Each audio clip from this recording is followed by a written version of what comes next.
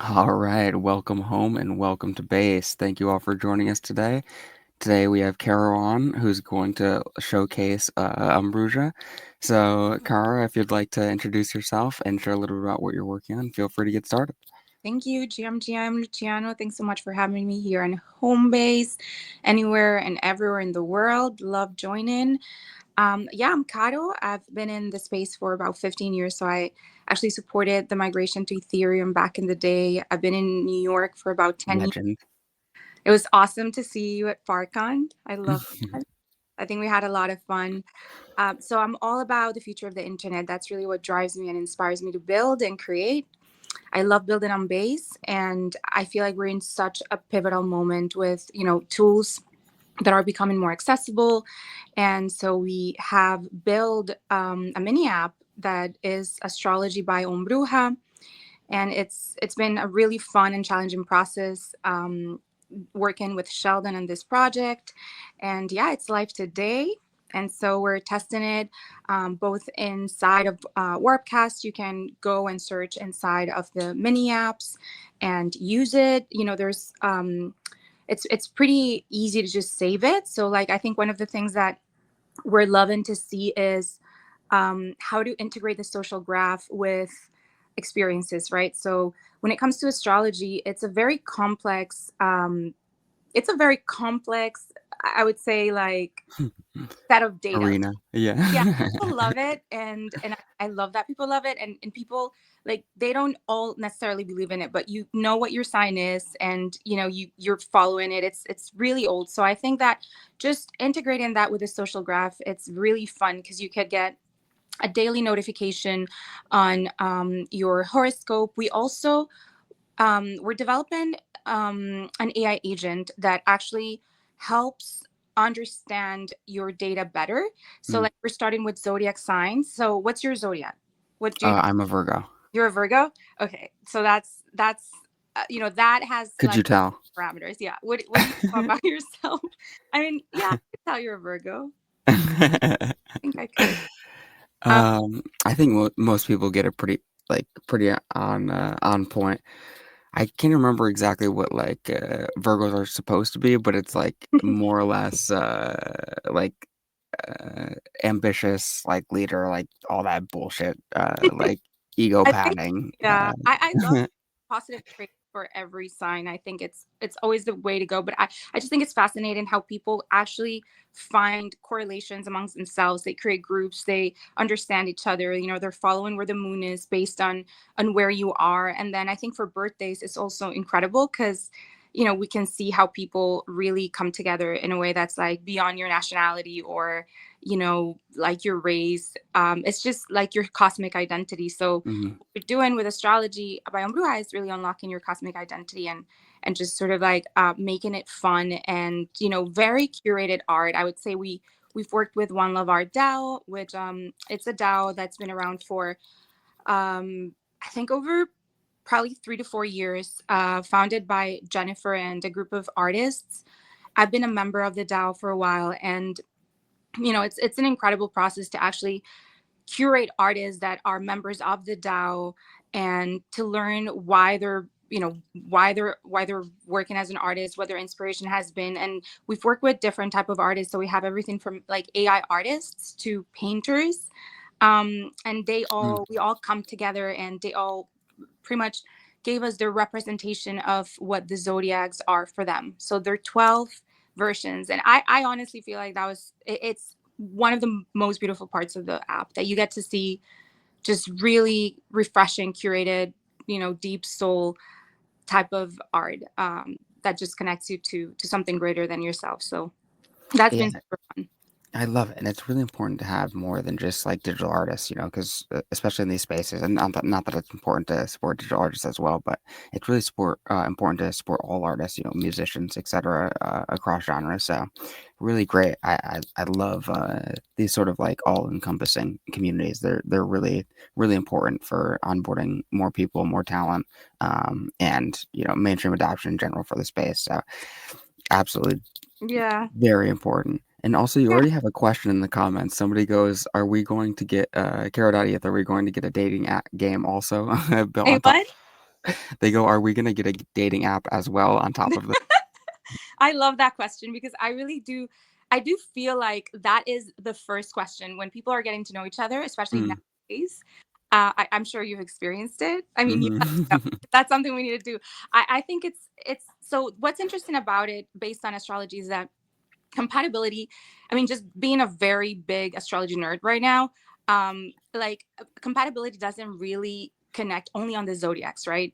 It's beyond that. It actually Right, like right. birth chart, which is like the entire like snapshot of the universe when you were born. So imagine that the zodiac sign is only where the sun was, but then there's also the moon. There's also like the planets. Mhm. Then there's other Yeah. stuff such as north node and south node and archetypes. So it's a complex thing happening when you're born. It's like super cool. And so I think that compatibility is more so related to natal charts and like birth charts than the zodiac on its own. Mhm. And I love to see what people do with that information. I think that we're going to focus more so on providing really good quality art, and definitely feed in the Bruhai, who's the AI agent, with more data relevant to yourself. So, and I'll just throw this out here, like the way that personal development works is like you got to first work on yourself, like get to know who you are, get to know what you like, get to know like your boundaries, like we're complex beings. That's how we build better relationships, and then that's how we build better communities. So we're going to start Mhm. with ourselves, and then community we're going to expand in super fun ways as well. Um, and that's to come in the next versions. We're only in version 1, so right now you can only collect zodiac art, so you can collect from all these great artists, collect your daily horoscope, and check out the app. Is super cool. Like I love to show it because you can actually see the moon, and like you can see the stage of the moon that we're actually in. So like it changes every day. So like for those like moon lovers like myself, like we're always looking up, and like you can see when it's a full moon, when it's changing the distance. And I think that it's just very, very beautifully done, considering how early you are in the mini app and mini kid implementation, because of course it's built on base. So yeah, I hope that answered the question. Should I go ahead and share my screen? Should we start getting into it? Yeah, I'd love that. All right, let me add here.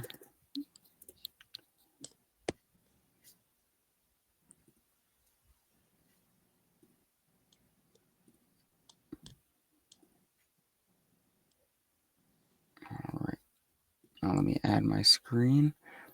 All right, actually, real quick, I'm gonna Now we're play gonna. this. Well, I'm gonna play this quick intro, our home base intro, before we get into it. Now that we've introed our people. All right, now let's do it. okay, just a quick question before we start. Luciano, is this mobile? Just because the app currently it's mobile friendly. So I It want is it to is not mobile, but not. if you want to share Okay. your screen on mobile, if you think that works better, we definitely can do that. Yeah, I think so because we might have some inconsistencies with the design where some buttons might get lost a little bit. And I currently think that that doesn't works. happen mobile. Like you'll be able to fully use it mobile wise. Um, I hope I know what to do here. Okay, let's see. Do you see a present screen or a present button? Um, I do not for now. I see my camera, chat, and more. There should be a bar that says mute, stop camera settings, present. In theory, on the bottom of the page. Let me see. Settings, camera settings.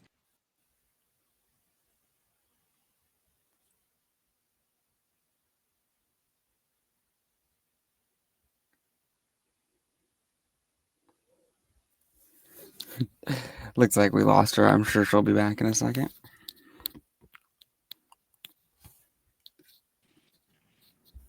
That was not the button.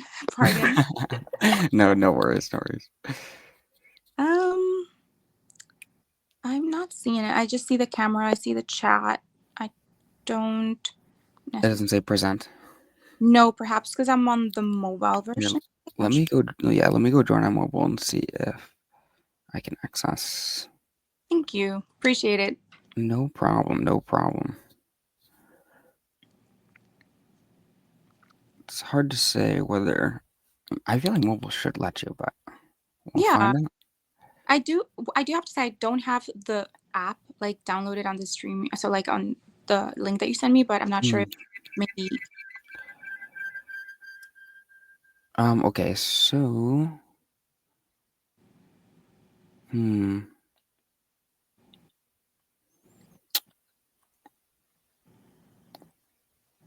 got it. Okay, maybe presenting isn't possible. Mm.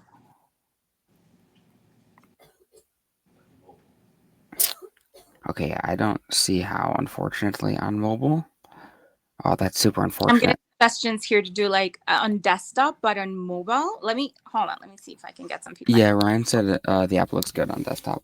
Yeah. Okay. Well, let's try it out. I All mean, right, let's do we have it. the disclaimer that guys, some buttons might be off. It might look a little clumsy, but this is an experiment, so Hmm. feedback is always welcome, and it will look great on mobile. I promise you. So let's just take a basic look. Okay. Let's get into it.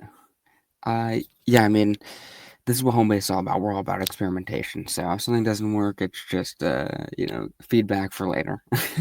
Yeah. Yes. Yes. Yes. And again, the disclaimer of like actually being mobile and not necessarily desktop. But okay, so we're here. This is like homepage of the app, and the cool thing again is um, you can absolutely save the mini app directly from Warpcast, right? So now Ooh, Warpcaster, yes. actually, maybe that's what we should do. Even well, actually, let's do this first. We'll Yeah, let's we'll do start this here. first. Okay. Yeah. All right. Okay, so if you're okay, so anyone that has a Farcaster account, you can just go to Farcaster and you're just gonna look down. There's like this icon with four little um, like squares.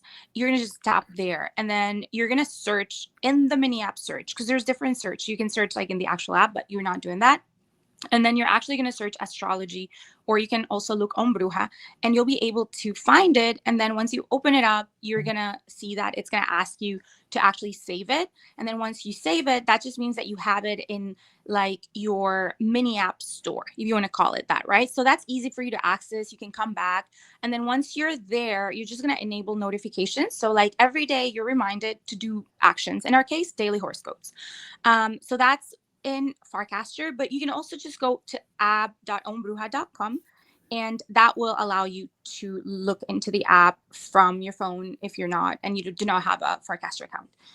So this is okay. So that's the option of logging in through Farcaster. So what we did, and we're still, because the Coinbase wallet integration is happening, we're still looking at best practices into how to fully and immersively integrate the app also in the Coinbase wallet, right? Just because we know and we understand that Farcaster is the protocol that the Coinbase wallet is using for the social feed, we want to make sure that it's very easy for people to use it and not to have to try to log in twice. And so that might change in the future, just for you guys to know. So yeah, now you're putting your date of birth, and that information is actually not going to go on chain.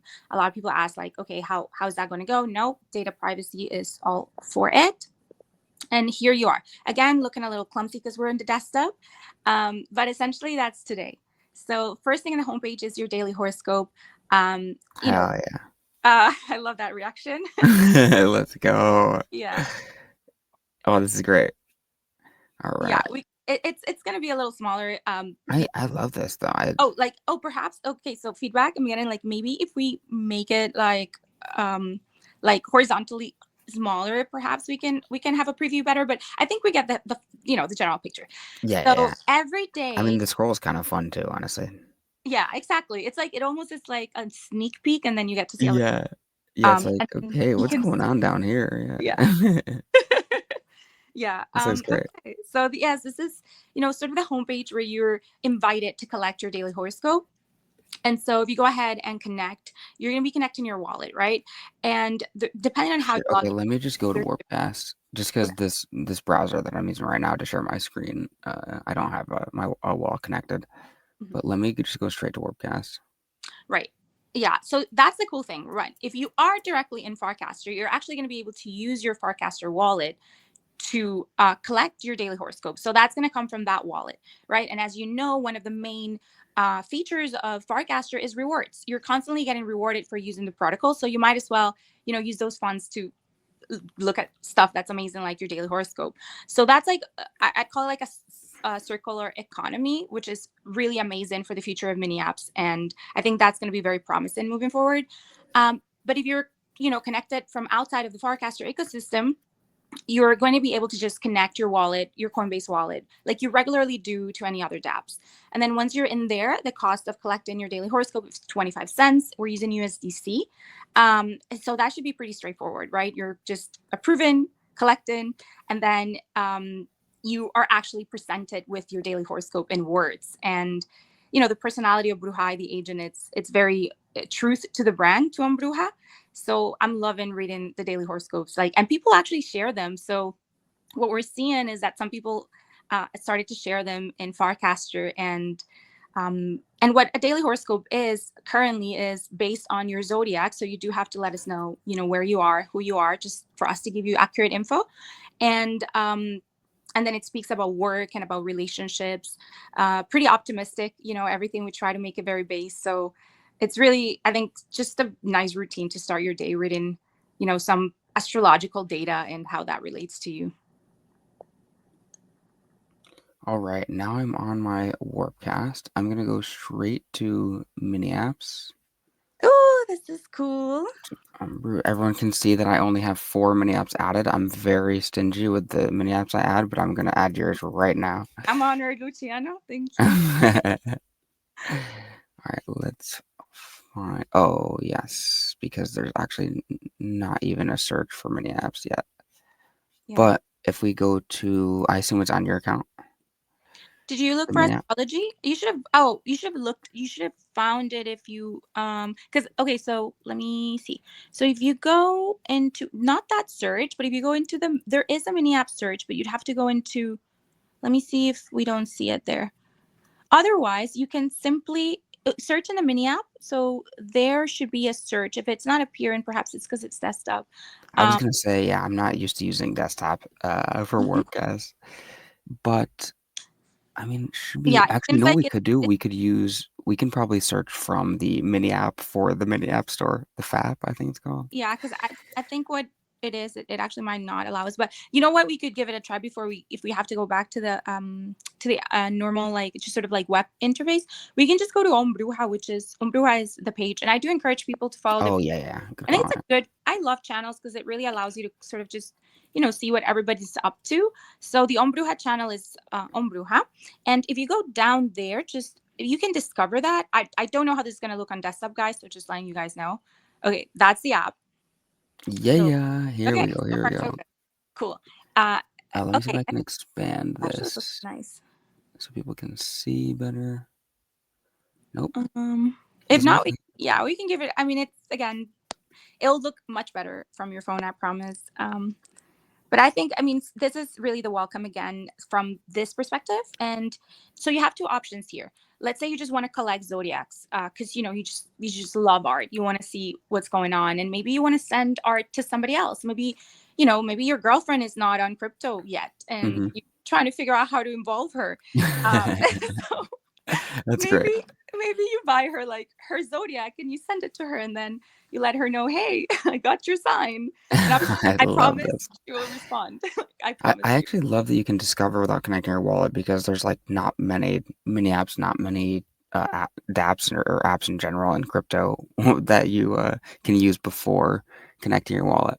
Yeah, thank you for saying that. And that's actually been a really good, I would say, feedback from the base team, because they've been so great. I think the base batches, and you guys have done such an amazing job at workshopping. And I think Oh, thank you so much. I appreciate that. such a great job, Luciano. I mean, really everyone from, of course, Jaren, like leading the team, to everybody in Mhm. terms. I think it's just been really good to hear them as well. And, when they're letting us know, like, it's good for you to actually have an experience that it's not completely immersed yet, so that people can discover, has been one of the best practices. So yeah, we try to do that intentionally so that people can feel invited to collect. And so that should be pretty straightforward. You go in, you collect. Whichever you want. It is a blind mint. So that means that you're randomly selecting a piece of art. You don't really know what you're getting. But there's handful of like actually art that you're going to be able to get. So that is like one way of actually logging in. And then if you want to go ahead and get immersed, you can do it directly through your date of birth. And then that's like the other experience that we were doing before. Is this like a normal Let me see. thing for desktop? Open Workcast on your phone to sign in with, yeah, yes, with Wait, Farcaster. so you can even use mini apps on your desktop? Well, we're figuring that out as we speak. I'm actually so curious. Like, I Yeah, actually I know. I don't know mean, just because I don't use desktop. Like, me neither. Like, I it's mean, of course, we've tried it, many times to log in, and you'd probably have to like, I think, can you go again into the get started yeah, if yeah, not? yeah. Because now we can just go to the other experience, and I think I am not even reading. Hold Let me see on. if it. Yeah, yeah. It might be Wait, clunky, guys, wait. right now. Let me try something real quick. But I love how you were able to see like the two options, right? Of like how to log in, like, and then it will be easier through it. So we can also just go to the other link, like the actual web link, to see the rest of the experience. Hold on, I just gotta. I might be able to sign in. So I think since I signed in with my phone, I might just have to connect wallet from my phone, and then it'll let me use on here. If I'm correct. Yeah, it might or might not work. I mean, that's the experience is processing right now.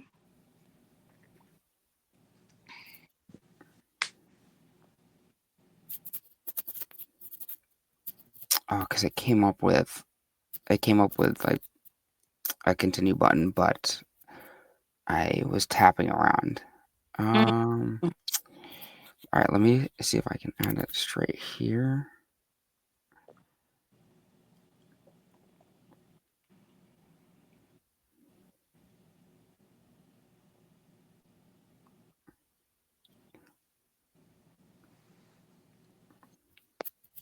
Interesting.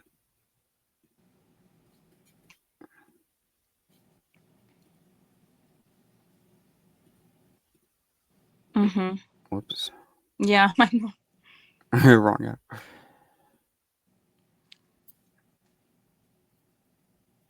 Yeah, I think what's happening is so Farcaster, I think it's probably still working on the desktop interface.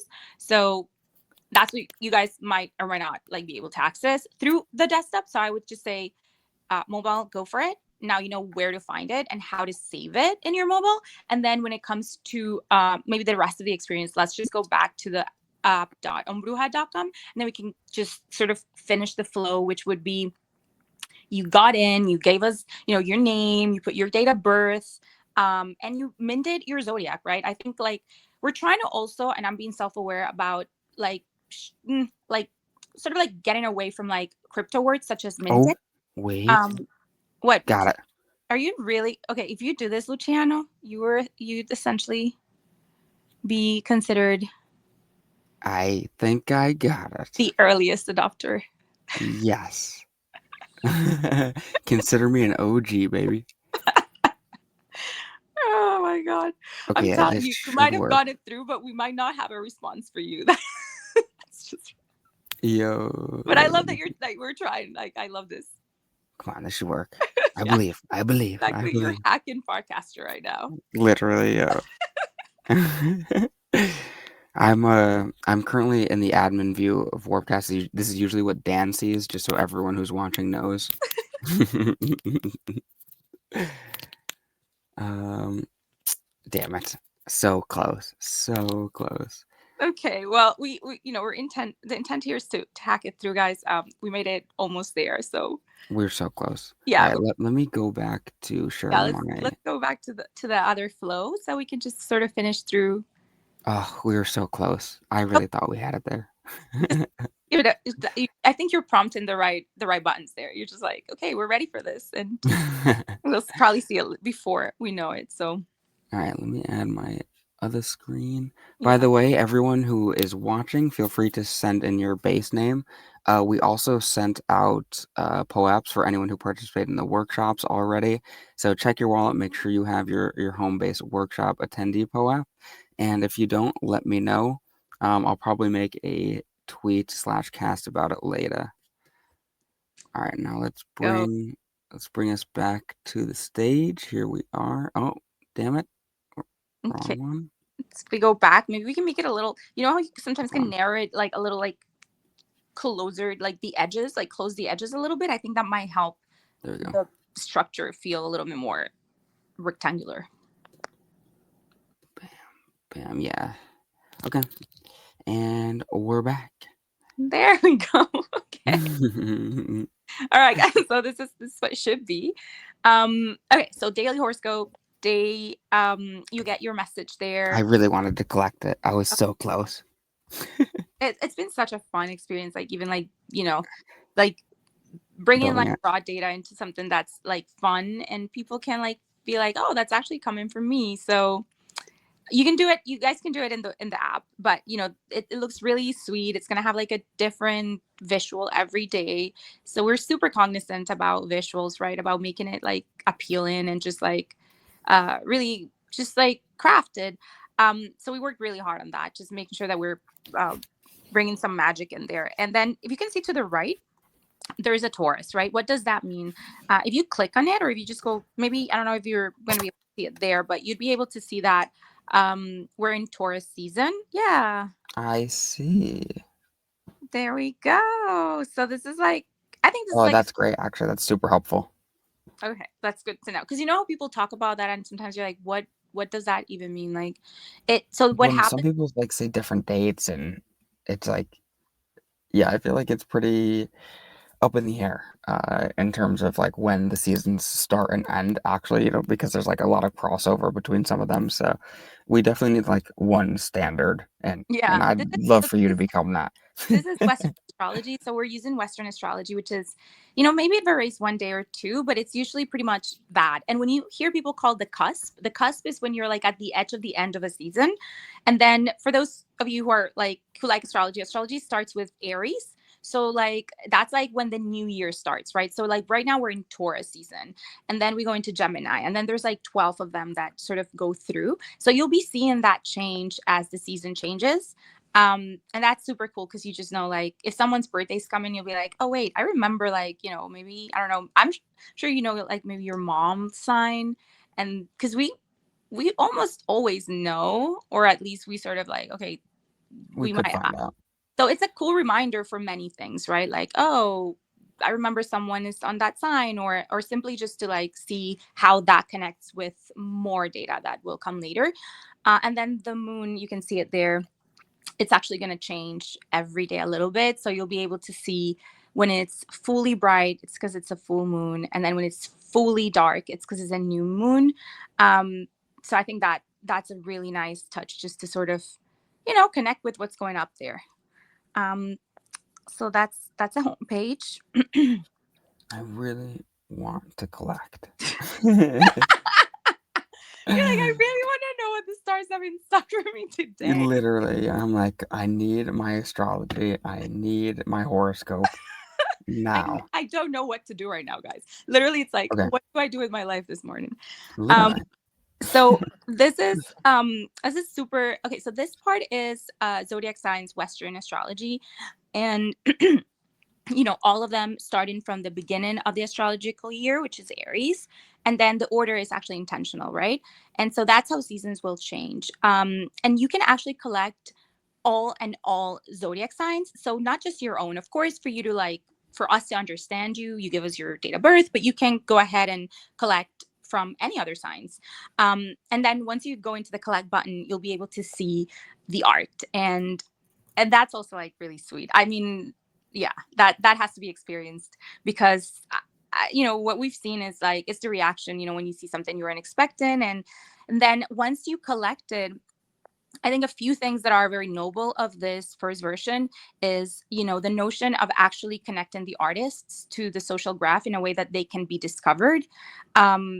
I think that's something that we're really, really proud of, because once you collect the piece, you'll be able to, one, share it in your, in Farcaster, or two, actually connect directly to the profile of the artist who made that piece of art. And that is really, really like, that's just like creating a bridge, in between onboarding and actual artists that are in the space. We have over 200 pieces of art currently, so you'd be able to choose from, a handful of artists, more than 25 artists, and more than 200 pieces of art, and each of them are unique. So definitely, welcome people to play with that feature, and that's going to be very cohesive moving forward as well. You'll see how we're going to create a beautiful purpose on why collecting more pieces of art and sharing them amongst our community. So that's that's the fun part of collecting. Let me see what else. I'm on my Firefox browser right now, seeing if I can connect my wallet. Oh, okay. So try to collect, like try to see collect to see, just to sort of showcase maybe what goes on after collect Virgo, because you are a Virgo. Yeah, I'm really trying to collect this. Oh, here we go. Oh, it goes straight to Coinbase wallet. Let me see if that can work. Hmm. Connected. Okay. Yeah, this. Hmm.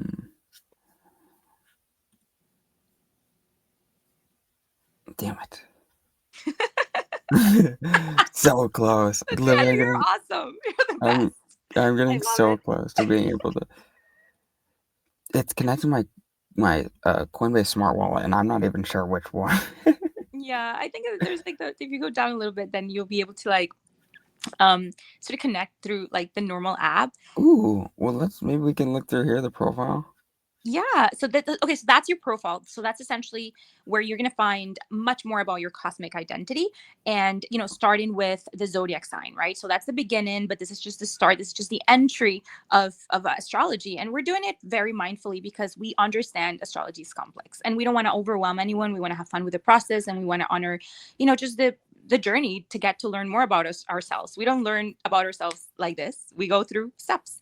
So that's why currently you can see that you're a Virgo. And you can also, if you go down a little bit, you'll be able to see your collected signs. I mean, your collected horoscope. So you'll be able to see if you collected your horoscope of the day. And then you'll see, just like, you just have to scroll a little bit, Luciano, just to sort of show you. I'm not sure if you can see, but I'm actually signing in with my Coinbase wallet right now. Guys, he's doing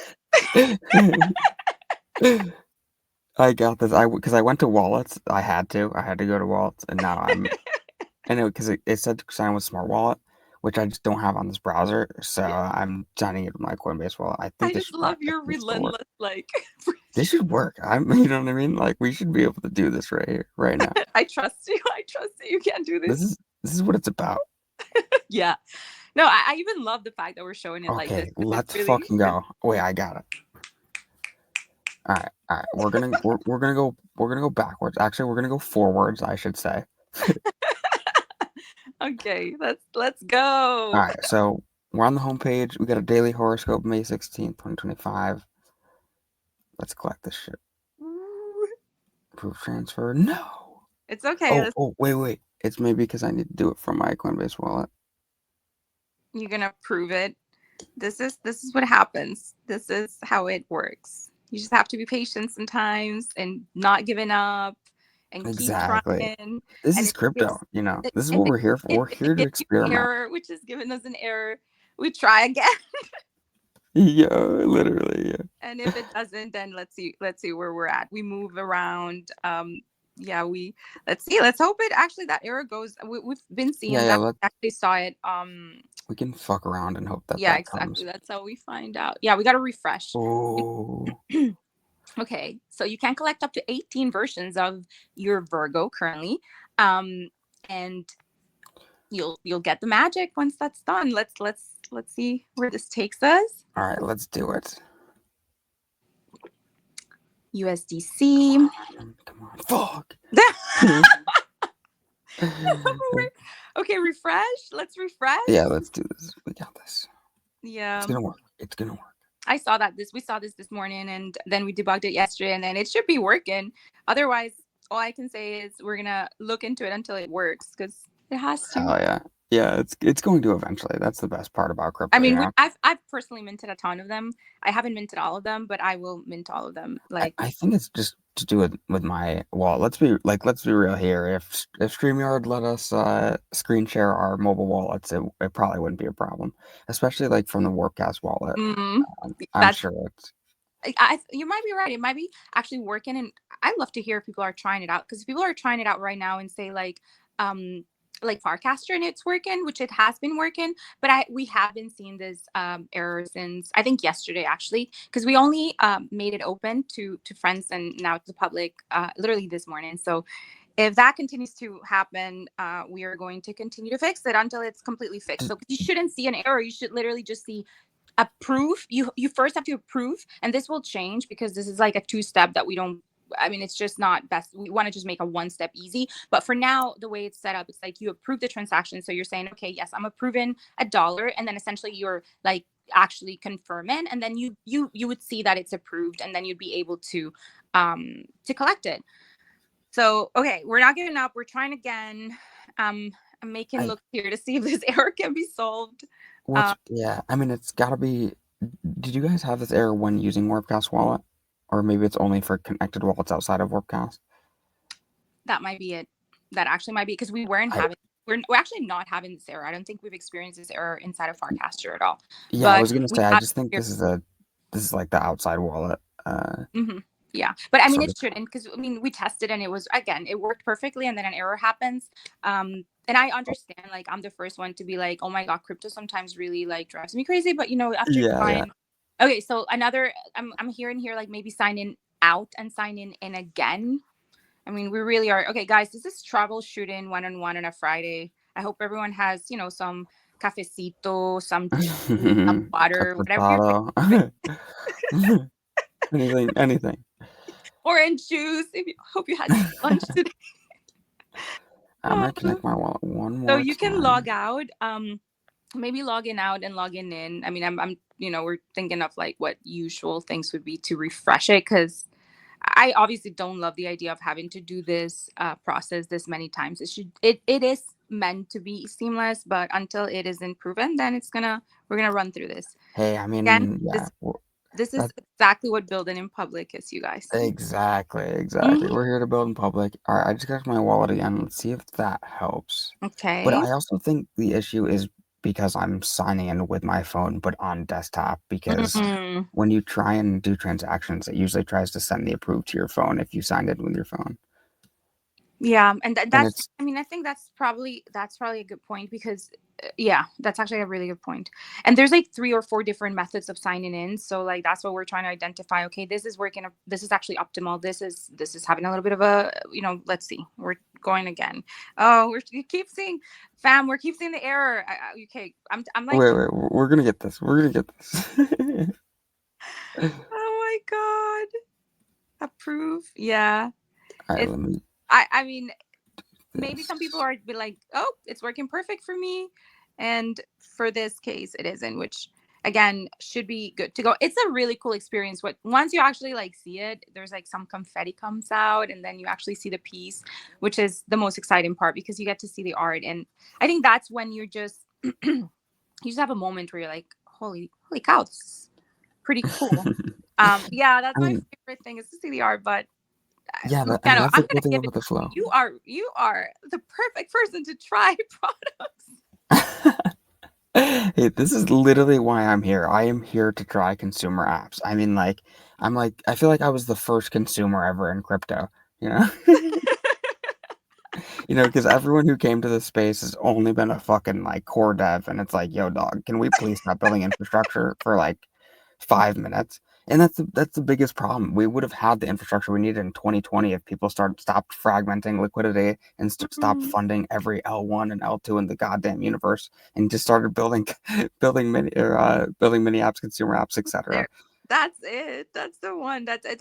It's that is. I think that's such a fair attitude to truly like even just like even for us, right? Because it's really early. We're submitting the application today because base batches finishes today. It ends up I think Yes. like end of the 11:59 Pacific time. So I'm super excited to see all those projects. And it's the buildathon takes what? It's been probably How long has it been? 3 weeks, I think. 2, 3 weeks. Yeah. Yeah. So, and we've been working on this probably a little bit longer, but like fairly that amount of time.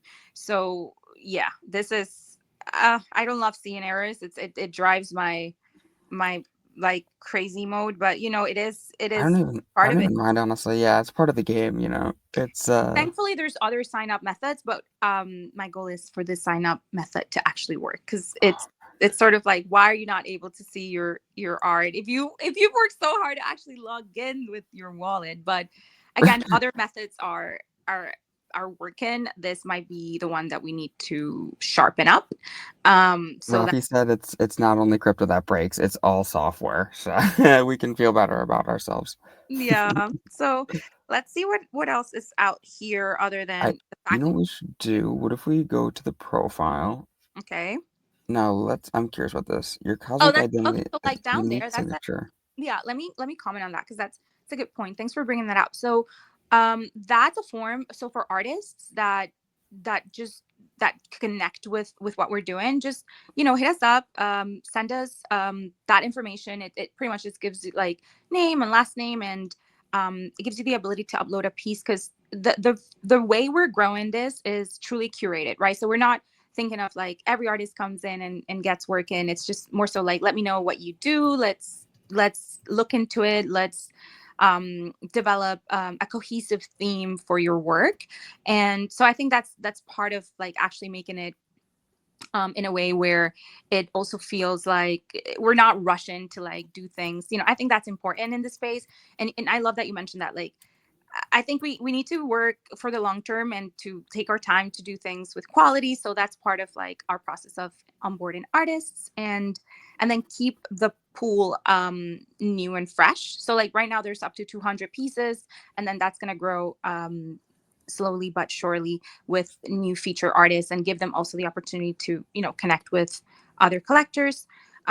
So that's really, I think, it for what it comes to the experience and what you can do. Of course, I would love to show you like the sharing once you're able to collect, because that's really I think it's fascinating to see, because we did a lot of gifs and like so that it just visually is very cool.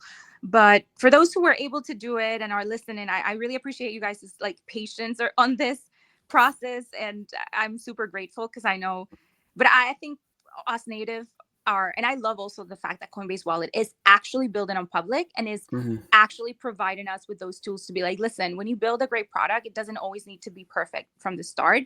You're One going to hundred run into percent. things. um and You I did feel right. like that's good for the culture, right? Because then we don't build anything, because we're so like afraid of like being perfect and not being able to have everything figured.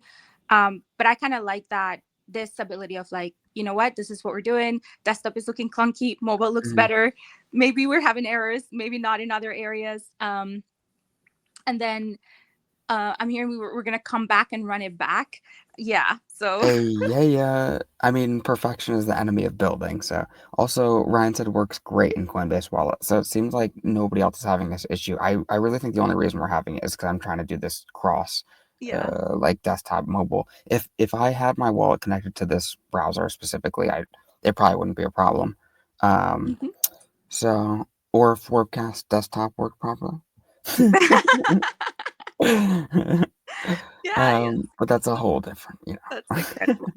Oh my god, that's amazing.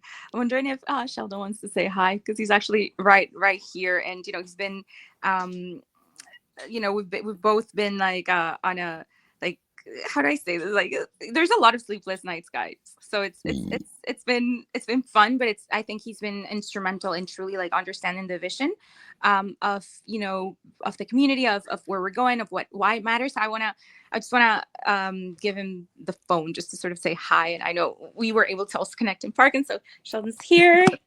Yeah, Hey, going. welcome, Sheldon. How are you? I'm so Good. glad to get a 2 for 1 here. Yeah. He's an odd. I love it, yo. I'm actually gonna post the link in if anyone wants to try it, can't find it. I just posted the link to the app in the comment section. Sheldon, do you have any suggestions for people who are about to go use this app? Have fun. Really, it's really fun experience because like at the end of the day, we built it to be like entertaining. So a lot of things in crypto are very much like money or very much like speculation, but this is very much like wholesome and like you are getting personalized excitement or personalized like positivity, right? Like, that's not something that was in crypto right now. So like we wanted to really dial in and like how do we take Having the fun. like the anxiety that people are feeling, or how do we take the stress that people have around like just monetary stuff and just turn it into something that people enjoy just collecting? Because at the end of the day, people like to just collect things, and so if you can collect 200 plus pieces of art, or like connect with the artists that create the art, or like share that with your friends, like that's something that's really positive. It's not just about money, right? That's Yeah. like one of my favorite aspects of crypto is like one of the first use cases was just supporting artists, Yeah. and it's like such an amazing use case of crypto. And of course, now people are like, oh, NFTs are dead. Nobody should use them. Oh, everything should be coins. It's like, hey, whoa, like let's back the fuck up. Like, Let's run it back. What's going on here? no, I'm not like I don't agree with this. NFTs are not dead. Like if I want, I still want to own art by an artist. I want to own it as an NFT, not as a fucking coin. God Yeah. damn it. Yeah, and we have a lot of exciting ideas coming out over the next like couple weeks to months. So like, stay tuned to what you can actually do with it. Yes. Yo, I'm super, super excited. I'm super excited to see where it goes. And I'm very excited. Are you guys planning on doing some of that integration you're talking about, Carol, where not outside of Zodiac, but also like birth sign, etc. And then building dating on top of it, like Oh, like people are asking for. I think so. Okay, so I feel like I love that we Where's can the vision? do another one of these, but I'm feeling more so like okay, so like it truly is. I think one of the biggest things about building software, and I think this is what I've learned, and even like back in the day, 15 years ago, I was one of the first like Instagram users, right? So I think like to me, it really matters the why behind why are we providing this information? How much is it? Like we can do so much with tech, right? But do we really need to? Like, is that going to overwhelm the user? Is it going to do anything positive? Is it going to like induce more like adrenaline, or more like more cortisol, where you're actually anxiously scrolling or like Right. mindlessly in the app? Like I think like that's really where I'm at, where what to build, what to add is more so like what do we provide that it's enough information for you to have a great experience, to be at ease. Yes, we want it to be positive, but it really is more about discovery. It is about just discover. Like astrology has so much information, and I think like people are very curious, so it's more so like let's do self-discovery. Let's understand that art does such a good job, because I think part of like actually like sort of the healing arts and the journey of like self-discovery is art. Like people look into visuals and look and they're able to see and just sort of like that meditation where you're like observing art just to meditate. So I think we're starting there. We're going to be very faithful with that, but yes, community is going to come in a way that's going to honor people's solar return, people the way why they exist. I think that's personally my favorite like day of the year, is like my birthday and others' birthdays. Like I get super excited. I think it's something beautiful to celebrate. So we're gonna go through that route and then take it further into again self-discovery. The dating app, I knew it. Like even the time when we started this, I was like, listen, I know It was literally everyone's the gonna first relate. question. You spent 5 minutes explaining what you were building, and someone was like, "So this is gonna be a dating app, right?" No. They're like, "Please make a dating app for me. I need it." Oh my god, but I do think it's a great I think it's a great way to break the ice, right? If you're meeting someone, if you want to onboard more people into the space, and especially women, right?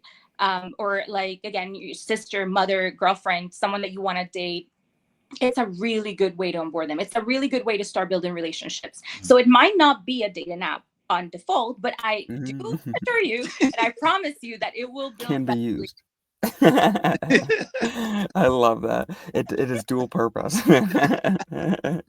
It's you have fun, and then you can also, perhaps create a gift or two for your loved ones. I think it's a really really lovely consumer app, and this is like these are the experiences that we need more of. So I'm really glad that you guys are building this, and super glad that you guys are here on Homebase. It's like this is exactly what we need, and I'm going to continue showcasing these sorts of products and apps, etc. So that way more people, more users can join this space and actually have something to do outside of, getting wrecked by some casino. Yeah. Yeah. Absolutely. I appreciate you, Lucian. I think Homebase is it's true. It truly feels like such a casual. Like I love it that like we're both like just having this combo like as it happens. It's just really breaks through like the fear of building, the fear of sharing what you're working on. So super happy that that we're able to put this together and to continue updating as we debug errors and as we bring new features and as people give us their feedback. We're really open to hear feedback. So do let us know, what you love, what you don't, and let's continue building together. Yeah, I mean, this is a really low risk place to experiment and to iterate and to build. So, I mean, I try and bring in as many builders who want to come on as possible just because, like, you can build in public. You don't have to, like, start your own stream. You don't have to, do any of that extra. You don't have to worry about StreamYard and all these streaming services and all this bullshit. You can just build, I'll bring it on. And if I see your seed phrase, I'll immediately pop your screen off. I So, thought that was so funny. Even like you shared, and I was like, "Wait, should I do this?" And it is it truly provides such a good platform where you can just simply like share the message, showcase it. Hopefully, it improves over time. But I do think it's extremely valuable for you to be able to like provide this space for builders. thank you. I really appreciate that. And hopefully we can continue making it happen and eventually we'll turn these online sessions into IRL sessions and we'll have a nice little hybrid. Let's go. Sounds good. Let's go. That's the goal. Definitely all about IRL. I think that's really what makes all of this work at the end of the day, being able to see ourselves. But even this follow-up, like this is what builds up that momentum to like, oh, then we'll see each other somewhere else. So yeah, this is such a cool thing that's happening. I'll see you guys in Buenos Aires for sure.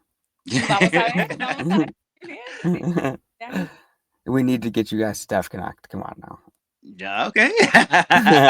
Let's go. I mean, honestly, like one of my big missions is to onboard all the Spanish speaker brujas. Bruja, of course, has the behind it, so that we clean up that archetype of the witch.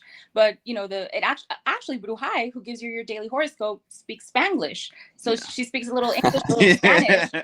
Love it. See like words like vamos, which is like let's go, but like and it's just little subtle ways of like integrating culture. And I think Argentina with the hub on base and like such a big team there, I'm sure that's gonna be incredible. Yeah, and I mean, look at Sheldon's face. There's no way he's not going to Argentina. Come on. Oh yeah. I'm booking a flight now, right? Who do you think? Ready to go. He's like, if I could share my mobile app, I would be showing you I'm booking a flight right now. Yeah. That's amazing. Let's go. But yeah, so let's keep it going. I really appreciate you hosting us and of course, taking a deeper look into the desktop. Go for it. Go play with it. And take a look at it. We're gonna work seriously on this, so it brings that positivity and that good feeling, but also that self-discovery that I feel like we all need to be better builders. And just self-discovery in general. Yeah. Period. 100%. Yeah. 100%. Exactly. With no need to do anything but that. I exactly. Really think I 100% agree that that's one of the things that absolutely. I mean, you could have done better. That is. Yeah, we need more introspection for sure. Yeah, absolutely. So here we go. I mean, thank you guys so much. Is there any last thing you'd like to share about your journey, your build, anything? No, I think we did cover a lot. I think we covered past, present, future. So not much more tenses we can cover here. No, I'm super grateful. I mean, it's been great. Like it's been a challenge to do something in such a short amount of time. And I think it's a great learning experience. Super grateful, to actually build with someone who gets it. And I think that's important to have a team that you can actually move forward and to feel like, what you're doing matters. So, just a lot of gratitude and Yes. I think that's like the best part about crypto is people are just like naturally incentive aligned unless they're like obviously not, So it's like a really good space for that reason. If people come for the money, it's like super obvious and people who come for the money find each other, but the rest of us, we're here for something a little bit more. Yeah. I think the money comes like abundance. Is right. Money's reciprocal. Financial growth and freedom. I think it's one of the main reasons why we're all building. Like things need to change. Economic freedom needs to happen. But I do think that it doesn't happen if we're rushed and hyped and trying to just look at the short term. It has to be if we look at the long term. That's how actual like sustainability and grow, in my opinion, works. So I'm inspired to build in that way. I think that makes you feel better at the end of the day. I mean, this is literally, one of the reasons Homebase even exists is because Base actually sets out to create value before they extract it. Where every other chain sets out to extract value before they create it, and then there's no value to extract, and they wonder why, that they're dying. And it's like, look, come on. I mean, if you just support real people, and you actually fund real builders, then you can actually like have something special. But people don't want to do the hard work. They don't want to put up the resources to actually, create the real value that we're expecting. So at the end of the day, if we can continue to create this extremely real value here, then we'll actually get to capture some of it. It's a very obvious thing that we all know, and yet nobody's doing it. Yeah, 100%. very much so. Yeah, but here we are. I think it starts. I think this is the first, like, this first generation of mini apps, this first generation of builders. I think it's the one to look for. Like, I think we're at that edge of like we're gonna see things shift and change. It's really like the pioneers of people who are trying to build this new type of experience in a social feed and like create something different, right, than what we've seen before. So yeah, exactly. I mean, net new experiences. This is why we're here. This is why we're on Farcaster. I mean, this is why mini apps are so successful right here. We need net new experiences in crypto. Yep. Yeah, that's it. Yep. And honestly, this is a perfect segue into our next segment, which is the FarHack finalists. And Dylan Steck, the founder of FarHack, is a huge proponent of net new experiences. So that's just a little preview into what we got cooking. But thank you guys once again for joining us. It's been absolutely incredible. So glad I got both of you as well. This 2-for-1 is like, this is, I love it. Error, no, I'm kidding. Get in here. You're like, Sheldon, come on. Thank you so much, Luciano. Of course. We keep in touch, and Farcaster, and thanks to everyone for tuning in, and keep building. Yeah, really appreciate you. Of course. No, thank you guys. I really appreciate you for coming, and thanks so much for sharing what you're building. And it was so great to meet you guys at FarCon. Yes, let's go. Pura vida. Bye. Adios. Ciao. Nos vemos. Ciao bene. All right. Now we're going to move on into our next session. I'm going to start adding some of our next hosts. Welcome, Debbie. Welcome, Vishal. Dylan will be joining us very soon, and then some of the other FarHack finalists will be on hereafter. Arik, unfortunately, just hit me up and said that his girlfriend had planned a surprise birthday party for one of their friends, and people are starting to enter their house, so he can no longer hop on, but pretty much everyone else is set to go, so unless they forgot. But I think we have actually like most of the people who won FarHack said yes. So hopefully we can just like keep having people come on and kind of showcase what they built and like share some of their experience. So I'm not sure when you guys have to drop, but since you're here first, we're just going to get started with you guys, what you guys built. And then if you have to drop after, feel free to, and I'll just keep the session going. Okay. All right, Debbie. Well, I would like to start by asking you, did you enjoy your FarCon? Yeah, oh my gosh, I had the best time at FarCon. Probably, I think, the best crypto-related conference that I've been to in the last like three-ish, 4 years. So, yeah, I had and we're in LA. We're at FarCon LA. Yeah, I was at FarCon LA, yeah. All right, so New York was better. Hell yeah. Yeah. That's what I like to hear. All right, Vishal, Vitor, what do we think? How was your FarCon experience? Oh yeah, it was a blast. Great times, great people. Couldn't ask for anything more. Is there anything you guys would have changed? Oh, that's like such a hard question. I honestly, I had so much fun like every single day. Like I felt like, I mean, one day I went from like playing in a beer pong tournament. Another day I was hosting my own side event, which was like a book fair. So that was like really chill and low key. There were a couple of great base events too. So yeah, I like got to see. I mean, I think the only thing is that, I always wish I could spend time with more people and meet more people. And I'm sure there's still so many people that I didn't get to meet, and I still can't really put their faces to their avatars. But yeah, I had an amazing time. It was a great week.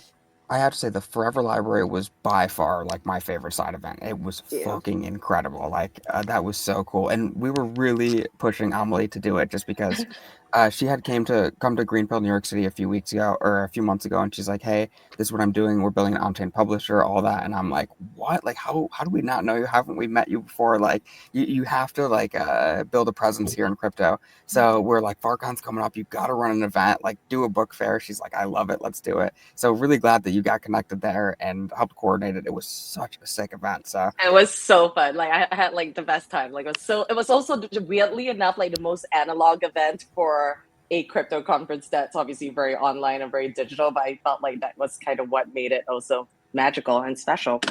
exactly. It was both a regular event, but also a crypto event. So. All right, so why don't we start just by everyone introducing themselves and share and just sharing a little bit what they built. So if you guys would like, while you're introducing yourself, feel free to also share your screen and show what you built, just so people can get a little bit of context for what you built during FarHack. You also don't have to, if you want to intro yourself now and demo later, feel free. But if you have the ability to intro yourself and demo simultaneously, fucking send it. All right, so I'm gonna move backwards. We started forwards last time, so Jack, we're gonna start with you. Why don't you give us a little intro about yourself and what you built at FarHack? Yeah, thank you. And thanks for organizing this and inviting us as well. Of course, it was coming. I mean, I know you guys knew it was coming. I was gonna be reaching out eventually. Yeah, of course. Well, we're happy to be here. And Vitor is up on my team as well. We're building memory protocol. Memory is currently it's one thing. Over time, we want to be something else. We want to be user vaults that pay you. So basically, we've been working in crypto for a while. We really have not been able to kick the kind of decentralized identity bug. We think that while it's very exciting and there's so many things that you could do with it, every implementation has been either kind of wrought with problems for one reason or another.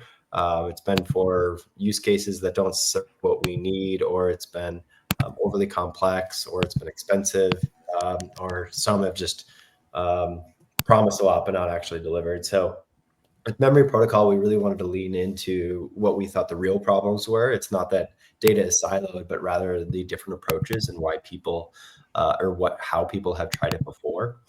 And the first thing that we did was we built an API that resolves a bunch of different accounts. So what I'll do is I'll flip my screen in and Please do. I'll show you Oh, some things. Let me pull it up here and share. Then I'll let you pull it on stage. by the way, Dylan is flying right now. I might have fucked him with the time, the schedule, so he'll be in and out. I was hoping to see Dylan. Me too. I So always love to see that guy. Dylan really helped us out, and Emma too. Give us I the deets. Give us the deets. What are you talking about? okay, yeah. Emma And asked me I just not to showed your tell screen, by anyone the way. this, So now but you're I was a very memory was a very last minute addition. Uh, I hope I don't get in trouble. It was a very last minute addition to that to the actual build-a-thon. They were at capacity, and I just showed up to the event the day of, and Yep, you're Emma's gonna like, get in trouble for that for sure. I was like, I am sorry, like absolutely not. There's too many people that I've already had to turn away. You are not an exception. And I was like, look, I get it. It's fine. I'm still going to release a mini app tomorrow. He's like, well, what are you building? And I told her that we're building what we've built with FollowCast, which I'll cover in a minute. And Emma was like, I like that idea. You can stay. Legend. Hey, Yeah. I mean, I love those vibes. I like being able to let more people in, etc. But I understand there's like venue capacity issues and all that other shit. So Yeah, no, and I really didn't want to be an I didn't want to be an exception, but hey, we have fortunately, to. We gotta force their hand sometimes. yeah. We deserve So anyway, exception. memory API currently it's live. You can go to docs.memoryproto.co and check it out, kind of what it means. It's an identity graph and a follow graph. We've aggregated a bunch of APIs. We've aggregated all the known accounts that you might have associated with you, on chain or otherwise. You can actually do some very interesting, fun things with it. I don't want to waste too much time, but it's probably worth showing you another thing here. Anyone want to give me their ENS? Luciano.base.eth. So this is just a kind of a Who's good this guy? Absolutely nobody. Shouldn't It's a even be good asking. UI view into what goes on with the actual API. It returns all this information. There's other information as well, which I'll get into in a second. But Oh, uh, that's super cool. yeah, it's pretty cool. And that's just like a demo, kind of lends into what it is. But you can see all these linked accounts. And one thing that we thought would really solve a lot of problems for apps, including ourselves, is if you could look up a user by any one of these and then also see a follow graph from Farcaster, of course, but also from Twitter. And so we got a bunch of follower and following information. And using that, we built Followcast. Followcast allows you to, or shows you everyone that you follow on Twitter that you don't already follow Ooh, on Farcaster. So if you're love on that. the Warpcast mobile app, you can search Followcast. If you can't find it there, just go to memoryprotocol.eth's account and you'll see it linked in there. Yeah, it shows you all the different various accounts that you don't already follow. Super handy. It's something I wish existed like for the past year. And yeah, we were really excited to get it done. There's a couple things that we didn't do that if we had more time, we would have done. Like you can't follow from within the mini app. You have to go to the page itself, but it was a build-a-thon hackathon and we had to make some compromises. So that's what we got to. But we were really happy to be nominated for best in the interoperability category. So we're pretty grateful for the opportunity to be there. Thank you for everyone that made it happen, even though it was an exception. But yeah, that's Memory. That's Followcast. I'm not sure if Dylan wants to comment on that exception real quick, or I don't know if Dylan knows. Hey man, it's all good. It's in the past. I think it was awesome. Like, I think on one hand, we like I don't like it was definitely tricky because there's like certain people who weren't able to get tickets, and I really wish they were able to. But on the end of the day, like being able to help folks like yourself at the last minute, like I don't regret any of that. And so it was just like awesome experience overall. Great to be here with all of you going over your projects, and appreciate you, Luciano, for organizing this. And sorry I'm a little late. I'm literally at the airport right now, coming back from our all base event this week. So a little oh bit yeah, hectic, Base but Summit, definitely yeah. did not want to miss this. I hope Base can implement the API to achieve some level of follow graph stuff too. That would be great. There's my plug. But yeah, thank you, Luciano. And I have a very last minute kind of massive caveat. I'm not one of the engineers behind this. The engineering team was remote. You're looking at Vitor. He was the guy who led this, and then we had some other support as well. So, Well, Vitor, why don't you quickly say something about yourself so we can learn about you? Yeah. Hey guys, I'm Victor. I'm down in Brazil, so a bit Mm. far from FarCon. Are you going to And ETH Latam? I haven't been there as well. But I have to go. I haven't gone to any of Latam crypto events, by the way. But yeah, I'm an engineer like crypto for like 4 years now, and like doing a few cool stuff. I'm like mainly member now. Shoot your Twitter or Farcaster in the chat, and I'll share with everyone because I definitely want to follow you. All right, Okay. let's move on to the next project. Thank you guys so much for showcasing, for sharing, etc. If you have to drop, feel free. But if you want to stay on, I would also love that because I'll continue to be asking you questions, etc. Debbie, you are going to go next. I'd love to hear more about yourself, your crypto journey, and what you built for FarHack.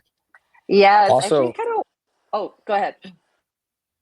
oh, sorry. I was just gonna say super quickly. I would be curious to hear for yourself, Debbie, and for everyone else as you go, what made you participate in FarHack, and like what made you excited to. I'd be really curious. But sorry, I didn't mean to interrupt. Please, definitely go Love ahead. that. No, oh my gosh. So I want to say it's actually a little wild that I'm here. Like I am not a developer at all. Like so everything that I've done so far has been with the help of Cursor and ChatGPT. I'm Legend. actually more of an author by trade, so I'm a published author. That's my book. I happen to have it out because I'm at Consensus. So I've been doing a little bit of the little book promo. But yeah, if you haven't, I wouldn't. Yeah, again, I'm more of a writer by trade. Probably my most recent piece that is out is I did a feature of TED, and we all love TED. So if you haven't given that feature a read, it's published on Paragraph. But yeah, I guess about the app, like honestly, like I said, I'm more of a writer. Like I don't even really consider myself much of a creator. And I think vibe coding and just mini apps has given me a new platform to explore my creativity. Like it's almost like a form of self-expression for me. Like I'm not trying to build something here that, has product market fit. I'm not really trying to build something here that makes a lot of money. I'm just really here to build something because it's fun for myself. And I hope that other people would have fun with it too. And so, yeah, my mini app is basically a really simple game of Never Have I Ever, which, we all play when we're doing drinking games. And it really is just to get somebody to create a prompt, like, something spicy. I don't know, never have I ever had a threesome, never have I ever had sex in public, or whatever that is. People can confess, it's all anonymous, but the catch is that you can pay to see who answered what. And 80% of that payment goes to the person that created the prompt. So, it really is just a fun little gamified mechanics. Like it has no real kind of, it's not just here out here solving a problem. But I think I caught on to the last bit of your conversation before I joined on. This really kind of is like a new internet paradigm where everybody is, experimenting, and like we're experimenting with new formats and new formats of expression. And so, yeah, I was really thrilled to be a part of it. Oh, thank you so much for joining. I mean, it's a really fun experience, and I mean, to Dylan's question, like, were you planning on participating in FarHack when you sort of knew you were going to participate in FarCon, for example?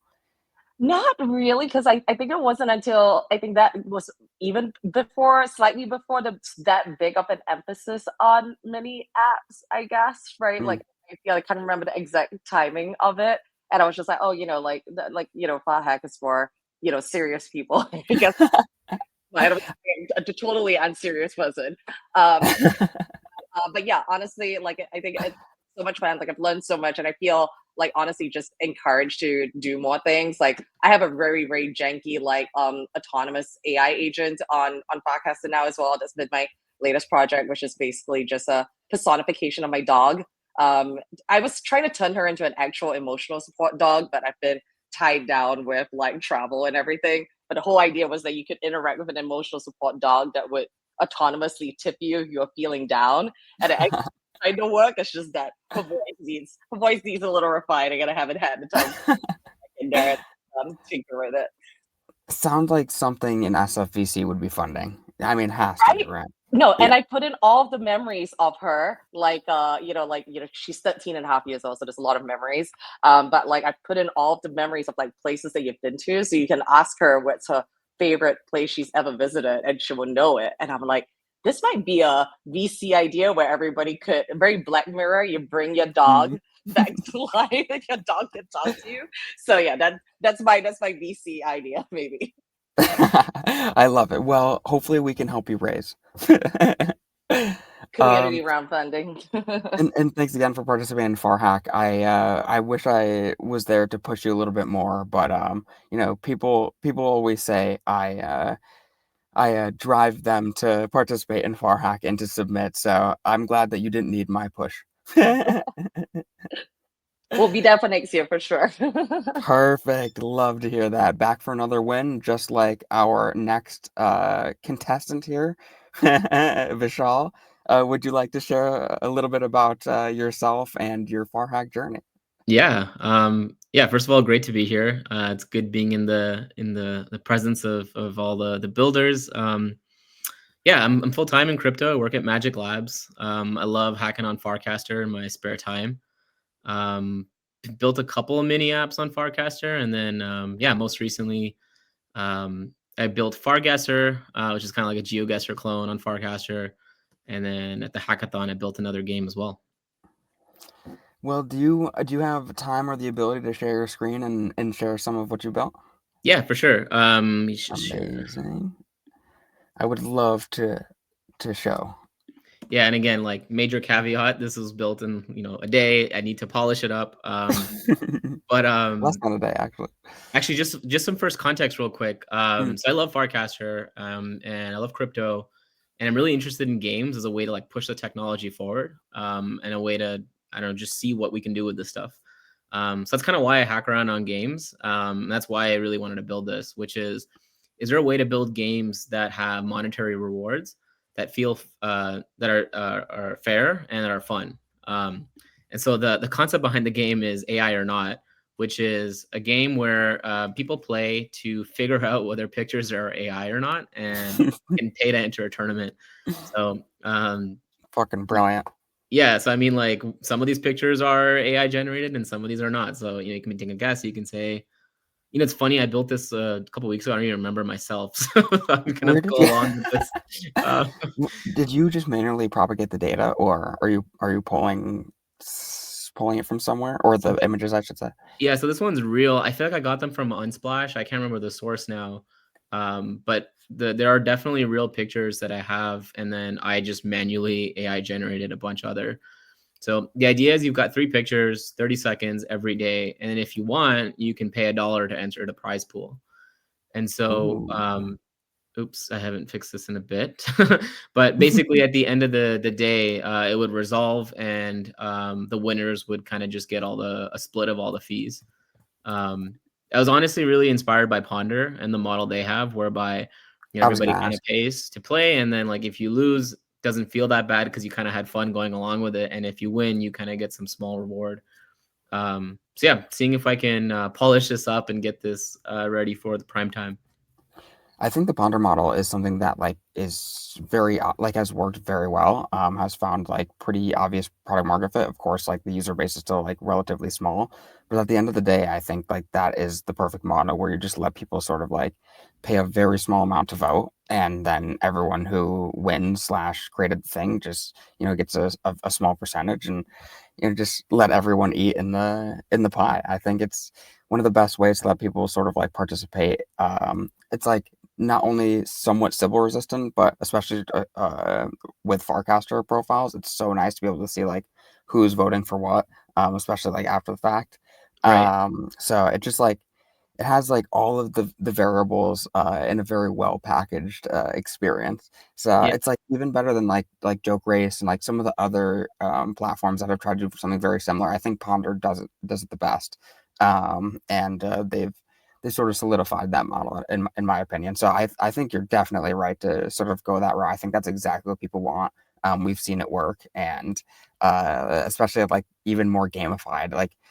Ponder, I feel can have a level of seriousness at least to the vote or to the outcome, etc. But bringing this to even something more gamified, like what you're building, I think people will just fucking eat it up. Yeah, and I think it's cool that Merkel and the Farcaster team are starting to lean into come here to make money. And Yeah, obviously surprisingly. controversial, but it kind of is leaning into the strengths of the platform. But the tricky part is when you buy meme coins or other things and you lose, aka your coins go to 0, it feels bad. It Right. feels like you were cheated by You something. lost. Yeah. You Yeah. lost, right? And Yeah. what I think is cool by Ponder and other mechanics like this is that it doesn't feel bad for the losers. It's actually a little bit of fun, and for the winners, it's also fun, and maybe they get a little bit of money in return. So I think there's something to this model. I want to try more here. Yeah, I mean that's the one thing I'll say about Zora coining, for example, is it does seem like the creator is winning more often than not, but it still has the aspect of I don't really care if my NFTs go to 0 because I'm not buying the NFTs to increase in value. I'm buying artist NFTs to support them and for the art.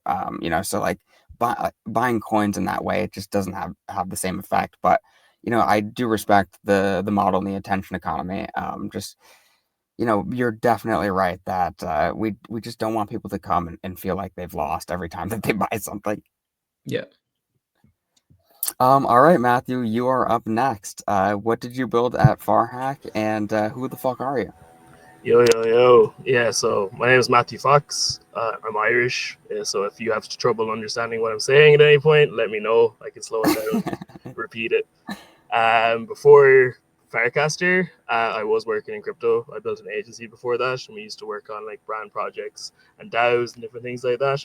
And then signed up to Firecaster super early, churned almost immediately, came back just before permissionless, and then got super excited about the idea of Firecaster that if it won, it would become a social layer for the internet, something that we've never seen before. And that got me really, really excited, got me in the front door. So for the last year and a half, I've just been building different projects on Firecaster with my co-founders Eric and Josh. Eric on Firecaster and at XLJR on Firecaster. And then, yeah, around halfway through last year, got really excited about the idea of mini apps because we got composer actions, and it was like not quite mini apps, but it was mini apps.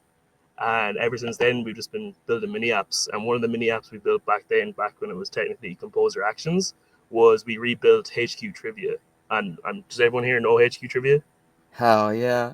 Yeah, so it's absolutely sick.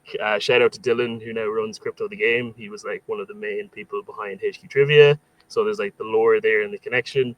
So we rebuilt that for kicks, and back then we couldn't do transactions, we couldn't do notifications. So in order for me to get people in, and we get like 80 to 100 people in per game, I'd have to like DM everybody 5 minutes before the show, half an hour before the show, just to try and like rally the troops to get them in.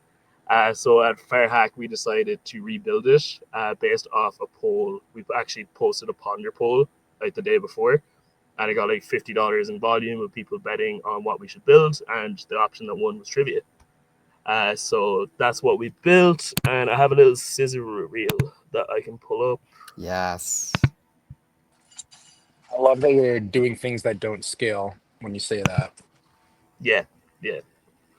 Only way to do it, man. Only way to do it. So All right, that should be there if you want to pull that up. Funny story bringing first. it up Yes. now. My mom comes up to me after and she's like, "Is chat ready?" Oh, we got so many people wiped out. Wow. Oof. What? I'm gonna assume that was in Fat Fingers. Yikes. That was a little tougher than I think we thought it was gonna be. You're right. That was question number 2. Wow. I'm proud of you guys. Okay, but someone just wrote, "Fuck, I pressed the wrong button. It's on chain forever." Does anyone know the answer to this? We're working on it. We all know Samuel L. Jackson is not in Greece, you guys. if you guessed that, honestly, I would have clicked "What would Jesus do?" just to draw, but I've been Bitches, I now say bitches. Oh my god. It's immutable. I love the chat.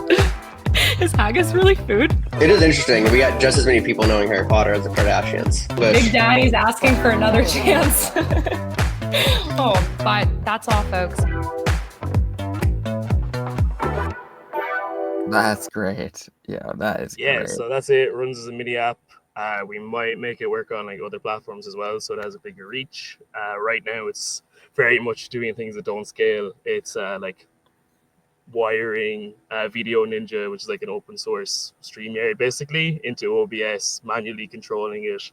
The game is manually controlled by another person, but the general goal with it is to get to a point where creators can actually host their own games from the mini app, like set their own prize pool, set their own entry price, monetize that way, and just have a more social entertainment angle on the live streaming thing, because I think live streaming just generally is still being super undervalued in today's entertainment economy. And I think if we can set up ways for people to create interesting games and different experiences to play with their community, that's something that would really pop off. So yeah, that's what we're working on. Matt, can you actually send me a link to the DApp or website or etc.? Yeah, people are clamoring to try. Yeah, for sure. Let me give you the WordCast link. Also, I have a quick question. Like, you've built a bunch of different mini apps and built for different platforms. Like, what has stood out about those other platforms, and what are some things that like Farcaster could think about to like maybe have even bigger distribution, or to just like make the platform better? Like, is there stuff other platforms do that you're like, oh, like Farcaster's DevX or whatever would really benefit from that? There was a lot of things that Firecaster would have benefited from. Like, I remember in the early days of like the composer actions or whatever, it was the Telegram SDK, because that was just incredibly easy to work with, worked out of the box, gave you all the tools you needed to do stuff. Whereas composer actions back in the day were literally just websites that you passed the URL back, and it was super basic. But now I would say that the Firecaster mini app SDK and minikit, obviously, shout out Base, is much easier to work with than the Telegram SDK. The World SDK is still pretty easy to work with, but where World used to win was like their developer tooling. So like the way you had your dashboards, you could see your different stats and different metrics like that. That was really clean. That was probably one of my favorite things about World when they launched the mini app platform. Mm-hmm. But I would honestly say, having used all three now, that the Firecaster stack wins generally. I mean, that's the thing about World. Like, they were able to outcompete with resources, capital, and developer talent. I mean, WorldCoin spent a lot of time accumulating a lot of very high quality crypto talent. In the same way, like, a Web2 company would just start poaching talent so nobody would compete against them. But thankfully, Dan built something much better, in my opinion. And I'm very excited that we can have identity outside of scanning our eyeballs. I really am super super bearish on like using like that form of identity online, on chain, etc. I think we can build a much better social graph outside of actually giving our biometric data. Yeah, have you scanned your eyeball? No. Hell no. Yeah. No. Fuck Yeah, that I shit. came this close in Poland. I didn't do it though. I came this close.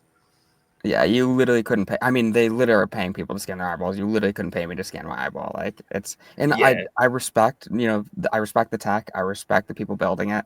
Don't get me wrong, but at the end of the day, like, I'm a huge believer that identity will be something much different and will look much different in the future. Yeah, I think we need both. I think we need both. Right. Yeah. That's the other thing is I don't think it's an unworthy experiment. I definitely think the experiment is worthy. I will say that.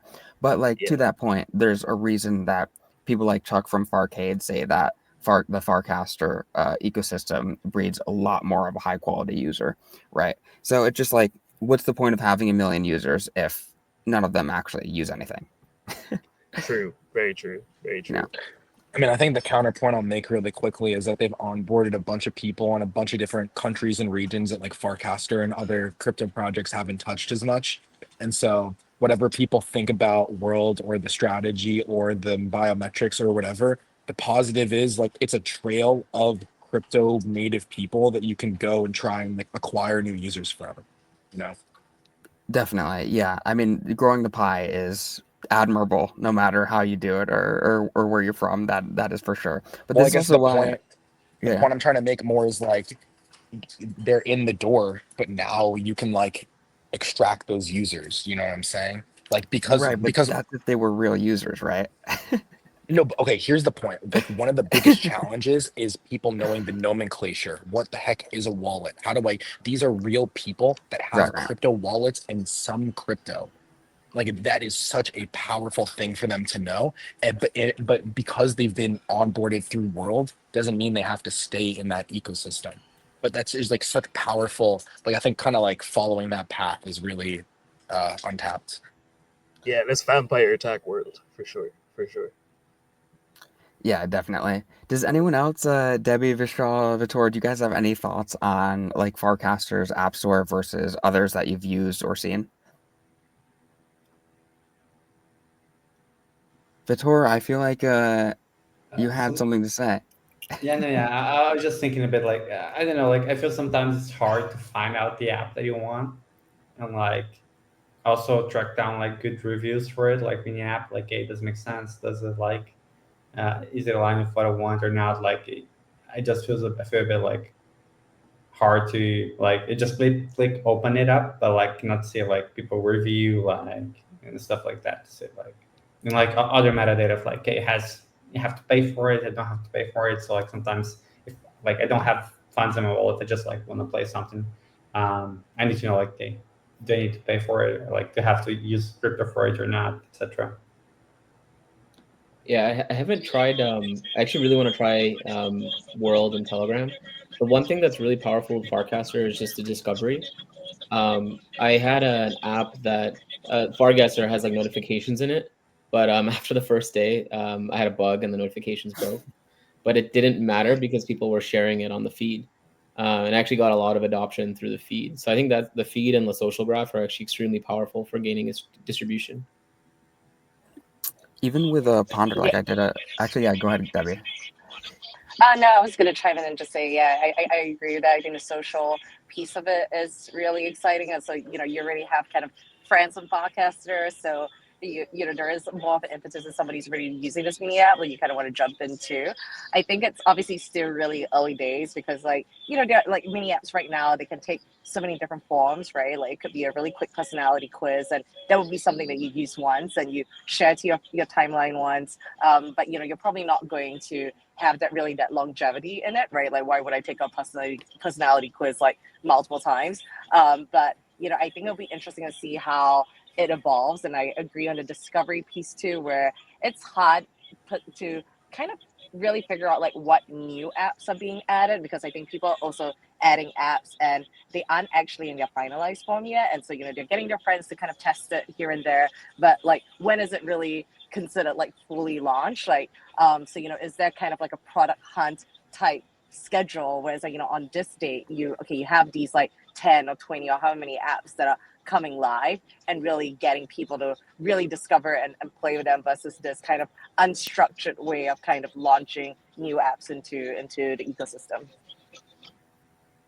That's a really great point. Like it just allows people and developers in general to be able to bring their app to an entire ecosystem instead of just like creating a one-off and like, creating a website for even like an app on the App Store, and, just having to do all the discovery, all the distribution totally alone and outside of a community. But even like when I shared the Ponder poll yesterday for FarCon 26, Rome, Tokyo, I was shocked to see how many people were sharing like the Ponder poll outside of like my cast, like not quote tweeting me, not replying to me, like literally just like, yo, I saw this cool Ponder poll, and like go participate in that.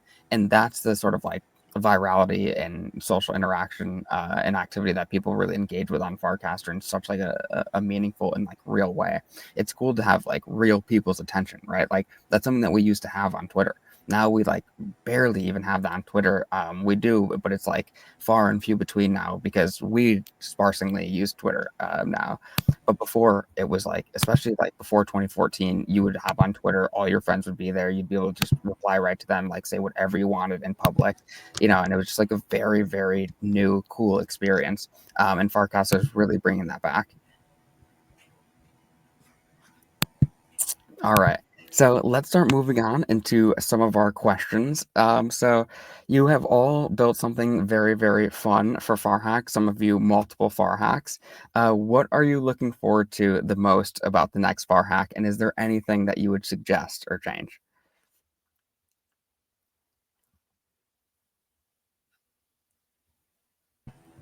Yeah, I'll jump in. I mean, I okay, think one go for thing it, that Matt. was like a massive upgrade over last year's one was in LA. We had the hackathon, but it was at the same time as all the events, which was not ideal because as someone that hacked at it, I missed so much stuff. And this year I wasn't going to hack for that exact reason, but then I checked the schedule and realized that Builders Day was kind of like carved out from the rest of the schedule. There's like one or two side events, but for the most part, you could like do Builders Day, dip out for an event, come back, finish hacking, and you wouldn't miss anything. So that was huge. Then I guess the second thing might be like actually having people apply and enter and know who's doing it beforehand, so that like the actual day can be a bit more curated and that you have that longer lead time for people to actually commit to it. Because I feel like we had a little bit of a flip and flop with who had applied for Builders Day, who was actually going to hack, versus who had applied for Builders Day to kind of hang out for the talk, and then people who couldn't hack might not have been able to make it in or might not be able to get a ticket. So I feel like that's probably one thing that could be tightened up just a little bit. Two really great suggestions. Yeah, definitely agree. I think like speak on those two. We definitely wanted Builders Day to be separate. I mean, even just like speaking selfishly, last year when it was like Summit Thursday and then Hackathon Friday through Sunday, like I was there like at the venue the entire time, and so like I missed like every single side event last year. Same. You know what I Yeah. mean? Yeah, and Luciano too. And so it was like an intentional choice to make it more curated, and then also for the applying, like we understand that people wanted to like hear all those talks and everything, but the point was that this is for the people in the room, in the know, the developers. Like I'm sure a bunch of people wanted to be like, hey, can I just come for the talk for the first hour and then leave? But like People did ask us too. Yeah. yeah, but that's just kind of like that's not the intention that myself or like the FarCon organizing team wanted to set. And none of that is exclusionary, but it's I think the whole point of what's made like the far hacks and far cons so great is like celebrating the people in the room who are there showing up for the community. Like that's where like the whole network shareholder thing to me comes from. And so that's something I think made Builders Day great as well, because you have these really well-intentioned people and it, you know, people who are like just starting to hack, like Adrian, for example, and won a bounty, which is pretty amazing, to, you know, folks like everyone on this call who have been hacking for a while. So that's a little bit of a ramble, but I think that's just like, if I had to sum it up, I just say I'm like glad with the kind of energy that we brought to this event, and I have literally zero plans right now for what a future FarHack looks like, but like the only thing I want to do is like keep making them just like this. You know what I mean? I'm just gonna start beating people up if they host side events during our future far hacks. Like it just like where you're gonna catch hands. Come on now, like you gotta let the developers build. Like this is what we're here for. No, but actually, what was a really good idea was like Humpty, who did the creator. Like I think that was like one of the bigger other events on the day, and it's really cool to have like a big creator focused event on the same day for like developers. So as long as we can separate like the target audiences, then I think it works. But like you said, for LA, it was a fucking mess, and it's also LA, so like you can't even get around. You know what I mean? Like you almost have to like rent a car just to be able to get around. Ubers don't even really work because traffic is so fucking crazy. So and I mean, New York worked perfect for this far hack for that reason, like you said. And I agree with Dylan. Like for the future, we're definitely going to try and make it more accessible and like make it for the people who are there to build. But Debbie, I definitely want to hear what you got to say. Yeah, I mean, like I'm such a new hacker, right? Like I like don't even know what to expect. I would say one thing that I really love was how there were the different sponsors with like the different tracks, like whether it was like or the different bounties rather.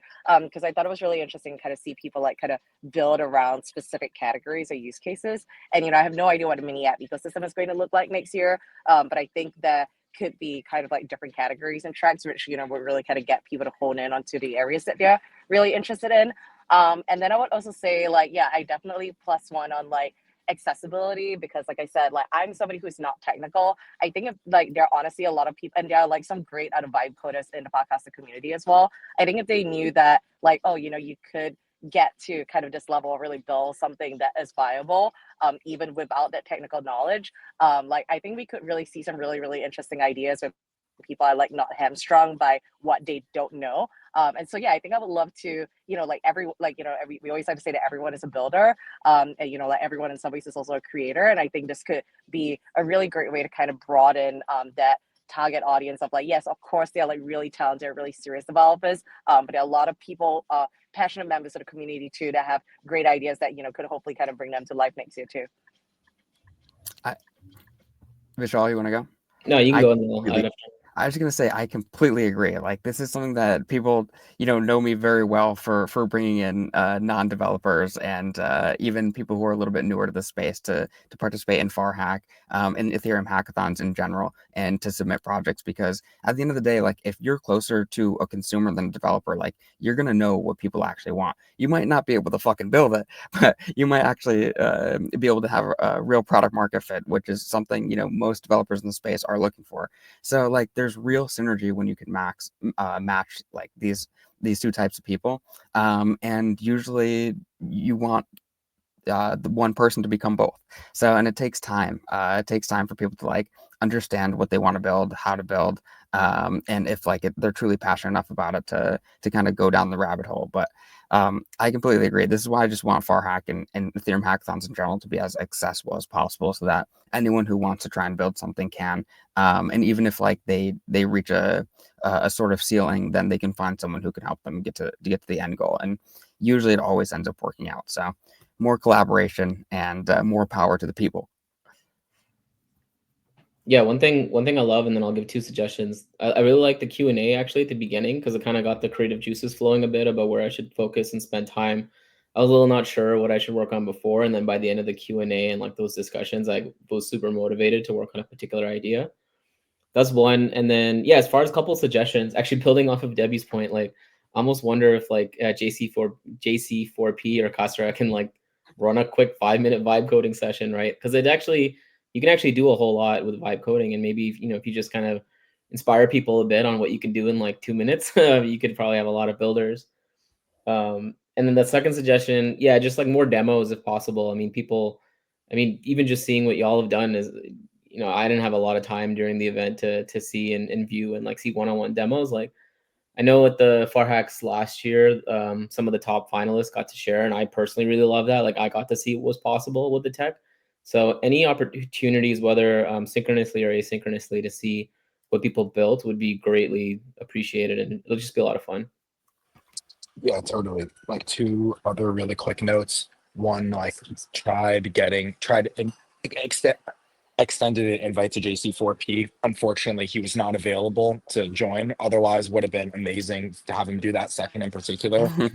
And then with the demos, like I was trying to have it so that around like 6 p.m. that night, maybe people would do demos. But I think there were like 20 people left or something like that. And so maybe those 20 could have, but I think it's like timing wise, it was hard. I was really pushing to like do the live demos at the summit itself, but it was just such an AV nightmare. And like, not to say that we didn't have AV last year, but like you guys saw this year at the summit, like the AV production quality was like off the charts. And Emma already had so much to deal with just in terms of getting like the actual slides in and like people being late on those. And so it just kind of would have added a lot more. But I think this is a great place for us to do that. And I think in the future, that's definitely something I'm going to try and like prioritize. Like a great example is I think like Nicholas at Seed Club. I wasn't able to attend, but I saw the video and like the way they did the demos there. I know some of you guys demoed there, but like that looked really well produced. Yeah, I remember Dylan saying actually, like last year at FarCon LA, like that when we did that whole submission process, like that's something that Dylan really wanted to scale, getting the community at FarCon to actually vote on the demos, all of that stuff. So it really sucks that it just wasn't like logistically possible this time around. But I mean, that's something we need to be doing next time, 100%. Like demo day is the most important part of the Builders Day, in my opinion. Yeah, for sure. We could figure it out in the future, just in the moment. Like, for example, like during the summit, when would it have made most sense if it was like a 24-hour hackathon and the submissions close at 8:30 and we're demoing at 3 and you're spending half of the day in the talks? Like, And how that would, fair is the judging going to be during that time? But yeah, and I'm not also trying to that's like, when all the side events started too, so it would have been impossible for people to like actually coordinate on being in the same place at the same time. sure. But in the future, whenever next FarHack happens, totally. Dev Connect, baby. We'll see. We'll see at some point. We'll visit. We'll revisit the idea. All right, all right. Thank you all for joining us so much. Vishal, I know you got a drop. Feel free to go ahead. Thank you so much for joining us, Thanks and for having me on. congratulations again. All right, everyone. This has been a fantastic session. I'd love to.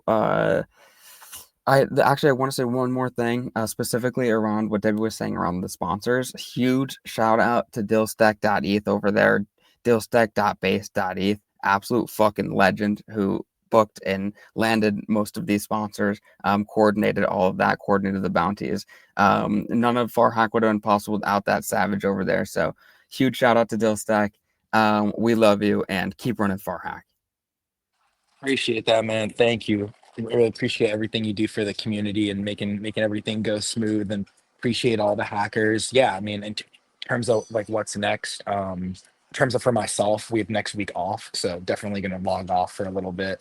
But yeah, I think what's like made FarHack work really well is these like bigger events. I tried last year, or we, like to like do smaller ones, and I don't know, just like events honestly take a lot of effort, and there seem to be a lot of different platforms that handle doing very ephemeral or like ETH Global, which has like 20 events a year or whatever.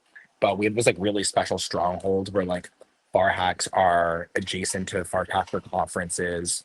And there's like a magic, not just in the room, but there's like a magic in the city. Like you can like feel kind of like an energy there. And so every time I try and like revisit what should happen next, I'm like, just like keep the formula the same and like don't let it die. Like Adrian and now his prof always say like to keep their podcast going, they literally just keep showing up. So like that's the game plan right now, is like literally just keep showing up in the best way. Like, and I know there's like Dev Connect rumbling. I know there's people talking about another FarCon. I think it's maybe a little too early to know that one of those is going to like happen or happen at a big scale, but I'm certainly keeping my eye on it. And like, whenever the time is right for that, if that's like later this year, next year, whatever, then I'll definitely like get serious about it. But for now, just figuring out like what other ways I can help hackers, and then obviously at base like help mini app builders. I think that's one of the best things about where FarHack is currently positioned is like there's not too much like responsibility or obligation. It's just something that like can create a massive amount of value when it makes sense for it to. Yeah, and if I don't know if for some reason like that changes, like you know, like the software is there, it was like kind of buggy during the conference, which is okay, but like I also thought like, is there any, does the software do anything else, you know, do people run that on their own? And yeah, I don't know, I haven't really explored it as much, but I'm kind of happy with the way it's like set up for now, and it's, yeah, it's been great. So Amazing, amazing. Um, Vittor, Matthew, I'm not sure what you guys are doing, but if you want to stay on for a little bit longer, we can keep kind of like fucking around, chatting, maybe even like building some shit, or like I don't know what the fuck you guys are doing right now, but if you want to like experiment, iterate a little bit, we have a little bit more time on the live to like do whatever the fuck we want before our next session. So if you guys want to just like shoot the shit, feel free to stay on. If not, no worries. But Debbie, I know you gotta go. Dylan, I know you gotta go. So we'll wrap up the FarHack finalist panel right now. Thank you guys so much for joining us. This was incredible. I can't wait to see you all at the next FarHack. And congratulations once again. yeah, congrats everyone, and thank you so much for organizing, Luciana. Of Thank you, course, guys. of course. Cheers, guys.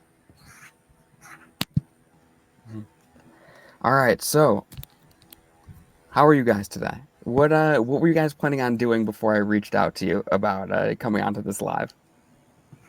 Anything you were building or excited about, or Matthew? Clanker one. Have you Yeah, played Clanker one? I know you're talking to Rafi too, right? Yeah, I met At Rafi Rackville? here yesterday. Yeah. Yeah. He said that he was talking to you, and what were you guys talking about exactly? We were talking about this actually. We were talking about the live stream setup. It was like a crossover between what we were doing with trivia and how you guys were managing live streams, and like what kind of stuff we could do there.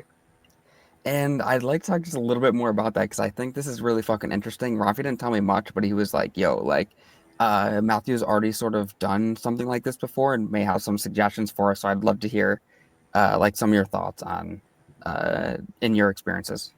Yeah, for sure. So live streaming like tech, like or even like video call tech is pretty standardized at this point. So there's so many different like WebRTC implementations that you could spit up your own Zoom, wrap it in a mobile app, and have your own Zoom mobile app.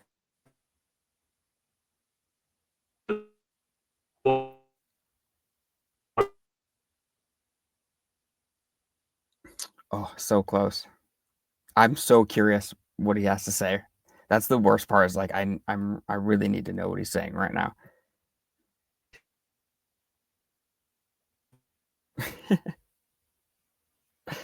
All right, we'll let Matthew come back. All right, there we go. I think you're We're back. back? Okay. Yeah. You were saying Yes. you could basically wrap Zoom and create a new mobile app is where we lost you. Yeah, so it's called VDO Ninja, and that's a sick open source project. It has an open source mobile app. It has the open source like Whoa. Zoom essentially, and then what you can do from there is you can plug that into something like OBS, or you could even build. And this has been a side project on my list for almost a year now that I haven't fully got around to. Is forking VDO and making like a stream studio. Because like StreamYard is great, but like there's a bunch of instances where StreamYard is not what you want to use, and something more custom that you could actually bring people into, integrate into your app in a meaningful way, would be super interesting. But definitely recommend checking out Video Ninja. Really great resource, really great product, and open source. So we love that. That is really fucking cool. I mean, so because I was talking to Rafi a lot about like forking live peer and like competing with Unlonely. Not that they're much of a competition, but like we might as well just like spin up our own and start using that. The thing about StreamYard is it's a great user experience, but it's expensive as fuck. Like $30 a week is like crazy for any product. A week. Yeah. Damn. Yeah. No, Damn, it's okay. like actually expensive as fuck, yo. Like Yeah, I'm just that's not fair. with it, and I don't want to like it shouldn't have to be like this. No, I hear that. Yeah, go for it, man. I think there's so many interesting things you can build. That's a big part behind like the trivia game we built. And just in general, I just think being able to integrate different experiences into live streams, both from a creator perspective and from the actual audience or user perspective, just makes it so much more engaging. Because like if we look at Twitch and Twitch culture, there's all these different bots and stuff that people use in the Twitch chat to create like different levels of engagement with the stream. But it's kind of like hamstrung together. It's not like a cohesive, proper experience. And if you're new to the Twitch experience, you have no idea what's going on. I think there's such a white space to innovate on that. And I think people are sleeping on live streams. I completely agree. I couldn't agree more, in fact. Vitor, what have you been building recently? I'd love to sort of just get to learn more about you and like hear what you've been working on, and if you want to Yeah. share anything. Yeah, I'm working mostly in memory. And can you hear me? Yeah. Yeah, so it's like basically, and right now I'm like infrastructure for developers. So like it has like we build Followcast on top of it, but like basically right now I'm not sure if you know, like if you try to get like Twitter data, for example, it's like prohibitive because like Twitter API is extremely expensive. We just made a different API for that, so like we also get this data and offer that like really cheap and like really accessible way, so we can get like all the follows for any user. We have an identity graph that basically you can give an account address, like either Twitter account, forecaster, wallet. You can get like a whole identity graph of the user. So we're building all of these primitives, and we're building on top of it. So like I'm building a lot of stuff on this infrastructure that like developers can use, and also we're building a few different apps like intersection with AI, like the chatbot that I showed. Like we're creating an MCP server on top of it, and like hopefully we'll add like a few more mini apps on top of that as well. Ooh, super cool. All right, yeah. Yeah. So give us a little bit of a peek into the vision. Like, where do you see and how do you see people using this like a year from now? Like, do you see the user experience like really changing, or do you think like you guys sort of have the core down already?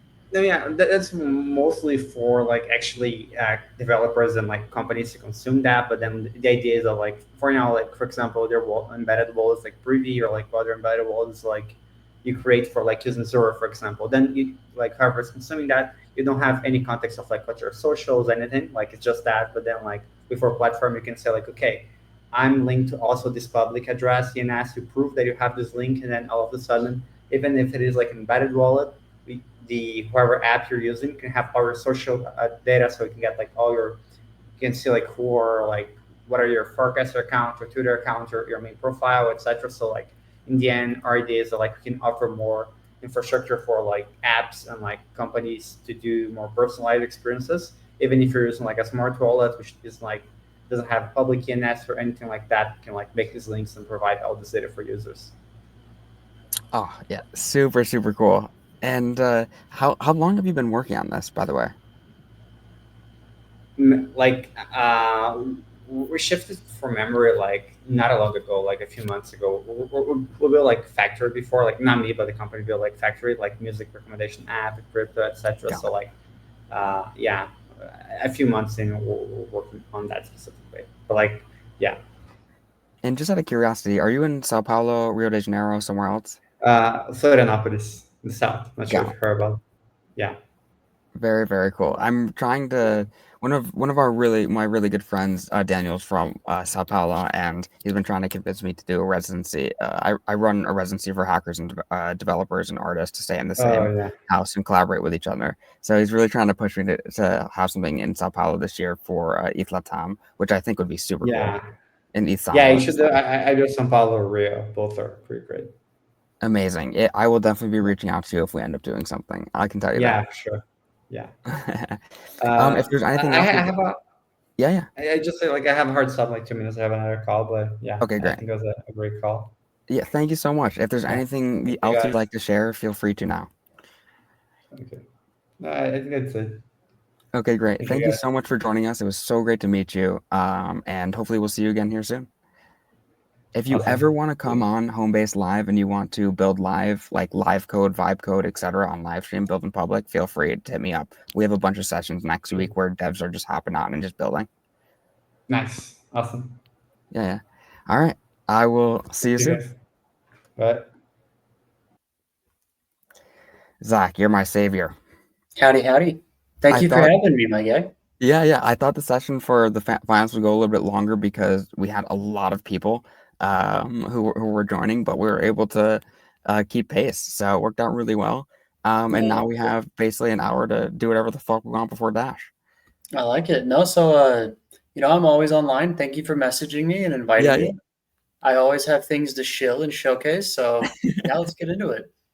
Let's do it. If you want to start with your personal game, feel free, and then we can talk about like base MC and all that shit after. Yeah.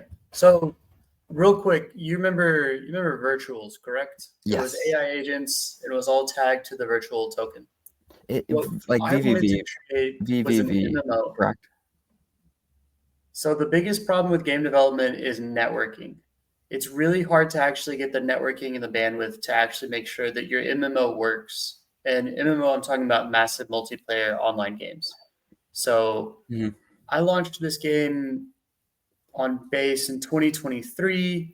We pivoted, went to Immutable just because of their passport. And so currently we're focused more on the MMO launch pad. But this is currently what it is. And this is just what I was playing with, whenever you invited me here. All right, I just made the game full screen. Pretty sure I spelled your name wrong. Oh, makes me feel bad. I guess that's fine. Oh yeah, I mean it's definitely not the first time. It's close enough. Just delete the D and you got it perfectly. There we go. Perfect. All right, so we're gonna design your character. Ooh, let's go. I feel like I'm gonna make you bulky. I've seen you in person and you have muscles. So yeah, that's funny. Yes, I love it. I always think of myself as ockier than the standard. All right, so what kind of hair do you want? I think spiked hair makes more sense. I like it. Torso.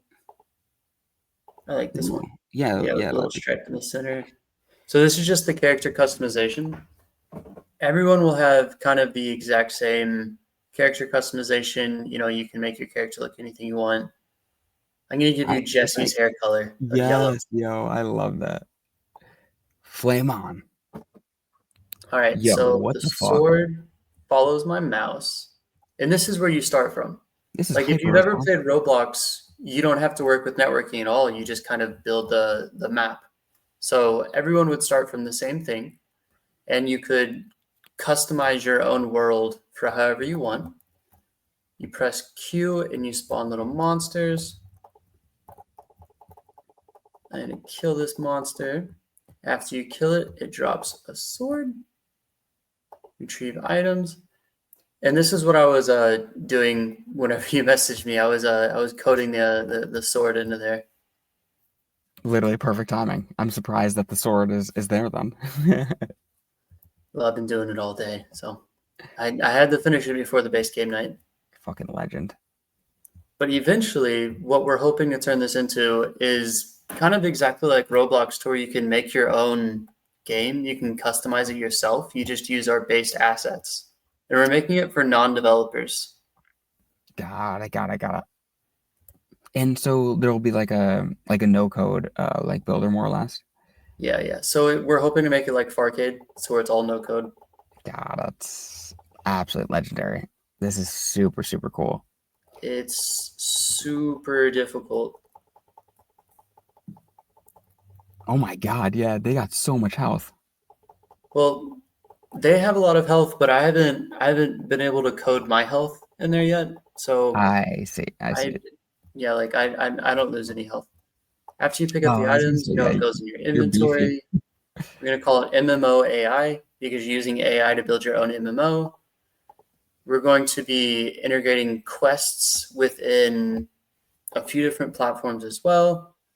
But I guess like my biggest question is, what do you see people using? What do you see people creating on their own? Like, how much of the base game do you want people to port over? Like the quest, for example, the characters, or does it not matter? So with Roblox, you start with nothing. You have an empty map and you just kind of put custom assets on there. And originally it was very similar to Minecraft. which I'll talk about later. But the big thing is just having like a base for people to be able to build on top of. And then it's, making the tools to where it can be a little bit like Legos, to where you can build anything you want. Maybe you build a tycoon game. Maybe you build a game like Angry Birds. Who knows? But if we can get the networking down to where anyone can launch their own MMO, we'll just kind of let the community take it from there. And then this center thing is going to be a portal so that you can go to any MMOs, any of the other ones. Going to retrieve all the daggers. Yeah. So that's kind of that's kind of it. That's what I've been working on. Yeah, this is super, super fun. I'm super excited to see how this sort of turns out and to see how people build on top of it. I mean, as a kid, like, did you ever play Roblox? No, I never played Roblox, but like what you're building is exactly what I would have wanted. So what Roblox was is they made their own game engine to where non-developers could just customize their own world using the game assets that were publicly available. Open source, everything like that. And I think it took them 4 years, and they already had 100,000 games just from their custom assets. They open sourced their engine. They allowed people to be able to make their own custom assets. They're all cube focused. And now there's over 37 million games. And they have their own accelerator program. They give out $50 million in funding to help non-developers get into Roblox and start playing around. So I think it's kind of cool. The concept, I love the concept. For me, I guess it's like a combination of like the UI and then the general gameplay of Roblox is like, I guess just not exactly my style, but like I fucking love it. Yeah. And because I feel like Minecraft is the more mainstream version of that. So like that's why it's like easier to sort of like get into Minecraft and build in that world, etc. It makes a little bit more sense. But for Roblox, if it's not your style, it doesn't really feel like it makes sense to build in that world. Whereas like Minecraft, you feel like you can at least really create your own world and just change the skins or whatever if you're really not enjoying the style. Minecraft's like a crazy monster because Roblox came out in 1998, and Roblox's entire thing was build things with blocks. And then all of a sudden, 11 years later, Minecraft comes out, and everyone just forgets about Roblox. Right. Everyone was like, you know what? All my problems with Roblox, I don't have that problem with Minecraft, even though it's the same issue. Yeah, and it's weird because I don't know. I like both platforms, and I kind of like making stupid stuff. So we'll see which game works out. I think conceptually though, like you definitely are hitting the nail on the head. I mean, of course, plenty of people are trying to rebuild Minecraft in so many different ways, on chain and not. And Based MC is another good example of that. And I'd love to learn more because I'm really curious about like specifically the servers that like you guys run, how you guys are thinking about like server hosts, and do you like, for example, would it make sense for Kieran to own his own like server hosting company and that sort of be like the base business model for Based MC in general? Like how exactly are you thinking about this? So granted, Kieran is the main developer and the main team behind Based MC. I'm just a community member that's really been in love with the product. Got it. The biggest thing is that whenever Microsoft purchased Minecraft in 2014, they didn't change anything. Then in 2017, they made their own digital marketplace with a digital token named Minecoin. What this digital token did is it fully centralized the entire Minecraft ecosystem and limited revenue for server hosts by 70%, I believe. So they just cut 70% of revenue just flat. After that, in 2021, they gave out, I think, like $350 million worth of revenue to server operators and people that modded Minecraft. If you played Minecraft everything fun is a mod that Microsoft itself doesn't make. The new updates, Microsoft doesn't even have to make. They literally just steal their creators' stuff. So they gave out $350 million of revenue out of the 2.5 billion in revenue that was generated that year. Insane. And you kind of think to yourself, and you're like, okay, the creators are the only ones that are adding value to Minecraft. Mhm. The only ones. Yet they only get 70% of every dollar they bring in. It doesn't make sense. Major servers such as Hyperpixel went from making $30 million annually to 3. Oof. What's even worse in 2022, with the most recent Java update, Microsoft allowed themselves to ban people and ban servers. So if a server such as Hyperpixel, Really? because this happened, yeah. Wait, They, is this servers outside of Realms? yep. What? This was their launch of Realms. They're trying to destroy all private servers so that Wow. Realms would be the More main successful, go-to. yeah. Yeah. So games such as Hyperpixel I think Hyperpixel's been banned 7 times since Realms was launched. And the only reason why it comes back is just because they have over 300,000 users that just go crazy. They're like, why do you keep banning this? That's insane. I can't even believe they're getting away with it with that many users. I mean, But like they just don't care. I was Everyone just about to talks say, about it seems Realms like now. yeah. But Well, yeah, because that's what like the next generation user, like the younger kids are using, just because it's so seamless, so much easier, and like especially if they're playing right from Xbox or yeah. not even from Java. The benefit of Realms is you don't have to launch your own server. You don't Right. have to host your own server. You don't have to think about anything. Right. The downside of Realms is there's no way for you to profit whatsoever. hmm You can't make a single dollar with Realms. If you join a private You're server spending such money. as Hyperpixel, you can get Amazon gift cards from the Hyperpixel currency. Oh, that's sick. That's Yeah. super cool. I mean, yeah, And what's funny is that was a partnership. Amazon kind of announced a partnership with Hyperpixel just because Hyperpixel kept getting banned from Microsoft's, and this was Amazon's way to, stick it to Microsoft, which is kind of funny. I love it. I mean, we need more of it. We really do. But like there's big servers that have been kicked out. There was a server on YouTube, I think it was How to Game. I probably butchered the name or something. I'll have to look it up a little bit later. They had over 300,000 daily users. And that's nothing for Minecraft in general, but 300,000 daily users, that's pretty big. That's a fuck ton, yeah. They got banned outright, and they're still gone. They can't come back. It's a Discord community. They can't come back at all. The Wait, but can't community they was just then spin up a new forced to server? launch a realm Why can't they spin up a new server?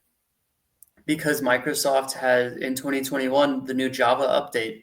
They can just ban it. And they can just keep banning it, never allow you back. Can't they spin up like a brand new server though, like with a new server host and everything, and just So like they can start spin up fresh? a I new guess. server, recreate their entire IP from scratch, hmm and then give Microsoft like 2 days, and Microsoft will just ban it again. So it's just not worth the time and effort. Yeah, but it's because they were making too much money. They were making too much money outside of Microsoft Microsoft, because right? they weren't using Minecoin. So the thought of Based in C is to kind of decentralize this away from Microsoft itself Right. and give the revenue back to the server hosts.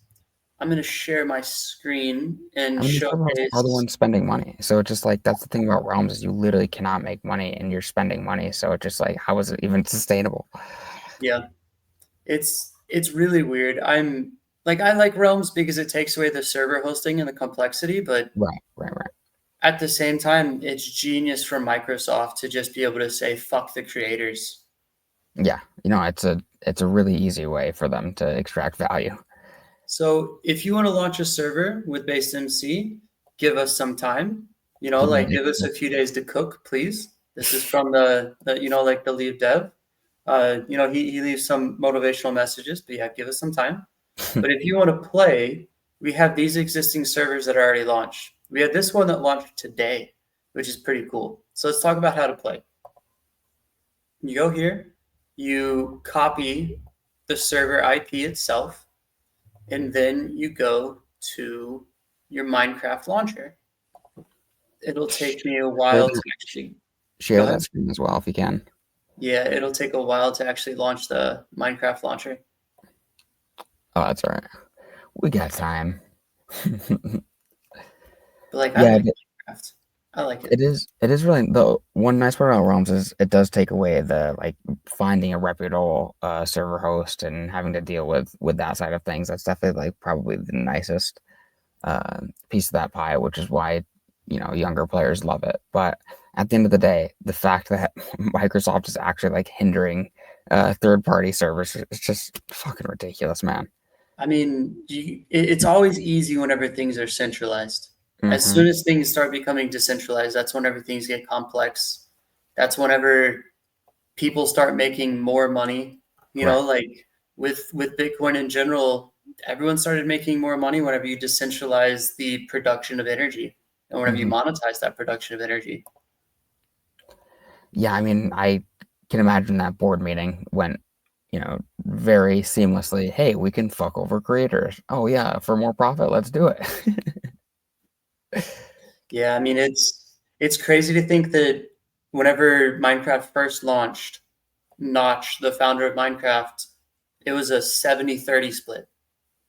70% of it went to the creators, 30% of it went to him.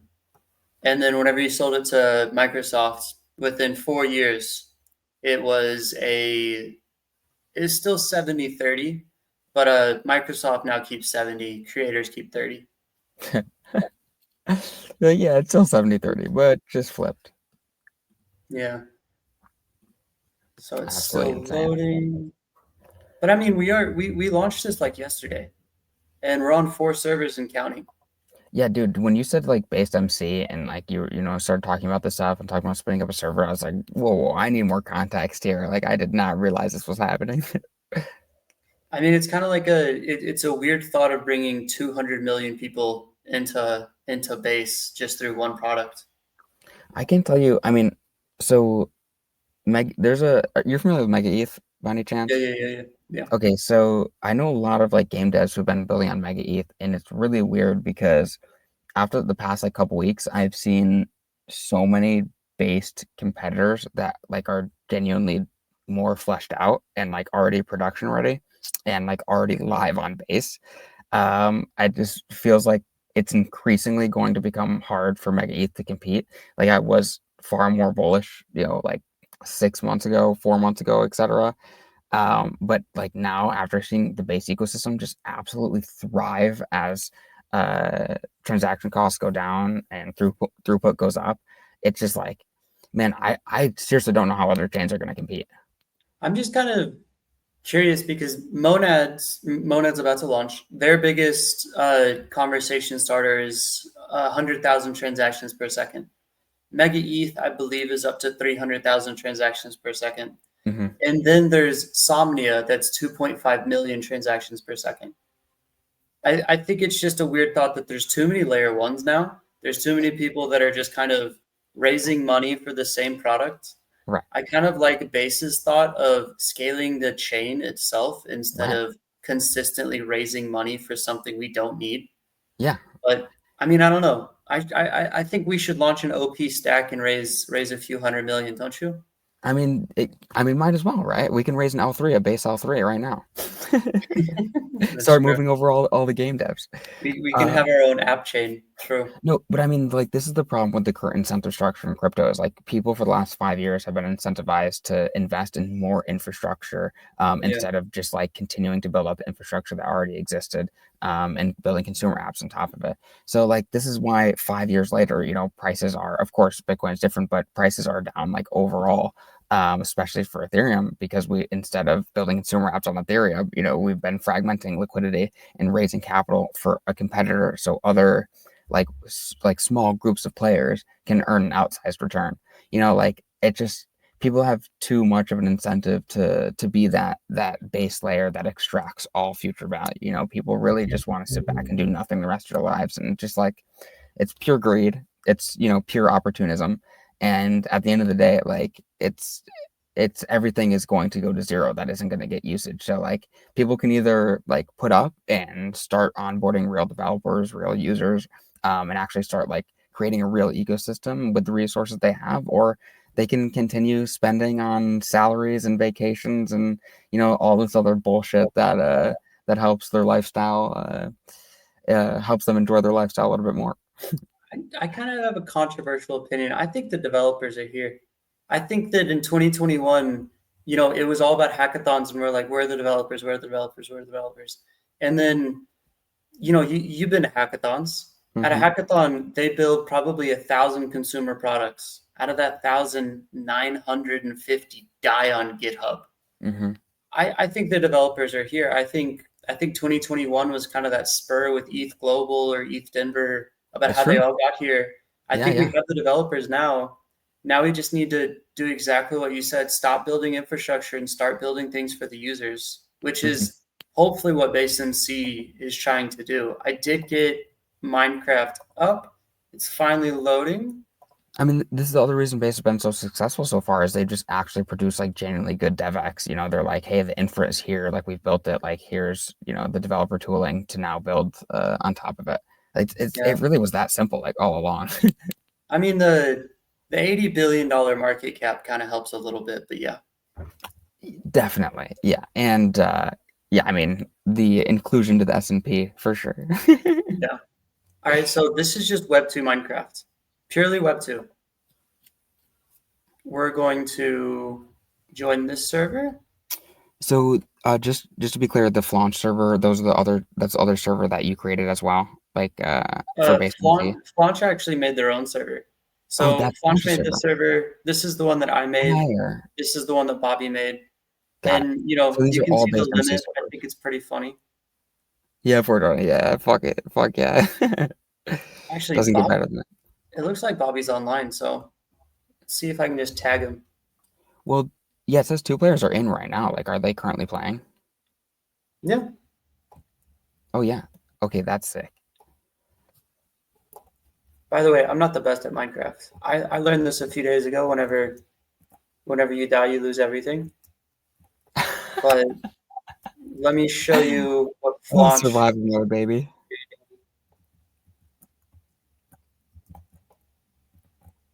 Oh, Luciano, it's about to be nighttime too. Holy shit, bro! What are they building? Oh, it looks like they're building a castle, right? I mean, that looks better than a castle. Oh my god! Holy shit, dude! Wow. Wait, isn't this survival? Like, is this double tap space? Oh, yeah, this is survival. What the fuck? Yeah. So, okay, that's genuinely impressive. I'm gonna go to T. You can see in the bottom corner, and it's /. All these commands are written by Microsoft. You know, because Microsoft has Minecoin. So you have. Okay, wait. We're going to back up because I didn't realize Minecoin was a thing. Minecoin's been around since 2017. What are the? It's not on chain. Nope, it is fully owned by Microsoft. That's you buy it in Walmart. You can't sell it. It's kind of like V-Bucks or the Xbox or the GTA Microsoft stuff. points and all that shit. Look at this command, deposit. Just think that Microsoft wrote that. Microsoft built that. Man. They literally built it perfect for crypto. Like I don't know. I'm excited. It's like it's just so hard because like thinking about it from their perspective, like the dev who actually built it obviously probably is crypto native to some extent. Even if he's not, you know, like 5 years from now, he's gonna look back and be like, wow, how did I not fucking see this? You know, it's like, well, maybe because the people paying your salary didn't want you to. You know. I mean, I feel like to some extent they have to have some sort of ledger system or indexer. Right. I think they have to use the same tooling that we use for crypto to some extent, because there's no way that they could have that entire system, because they store the game assets the same way that we store NFTs. They use an indexer, and then you log in with your account address, which we're very familiar with, crypto address, and it saves all of that with their indexer to your address itself. So to some extent, I really think that they're building on top of Web3 is they just don't want to give up the decentralization. They want to own everything. Yeah. They want to just max extract. Yeah. I mean, they're generating $1.5 billion in revenue a year, and they're only giving out like 20 to 30% of that to the actual users. So And the now, incentive is there. now it's just the thought of if we can push based MC enough, we can actually get those 200 million Minecraft users on chain. So I guess help me understand how Microsoft can't circumvent based MC as well, or ban or Microsoft can block. ban servers, right? Right. They cannot ban our website.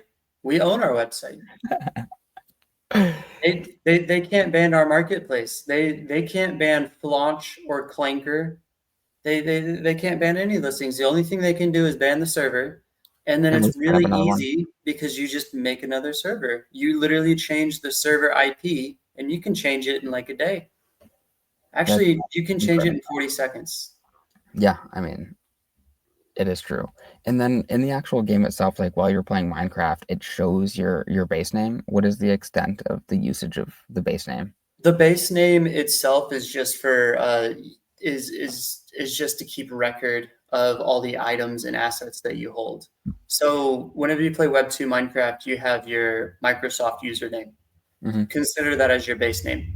It's your username or your base address to where whenever you're selling items within the marketplace, whenever you earn fees, whenever you earn revenue within the game, it knows which wallet or which address to send your revenue or those items to.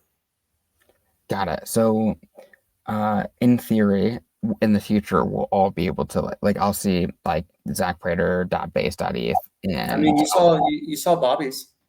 It's bobbywhip.eth or bobbywhip.base.eth.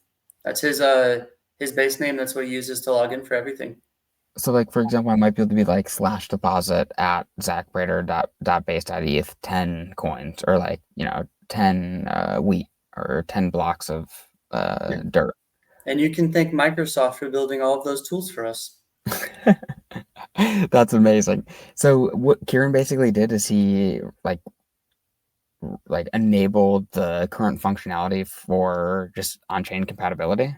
So, and this is what Kieran did, and you can break it down into 2 hackathons because this is how he did it.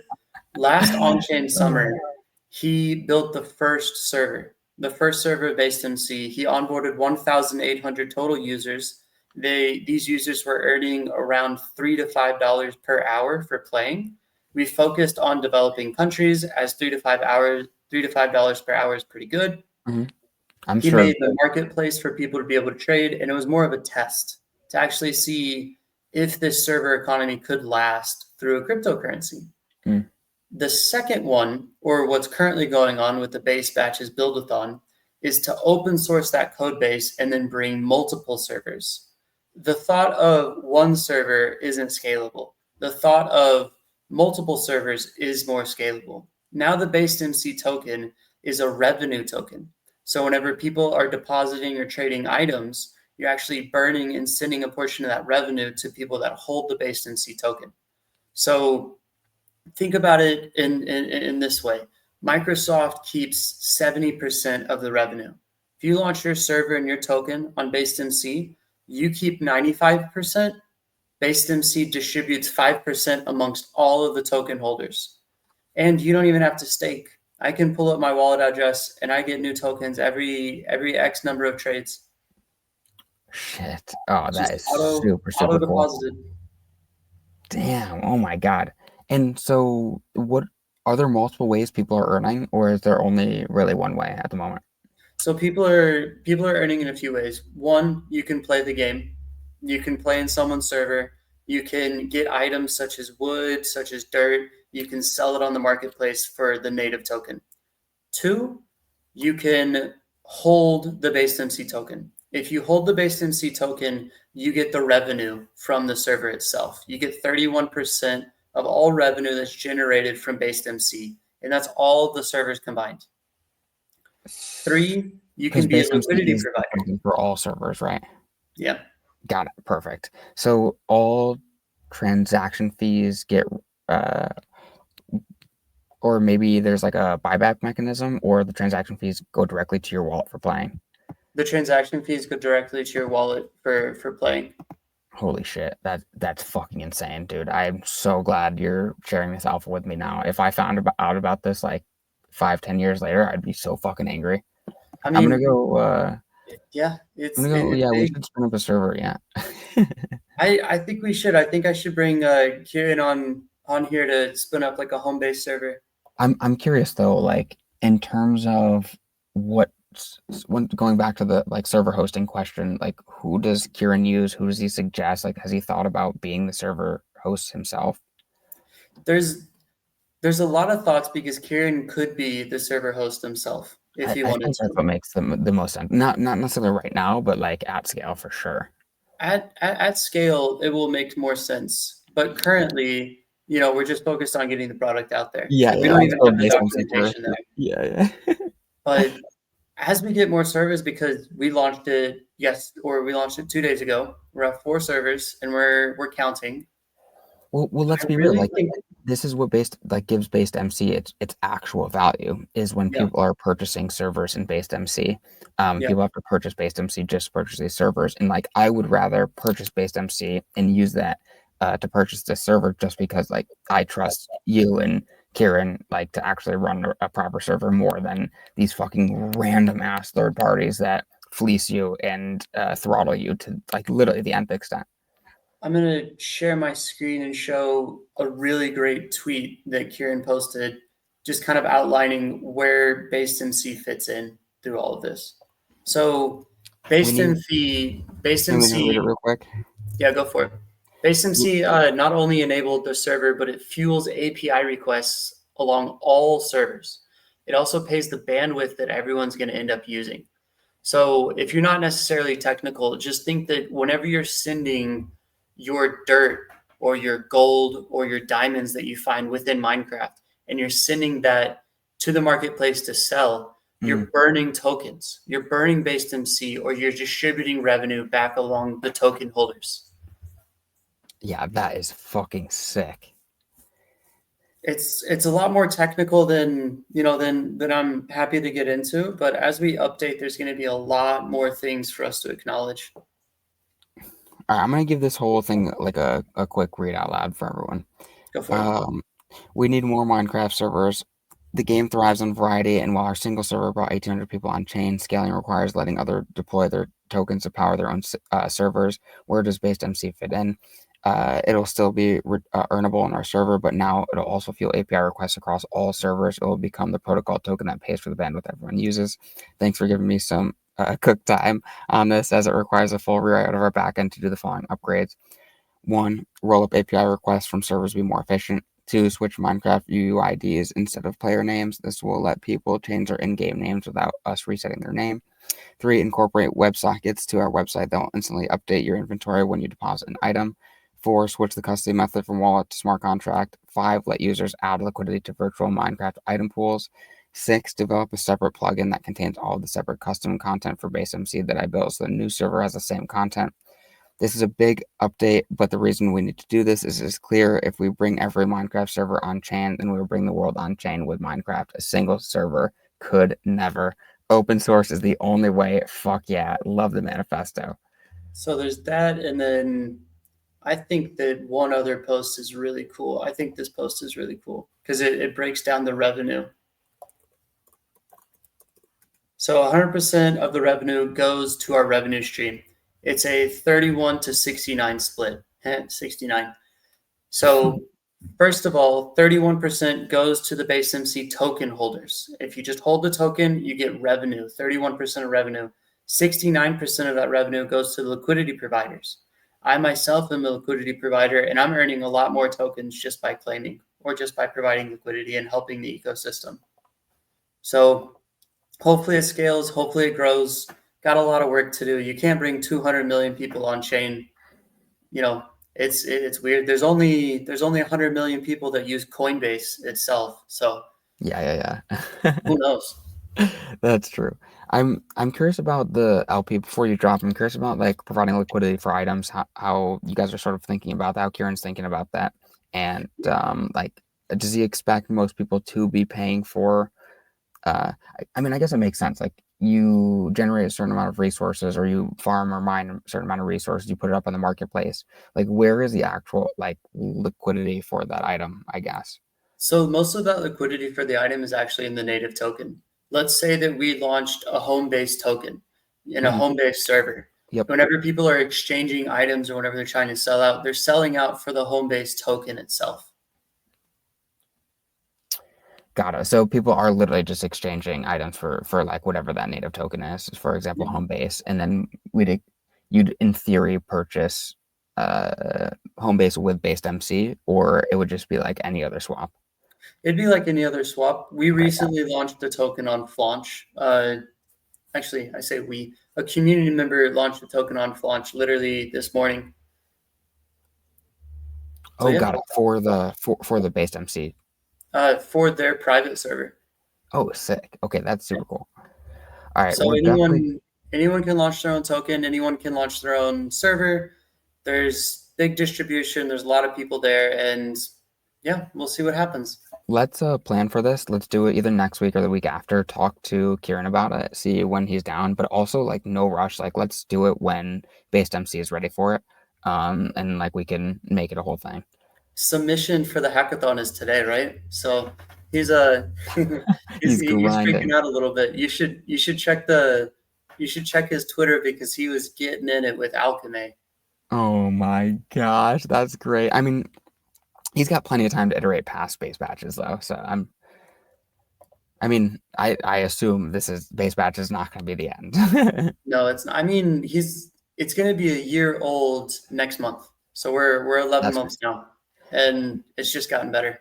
Did you ever use I can remember what the original name is now, NFT Worlds, I think, and now Hypetopia. Yeah. So the reason why NFT Worlds literally had to pivot from Minecraft to creating Mhm. their own version of Minecraft Because of is Microsoft. they got a cease and desist.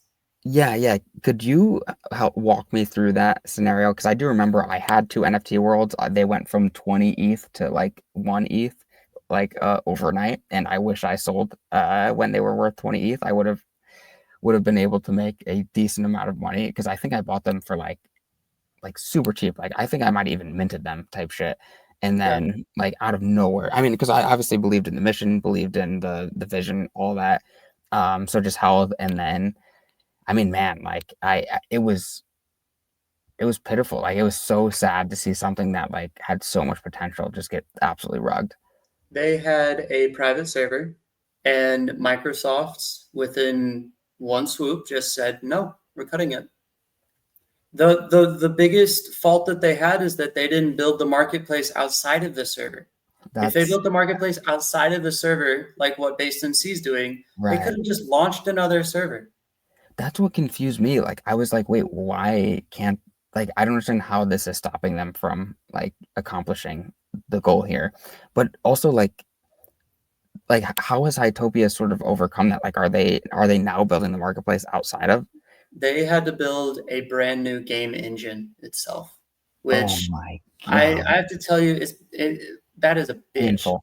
I've had to build my own game engine before for the SimCity game. I'll show it Mhm. later, but it is a bitch to build your own game engine, and then it's even worse whenever people you're like, let's say I built a game engine, Mhm. Luciana, it might take you months to even understand how that engine works.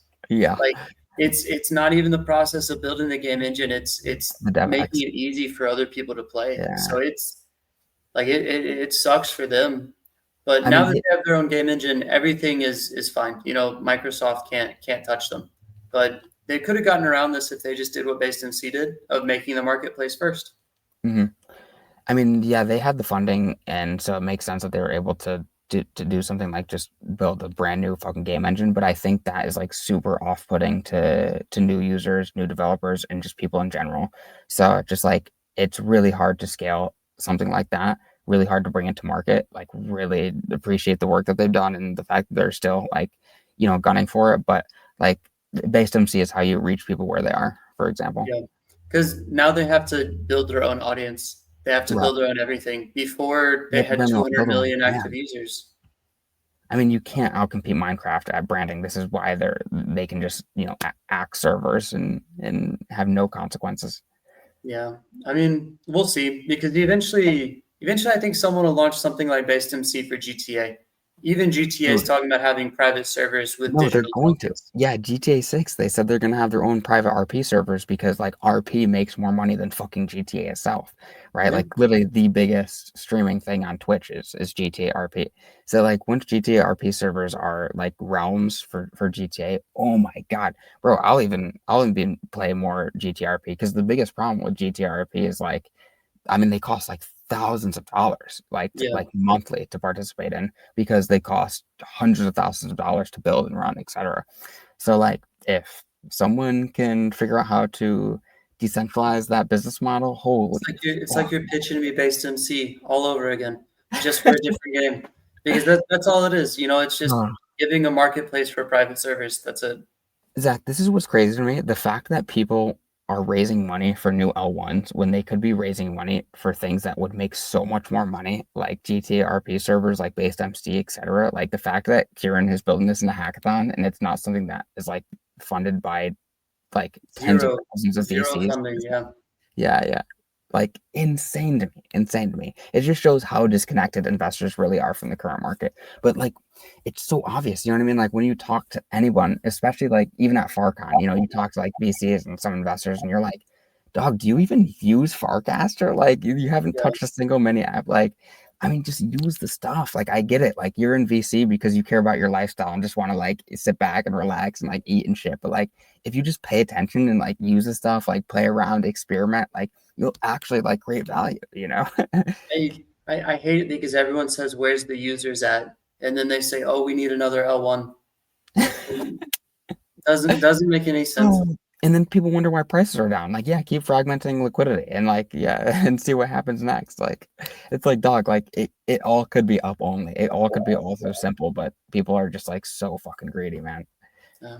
I mean, we'll find out. We'll see what happens. But Luciano, Mhm. thank you for having me on, and I'll message Kieran. We'll have him on for a space. I can't wait. I'm super, super excited. All right, I'll have to jump. Cheers, man. See you. Cheers, cheers.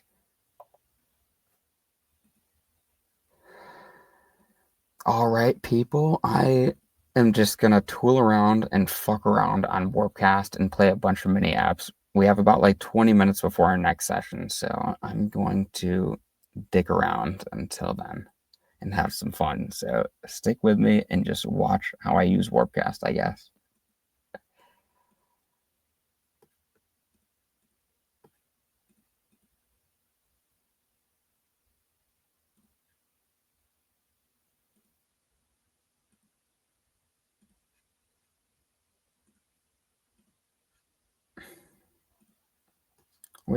I wish this worked.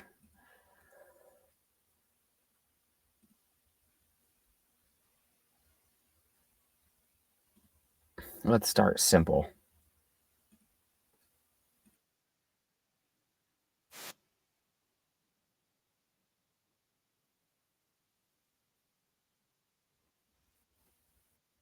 A winning off live checker. Not sure what checker is, but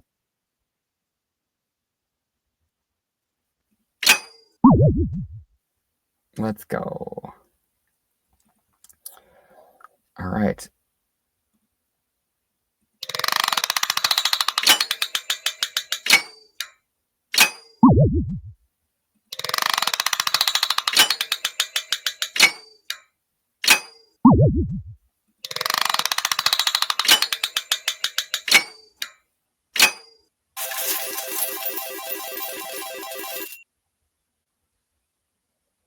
Nice. That's 2 dubs.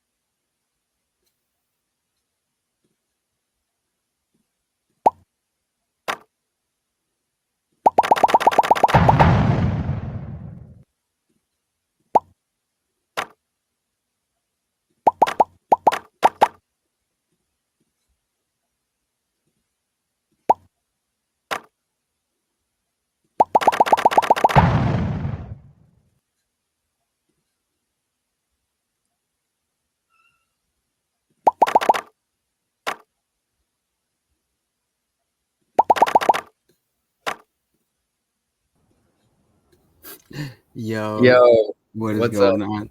I What's uh up? I sorry, I'm having too much fun playing this. I'm a vibe out with you. All right, bet. I'm really glad that you're around because I really want to play with you. We're the next live stream, by the way. I'm not sure if you or if you're free, but feel free to stick around. We're literally just gonna be talking about Dash, like this IP that this company and this group of people have been building, and they essentially want to build out some games using the IP. So funny enough, the like 3D designer slash game developer that I was gonna have on, she's currently getting her car towed. So Oh, she's gonna be a little late. So you might as well like just stick around and chat with us. yeah. I'm down to. You might even have some good ideas. You're Yeah, full of yeah. it. I really wanted to pick your brain on a few things. You know, we've been ideating, as you already know, Mm-hmm. and That we have it. For anyone who isn't aware, we've been ideating hard. yeah, we've been ideating and trying to come up with the best fit. But the building part is just about to pick up some speed. Building part, I love it. Yeah, the ideation part is a big part.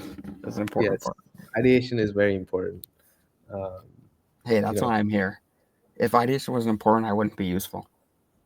Nah, I mean, anyone can be a builder, but to be an ideas person, like to build the right thing, you need to have the right insights, and the more the better.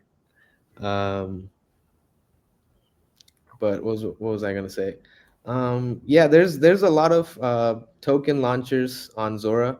What would you say is the uh, most effective way to set yourself apart? Like, Distribution, like it's the same way. Like right now, like you've seen Launchcoin, for example, right? Nikita Bear right, and all this bullshit. And like, dude, I've seen like more traditional, so like the Twitch streamers that are like crypto adjacent that I know, like they like are sucking Nikita Bear's dick on Twitter, right? So yeah, like these are people that I feel like don't really understand the history, don't really understand the lore, don't really like understand how this has all come to pass, right? They just sort of see this like Web 2 guy with massive distribution coming into crypto and being like, yo, new product, and like uh I can make some money like buying his token and all that sort of like jelly type shit. yeah, And it's shown that there is like a huge appetite for these products with new audiences. So as long as you can reach that audience, like that product is valuable. So we were talking about on the last live stream for Dash specifically, like what we're about to talk about on the next session. This like AI character. We talked about how other like gaming platforms have a way for celebrities to kind of come in, import their IP on top of like Flappy Bird, and now they have, like Waka Flocka Bird, right? And so like even if that product already exists, like a way for to turn your IP into like just a small mini game, like that sort of infra, etc., already exists. But if you have a very specific network of like celebrities and like people that will use this, then it makes sense for you to launch the same fucking product, just a new user base. And I think we need to be thinking about Zoiner in that same way, just because like our leverage for who could be using Zoiner is actually just so high. And like most people would prefer to just use Zoiner rather than going into Zora app and then coining and then posting. Like it's gonna be it's gonna be like one of the other experiences. Did you hear everything I just said? yeah. I heard the celebrity part, how they would like a customized experience to launch their own content. I like that in the sense that AI could be brought in more to personalize one's branding a little more. If you're like a well-known influencer trying to launch something, But like that's the product, right? Like the infrastructure for other people to import their IP and create this like mini game is the product. So like if you and that product already exists. So right? like you have a network of celebrities and people that would use that product, then of Yeah. course like you spinning up a copycat like genuinely makes sense.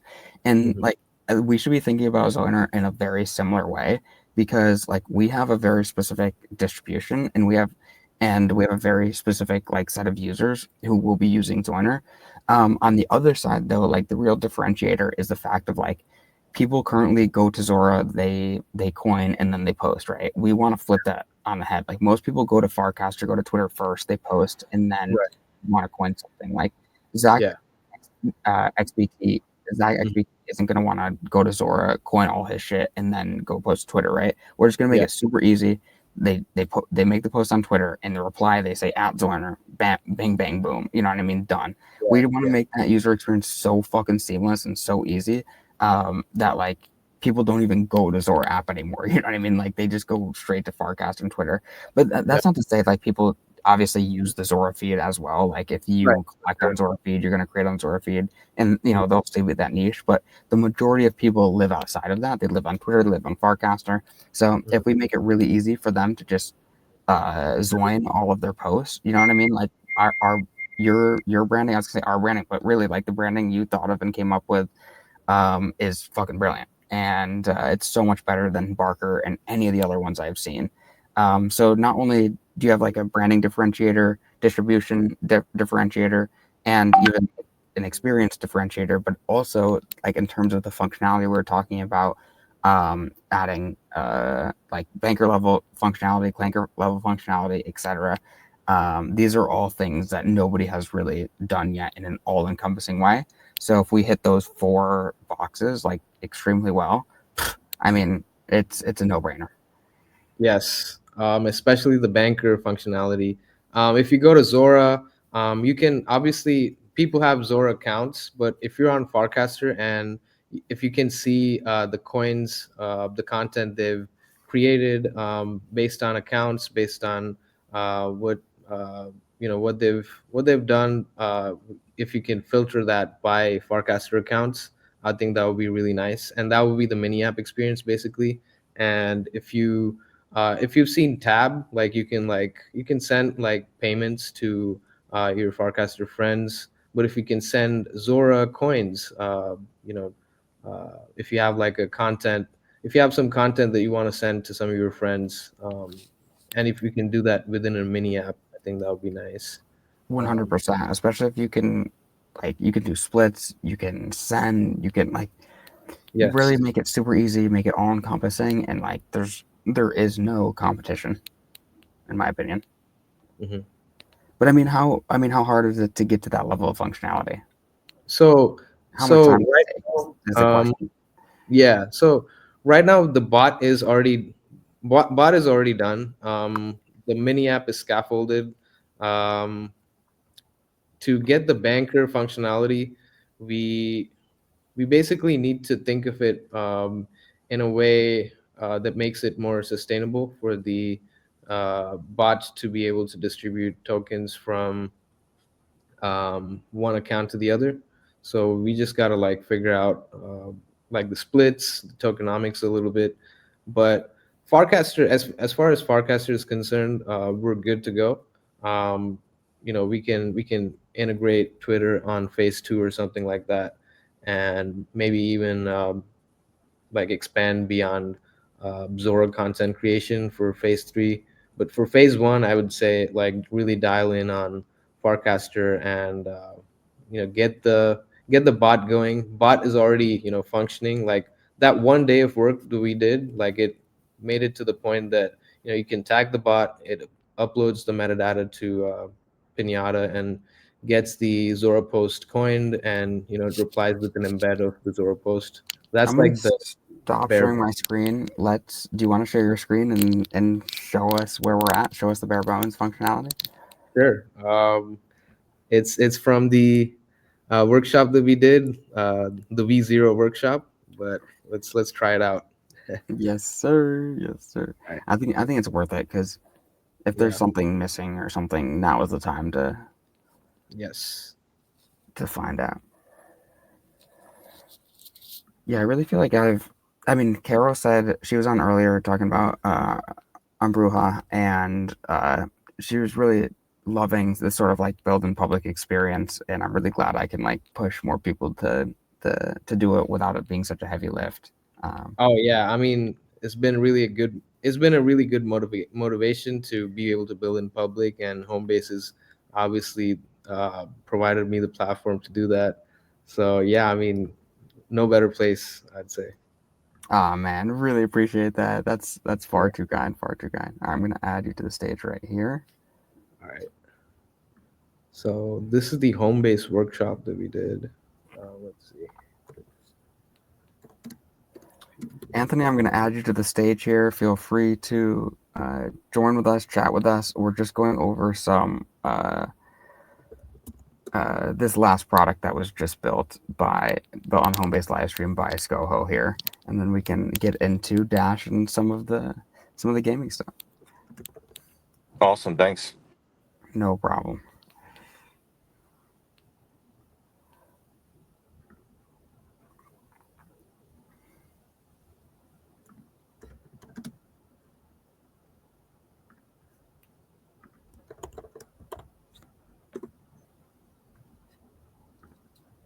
So just enabling the webhook here that lets the bot listen to requests being made.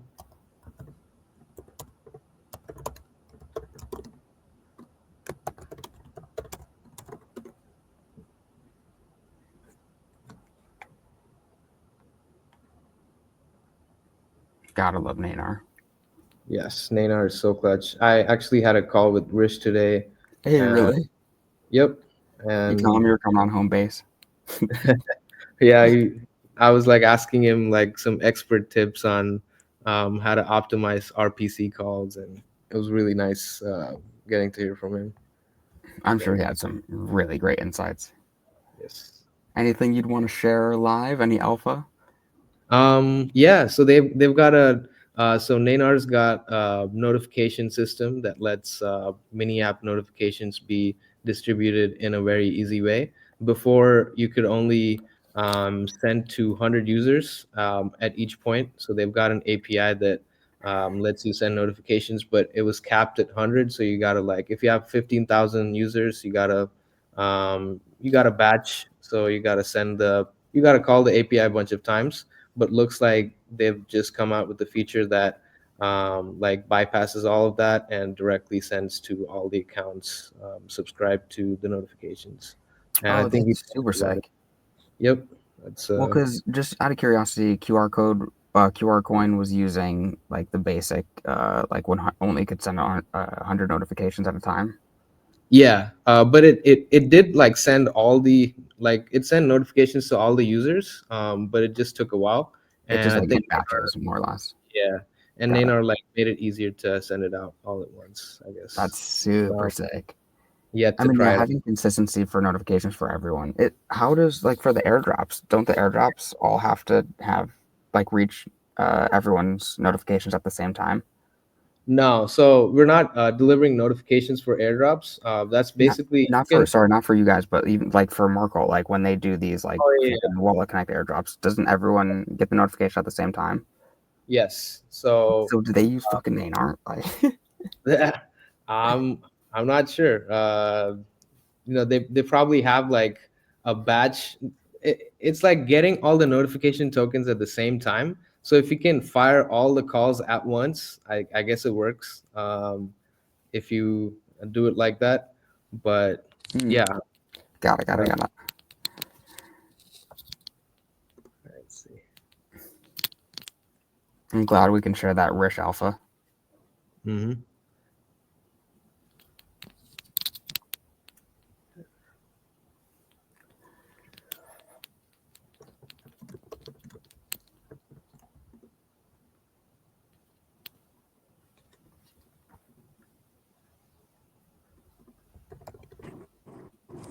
Luciano, I don't know where Miles is, so we may need to reschedule.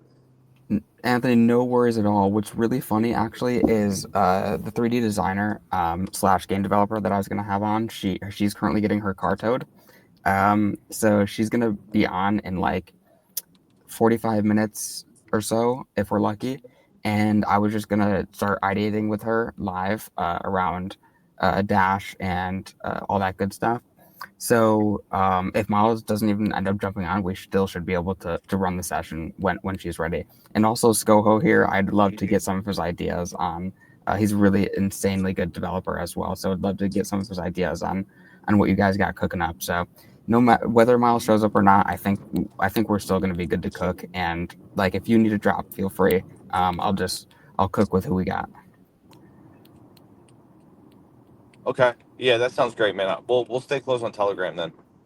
All right, perfect. And feel free to drop and we're probably going to be up talking about Dash for the next 2 hours or so. So if you guys are listening in or you just have free time later, feel free to jump in and add 2 cents or not. Totally up to you guys. Yeah, I mean, Miles probably will hit me shortly here, and we'll figure that out. Yeah, we're totally chilling on it. I mean, I'll be able to get it done either way. All right, man. And Thank of you. course, won't be the last session. No, of course. All right. We'll talk soon. Of course.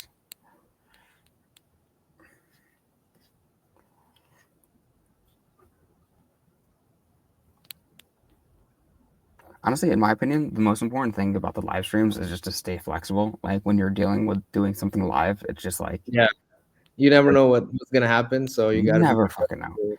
Yeah. As someone who was born into fucking theater on a stage, you know, it's very similar. When something happens, you keep rolling. Right. That's you got to keep rolling.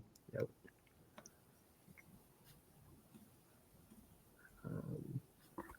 Trying to find out. I need What's to the go pa- cast about my active or my ponder that has now finished.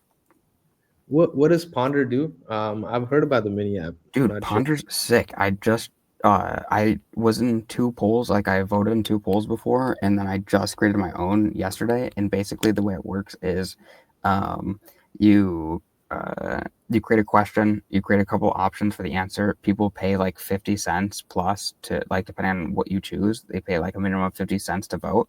And then the people who win, like if you voted correct, then the funds from the opposite votes go to you, and then Oh, 10% of all the winning funds goes to the creator of the poll.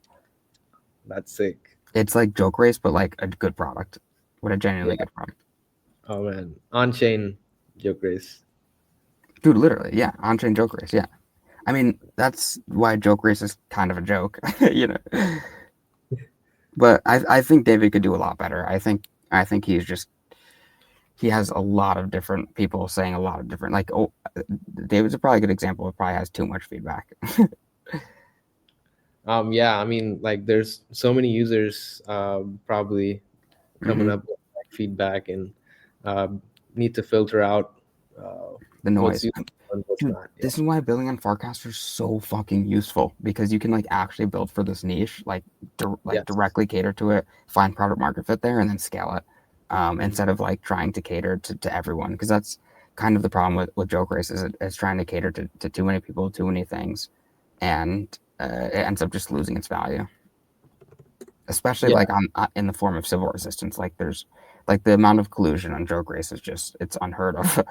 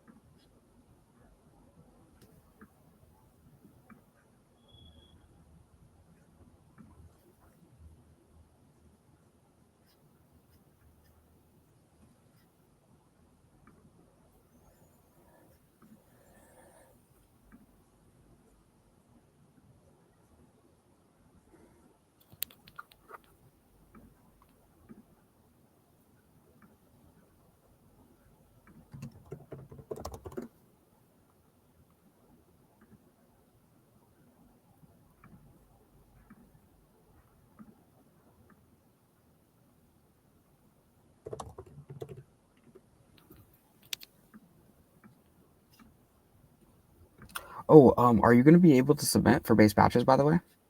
I think it might be too tight. I'm not sure when the deadline is. I'm pretty sure it's tonight. Oh damn! No, Well, I mean, you can still submit, right? Even if it's like super lightweight, bare bones. Yeah, I can submit like a V0 version.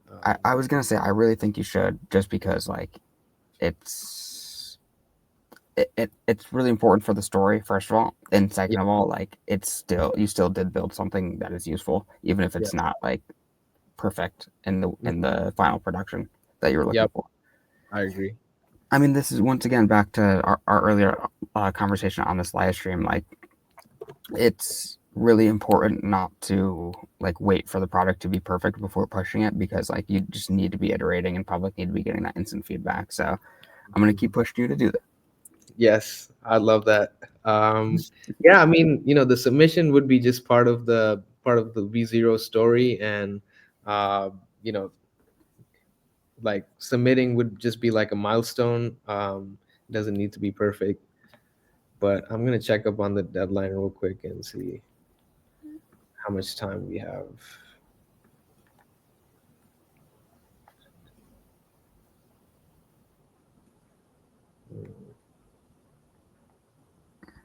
Base batches.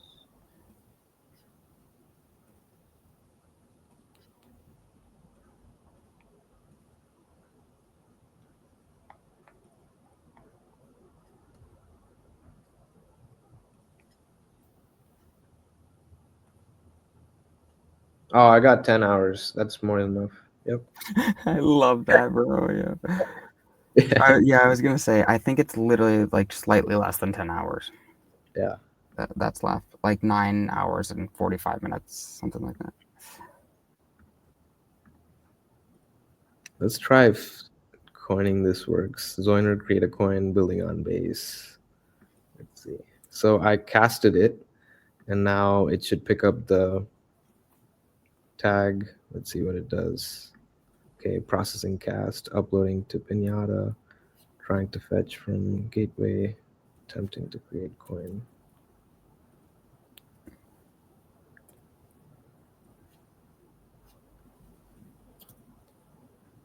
Let's see. What did it do?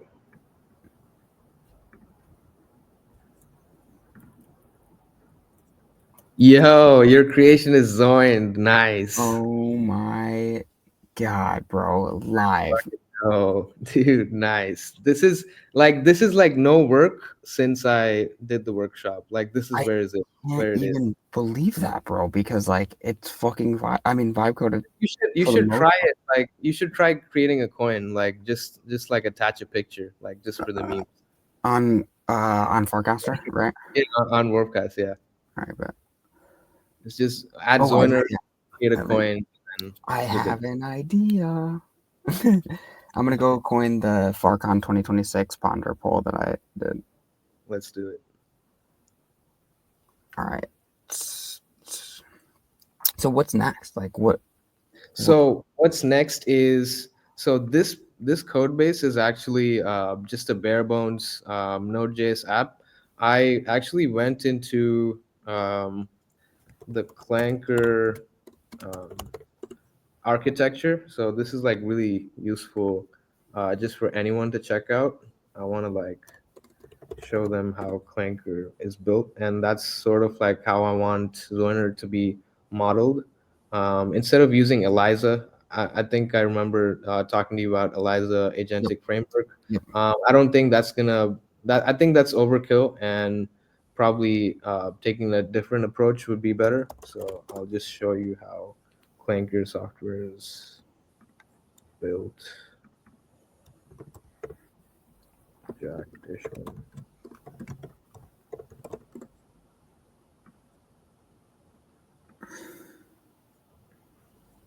We're out here stalking GitHub profiles to get our info.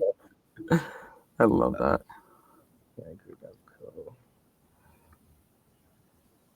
Here's the docs. So right here, I'm gonna zoom in on this picture. So this is how Clanker actually functions. It says Clanker deploy a token. This is the part that we need to migrate out of. Like we have a Node.js app instead of a Next.js app. So what I'm going to do is create a Next.js application, which is going to function both as a mini app and as the backend for the bot. So we'll have like. Wait, you've already created all the architecture, or is this? No, I'm not. This is Clanker's app. Okay. Yeah. I was gonna say this looks too familiar. Yeah, this is basically the inspiration to move forward, at least like get the basic AI functionality down, because right now it's hard coded. So if you tag Zoiner and only like tag it with like certain verbiage, it's gonna respond to you back. But with the introduction of something like OpenAI and Anthropic, it's gonna give you some more intelligent answers back. Got it. Yeah, like all this. It's to give Zoiner personality, more or less. Right.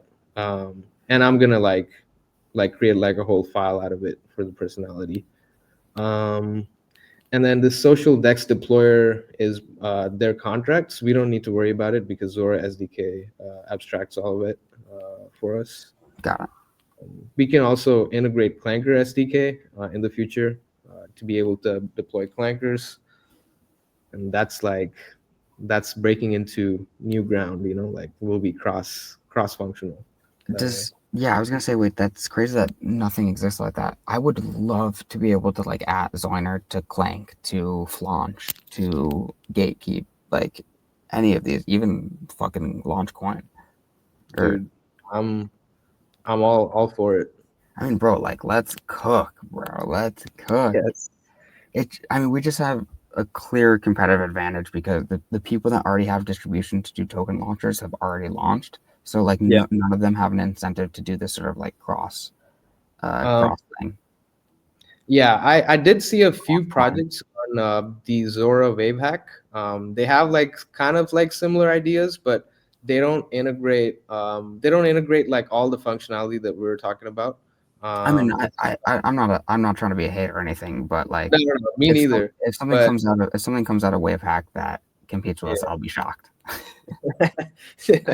Yeah, we just gotta lock in on what forecasters want, and make it like fun. Like the building is like good, like being able to explain the development process is good, but ultimately what matters is users have a good experience with the mini app, and this is about bringing Zora to the masses, and right. Like just being able to type out tasks and then your stuff is done, like, and being able to send the content. Like I should be able to, like, this content is called, what is it called? Building on base, right? So I should be able to add Zoiner, send like, I don't know, send $2 worth of building on base to Luciano and send it. So I'd like to see something like that, ideally. But yeah, I mean, I'm glad to see it's still it's still alive, and it's just like it just needs some more time and attention to get it to where it needs to be. Right. I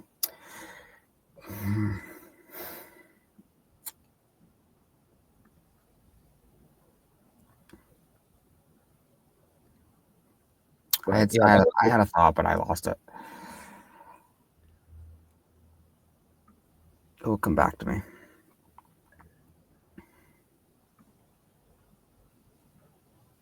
Oh, what's going on in Japan, by the way? You said something's going on in October.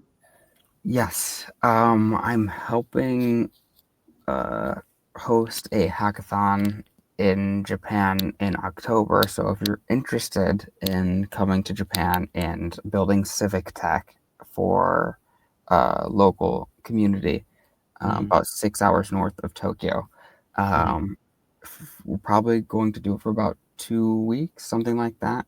And it's also going to be around Zoo Japan and Osaka, so there will be other things to do before and after this event.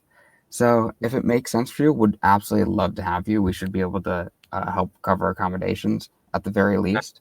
Hopefully at the most we'll be able to also cover some travel and food and whatnot.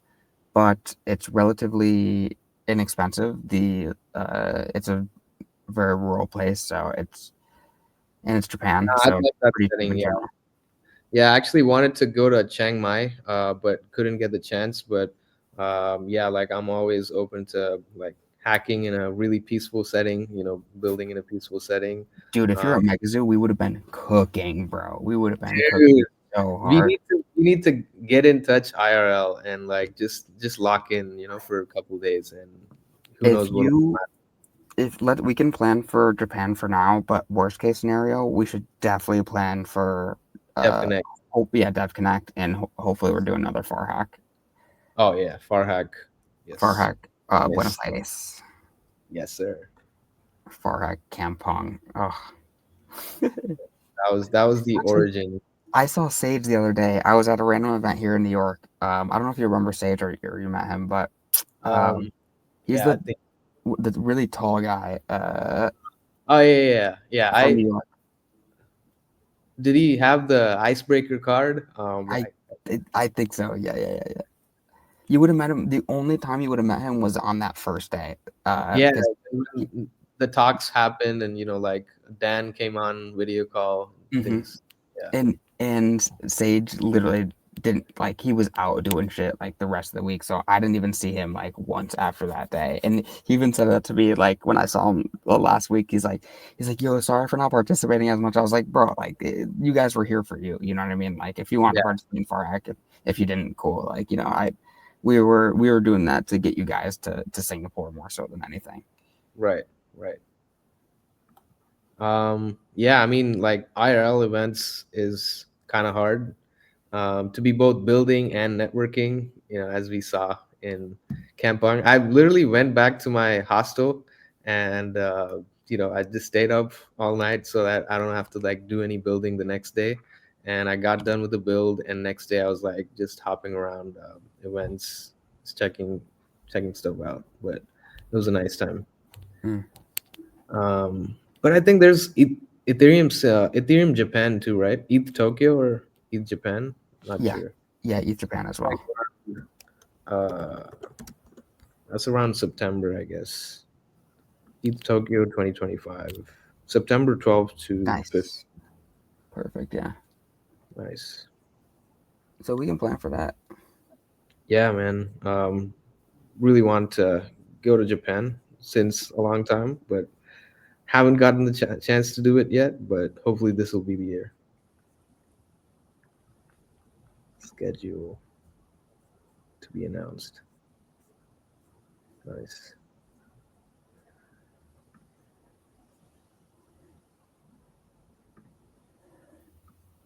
Are you going to ETH by any chance? I don't think so. I'm not planning on it. I'm hopefully going to stay in Japan.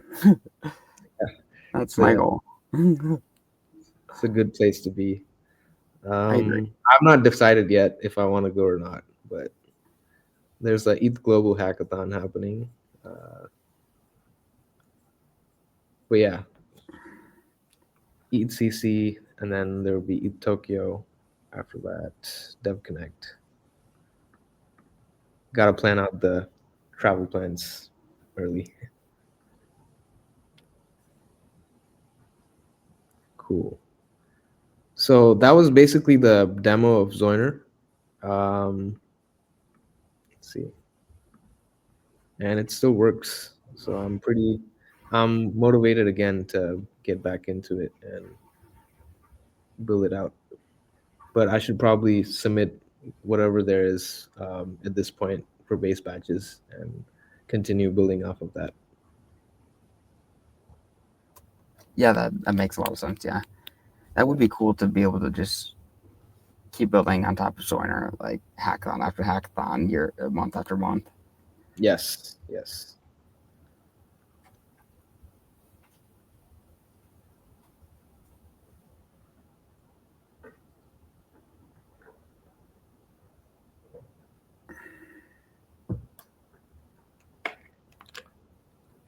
Sorry, I've been making this copy for this tweet so I can join. No worries. Okay, can You'll you be able to join from Twitter? That's the goal. Your creation is join. Can you go to the OP, the original post? Yeah. Joiner, create a coin building on base. Just you don't even have to. Okay, you literally just a name and a picture. That's it. I fucking love that. Do you even have to say create a coin? Yeah, you do have. It's at Zoiner, create a coin, semicolon name. Yep.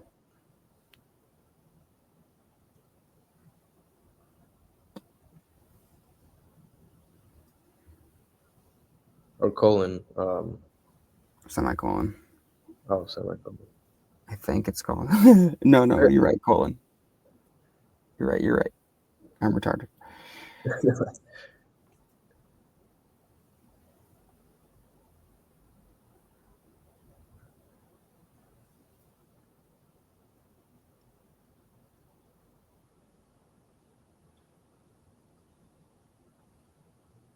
Let's see if it picks up.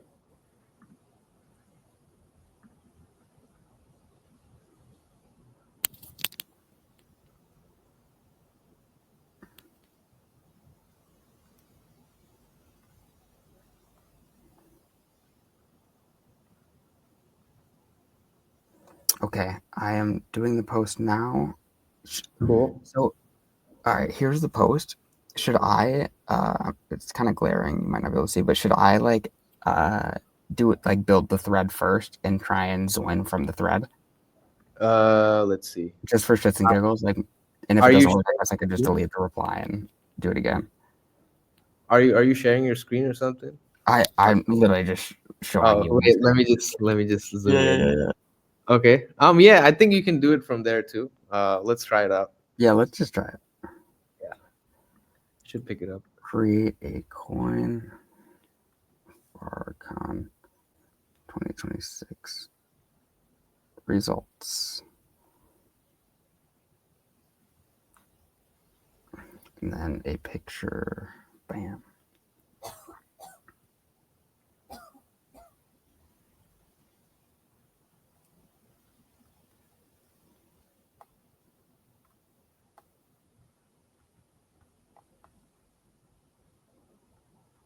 Okay, that's weird.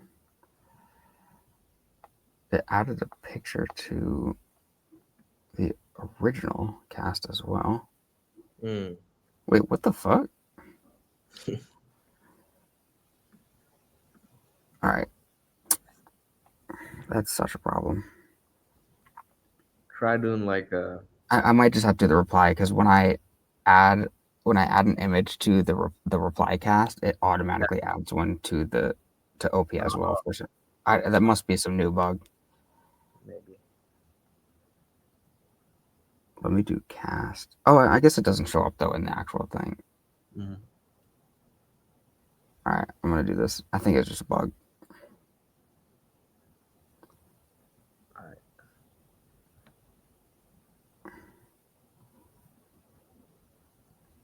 All right, I'm doing it. Ready? Yes. Full send it. Okay, it's tagged now on my screen. I should get a webhook notification. Okay, fetching cast. Okay. Successfully fetched metadata. Attempt 1 out of 3 to create coin. Let's see if it works. Oh, so you have it set to 3 attempts? Yeah, so I have like a retry if, yeah, like 3 attempts. Okay, it should be created. Let's see.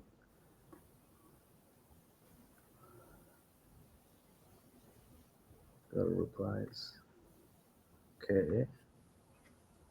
Workcast. Oh my God! Your creation is joined. Hey, let's go. Bro, what? Wait, it says the SCOHO though. I gotta like make it so that it does it from your wallet. That's a potential improvement that needs to be done. Okay. Oh, I see. Yeah, because it's happening from your wallet. That's cool though. From my wallet. Hey, I mean, at least I get to support you. That's so funny. People are gonna buy it, and you're gonna get all the creator rewards, and it's honestly so valid. Yeah, because I couldn't be at FarCon, like. Yeah, this is a good. The least I can get. Yeah, literally.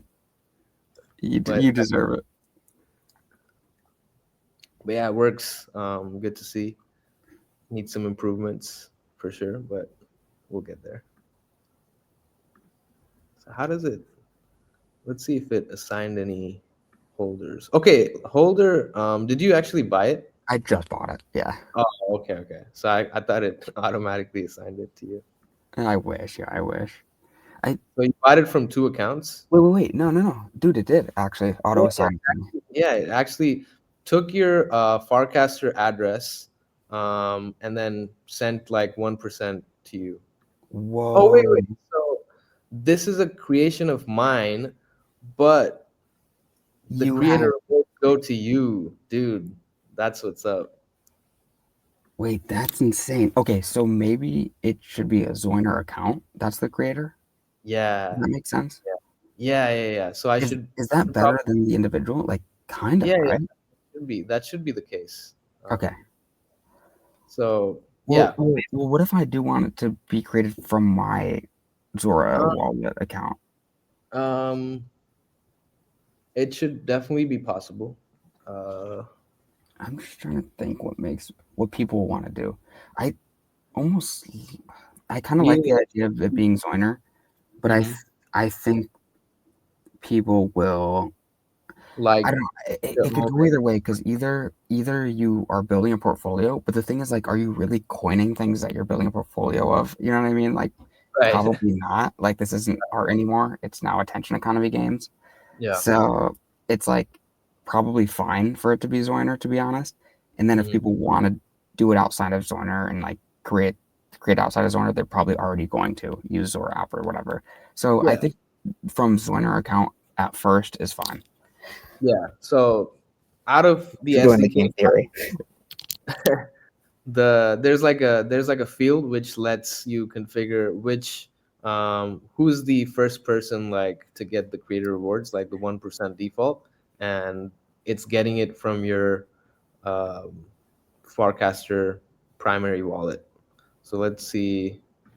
I don't know which wallet. So this is this the wallet that's you're my using? Workcast. I think that EF31. Wait, hold on 1 second. Let me check. Let's One should be. Let's try Basecamp and see. The LucianoDangelo.eth is my new smart wallet that I just created for Coinbase wallet beta. I see. So that's why it's connected to my Warpcast. But I think the other one is it's OX2B something, right? There's it's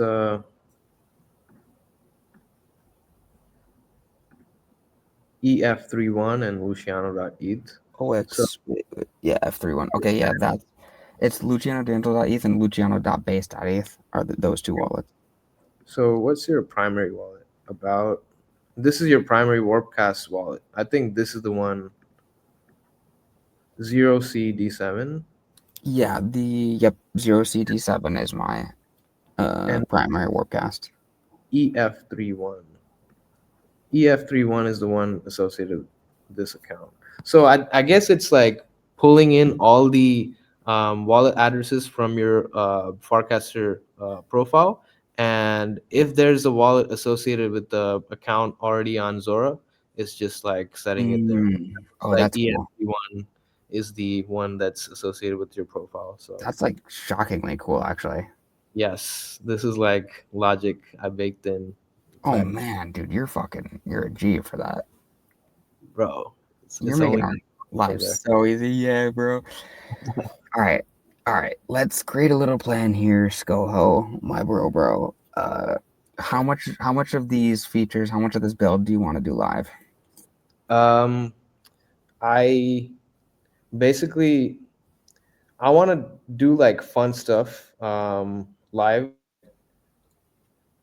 Probably it should be capped at like 2 hours maximum. So I would say once the AI integration is done, the next step would be banker integration, and we should probably like ideate like how that's going to work before we actually build it out. But once we have the game plan ready, we can do it on live, and we can do it a live stream.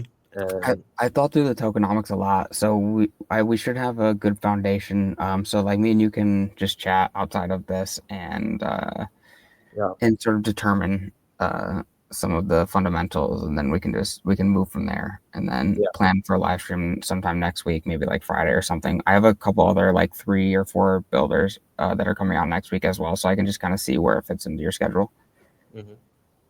Sure. Let's do like probably around the same time next week, to be honest. Sure. Yeah, that works. That gives us like more like that gives us like a week to get stuff work through it all. Yeah, I think that would be good. Yeah.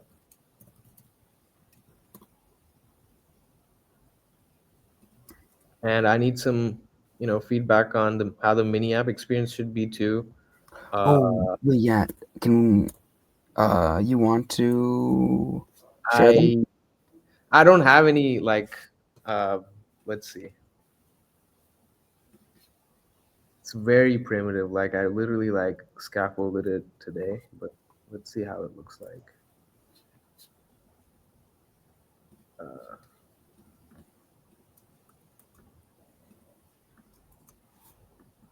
this is the new Zoiner code base. And this is where everything is going to get migrated to once we're confident to move everything out of the Homebase workshop code base. Why isn't it running? Port 2000 already in use. Oh, I have to shut down this workshop. If anybody is on stream, wants to test out Zoiner, feel free to do it. You know, it's already running. Yeah. Have any feedback? Feel free to DM me at theskoho.eth on Warpcast. DM this guy. Yes. Flood my DMs.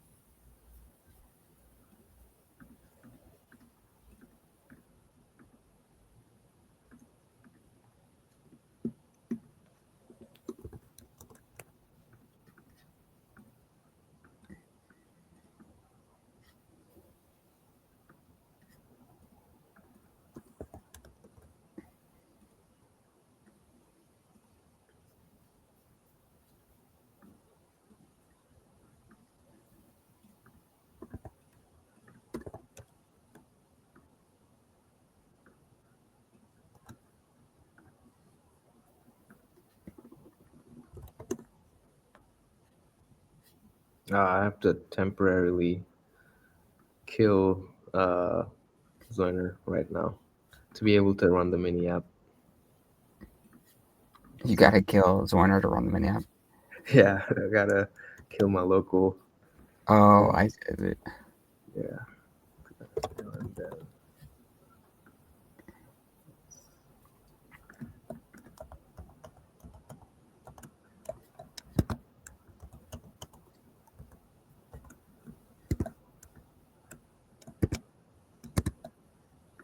should work. All right.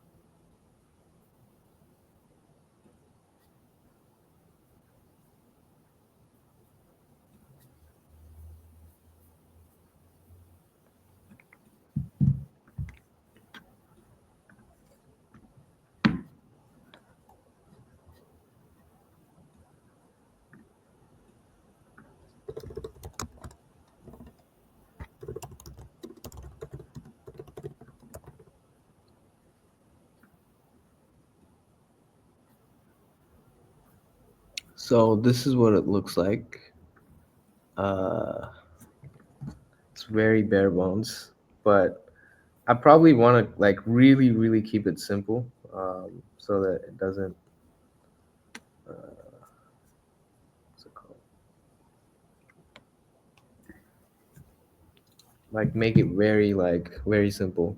So we got a portfolio, we got profile page, and yeah, like it doesn't do anything right now. Like it's just like for design. You know, I want some more inputs on design and how to make it better. Some animations. What would you say like one of the most aesthetic mini app experiences that you've ever used? Could probably look at it and take some inspiration from that. I kind of want to say amps. Okay. Let Amps me. Um, it's very minimal and easy to use.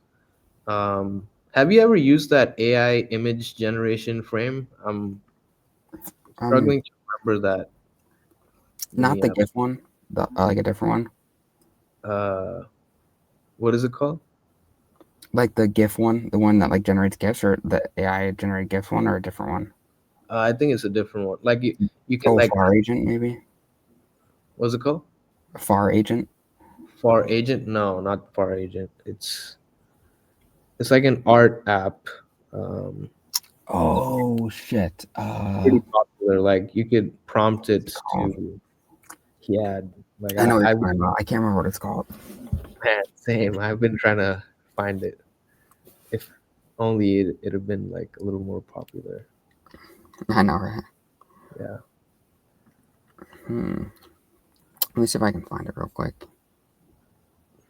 Yeah, I think one of the people probably used it.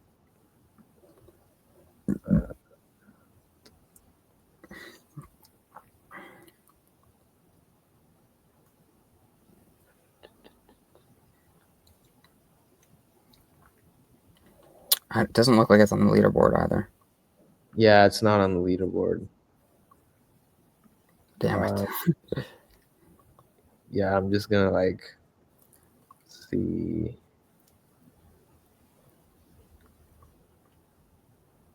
I can dig into my profile and see what I can find out.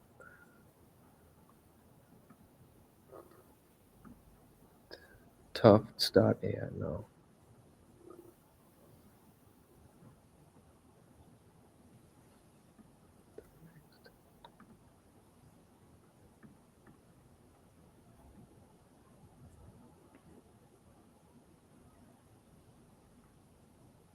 Bro, there needs to be a mini app directory. Like the mini app page is good, but it needs to have like categories and like more ways of like finding mini apps.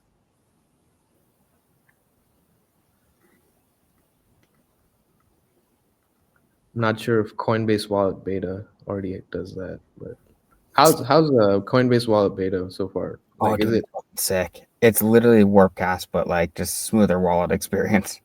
damn? How's using mini apps on it? Lightweight at the moment, just Mm, because there aren't many apps yet. Like they're doing like a pretty curated experience right now. I see. So like I'm pretty sure they're just onboarding like mini app developers one by one and being like, Oh, yo, yeah, like literally, like, what are you building? Okay, let's add it to Coinbase. And it's eventually going to be really simple. I talked to Dylan about it. It's eventually going to be really simple for you to port over your mini app from Workcast to Coinbase Wallet. But right now, there's like some level of complexity just because of the way Merkle has set things up, etc. So there I will there will be like a solution coming soon, but for now, it's like a cumbersome process to onboard new devs, which is hindering the amount of mini apps on the platform. So, however, I will say like the distribution of mini apps is different. yeah, So Coinbase Wallet, really everyone uses it. So well, this is the thing is there's maybe 300 people plus on the Coinbase beta. wallet beta right now. Oh, I see. So like you probably are getting like at most like 100 eyeballs, 100 high quality eyeballs on your new mini app if you do launch in Coinbase wallet. So I think distribution wise, it is super worth it to launch in Coinbase wallet. However, that being said, doesn't mean it's going to be easy. Yeah, but when it like drops, like it Oh, goes live, then it's gonna be like different. it's gonna go crazy, but they're gonna still curate super hard. So like you probably won't even get access to discovery unless like you have a genuinely good product, which Oh is yeah. valid.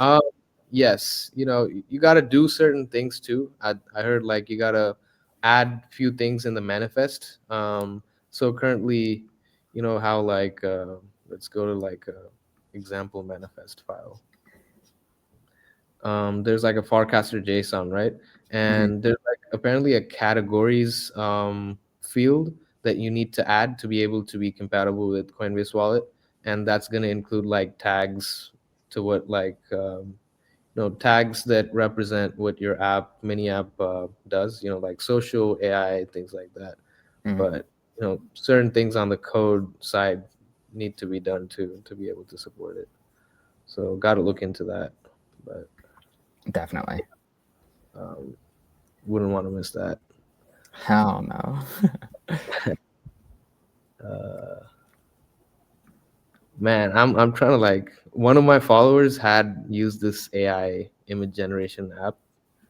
What were we even using it for? I don't even remember why we brought it up. They were using it for creating image content and kind of publishing it. And I really liked their user experience, and I was wondering if I could integrate something like that into. Oh right, the UX, yeah. UX. But this is the UX for Zoiner. The color scheme, this is what it looks like, but it's very bare bones. Got the mini app. Fire. It's not out there, but no, man. No. This is where it needs to be. Simple. The origin. Yeah, this is the origin. Oh, I love it. The OG. Let me. Oh, that's what I was looking for. Yeah, sorry, I got distracted and stopped looking for UX. I got into a rabbit hole. Yeah, I was gonna say we just got into the rabbit hole. Scrolling through thousands of posts. Yeah, I do think I think Amps is probably one of the, just because it has even your profile has how much your lifetime rewards, and it just yeah, it's just super simple. It's I like how it functions, and I like the UI, and it's very it's very easy to use, and it's very performant. It's very fast. Yeah. So definitely want to integrate what it does, and it has a profile section right here. Automatically shows all my casts, which is good. I'm trying to think if people use the mini app to join.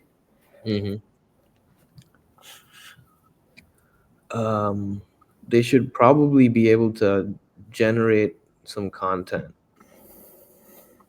like AI content, or there should be a following list, and it should show all your followers. And or what if you don't have an image? What if you don't have an image? Maybe that's the product, because I know you really wanted to do something around this as well, around AI generated images for this. Yes. So if you don't have an image, you got to think about what the user wants to coin. Maybe a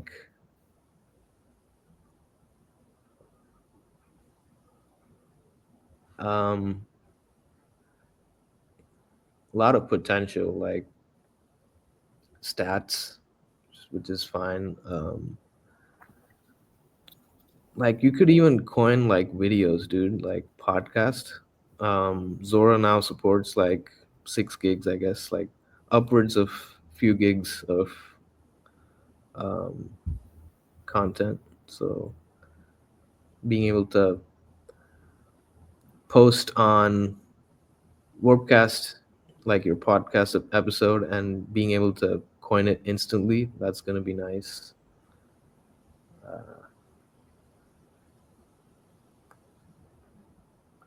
Let's just go to the Zora platform and see what's being offered already, and see if we can find any insights.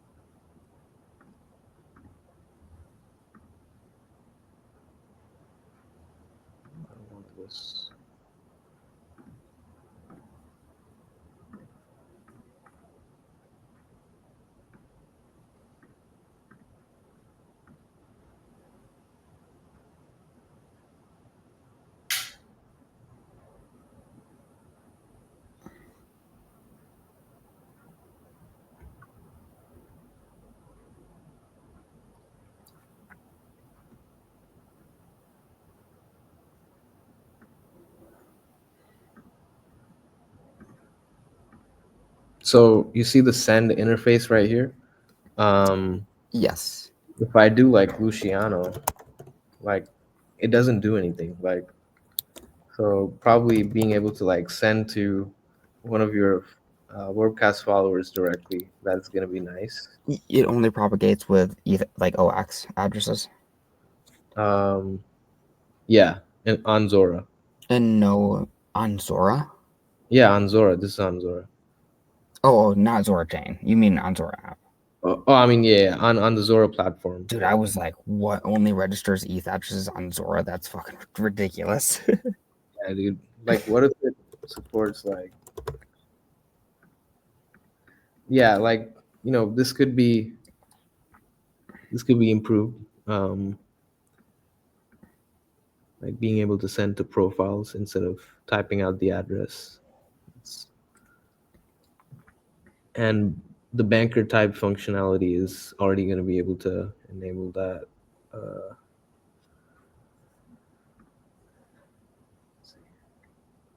Yo, Limone just bought the coin. Legend. Let's go. Fucking legend. You know what's funny is they're probably going to show this at FarCon Rome next year, so it actually might actually be worth buying this coin. This is not investment advice.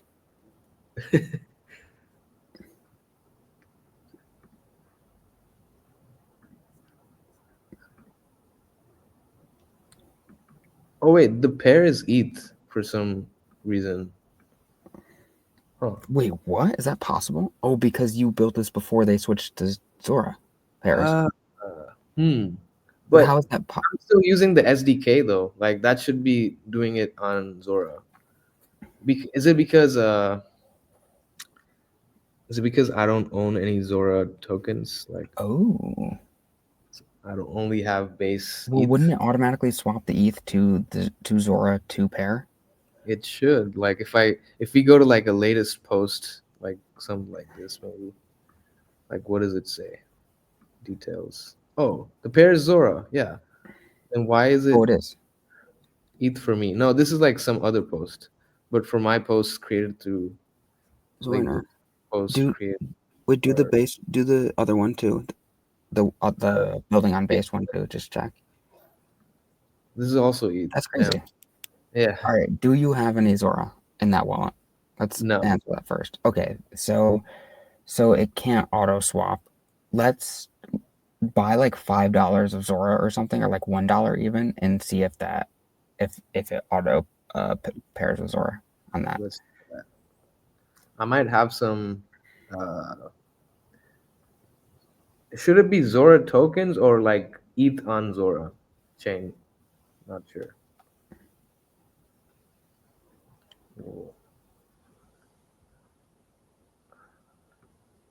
Oh, dude, I think I saw my Zora airdrop.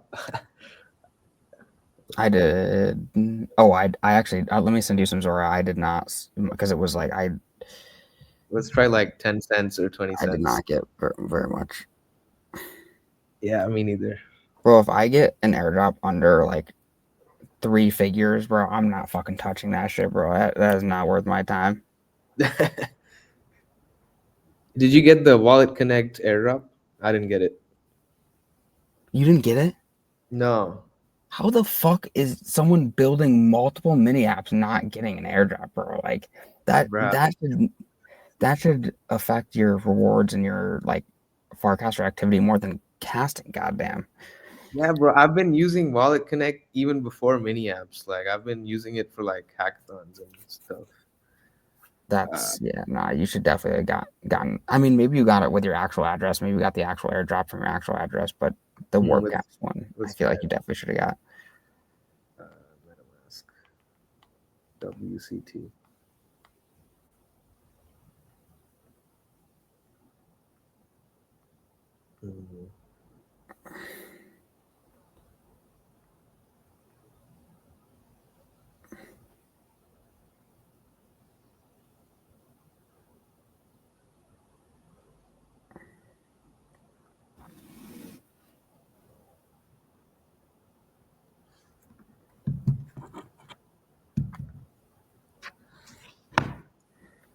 I gotta figure out this fucking time zone issue. I had to wake up at 2 a.m. my time for these live streams because I booked them all in EST last week.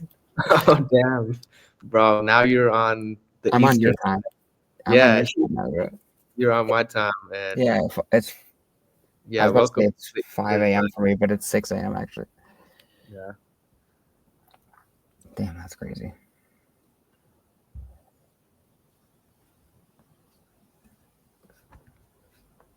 Oh, sorry.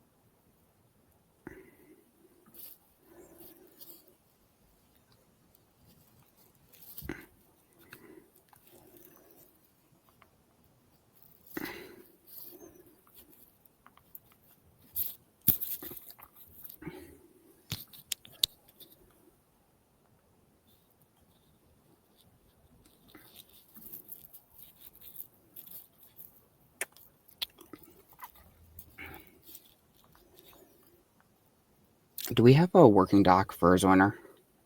No, we have a README. I mean, I'd be down. I'd rather just send you suggestions and push PRs, to be honest. But if you need me to push PRs, then is what it is. Oh no. What ideas do you have for like documentation? I was just thinking, like, literally just a Google Doc where we could list out priorities, just like the Zoiner, making it from your account to Zoiner account, and just listing out some, just to make your life easier. Sure. Let me invite you to a Notion, and Yeah, we can get perfect. Just because I want to keep all these things, all these updates and shit in one place, just so you're not like yo, or we're both not like on live next week. Like, yo, what did we even go over last week? Yeah, dude, definitely need to put thoughts down. Bro, it's just like getting so overwhelmed with the amount of things that are being built and like the amount that needs to get done. So it's just like organization is like very important. Yeah. Bro, when I was younger, like I really thought like you could do everything, and then like as I'm getting older, I'm just like, dude, like my rate limit was so much lower than I expected. Bro, I'm like 25. I'm like jumping like on both sides. Basically, I sometimes I feel like I can do everything in one day, and when I actually start doing it, it's like 2 hours gone by, and I'm like, oh man, I'm about to be knocked the fuck out. You're like, oh, I'm fucked. Yeah. So I definitely hear you, but yeah, sleep is important to everyone, not just builders. 100%. Let's see. I will. Maybe just to-dos. Maybe do like a to-do thingy.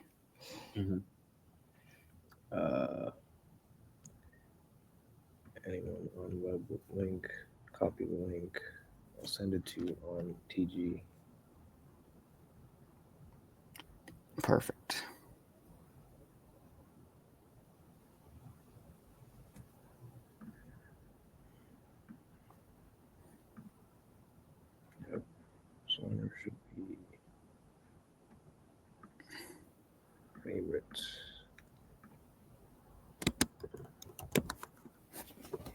I clicked on invite. Banker integration. Actually, first would be moving Homebase to Next.js app. This will enable both forecaster bot plus the app.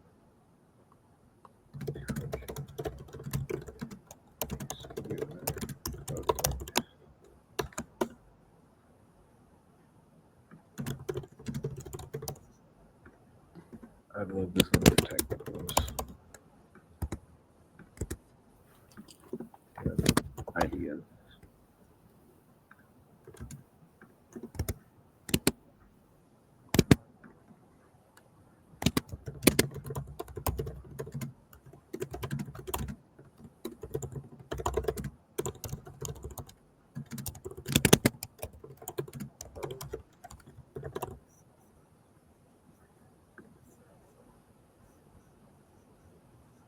Where's that GitHub?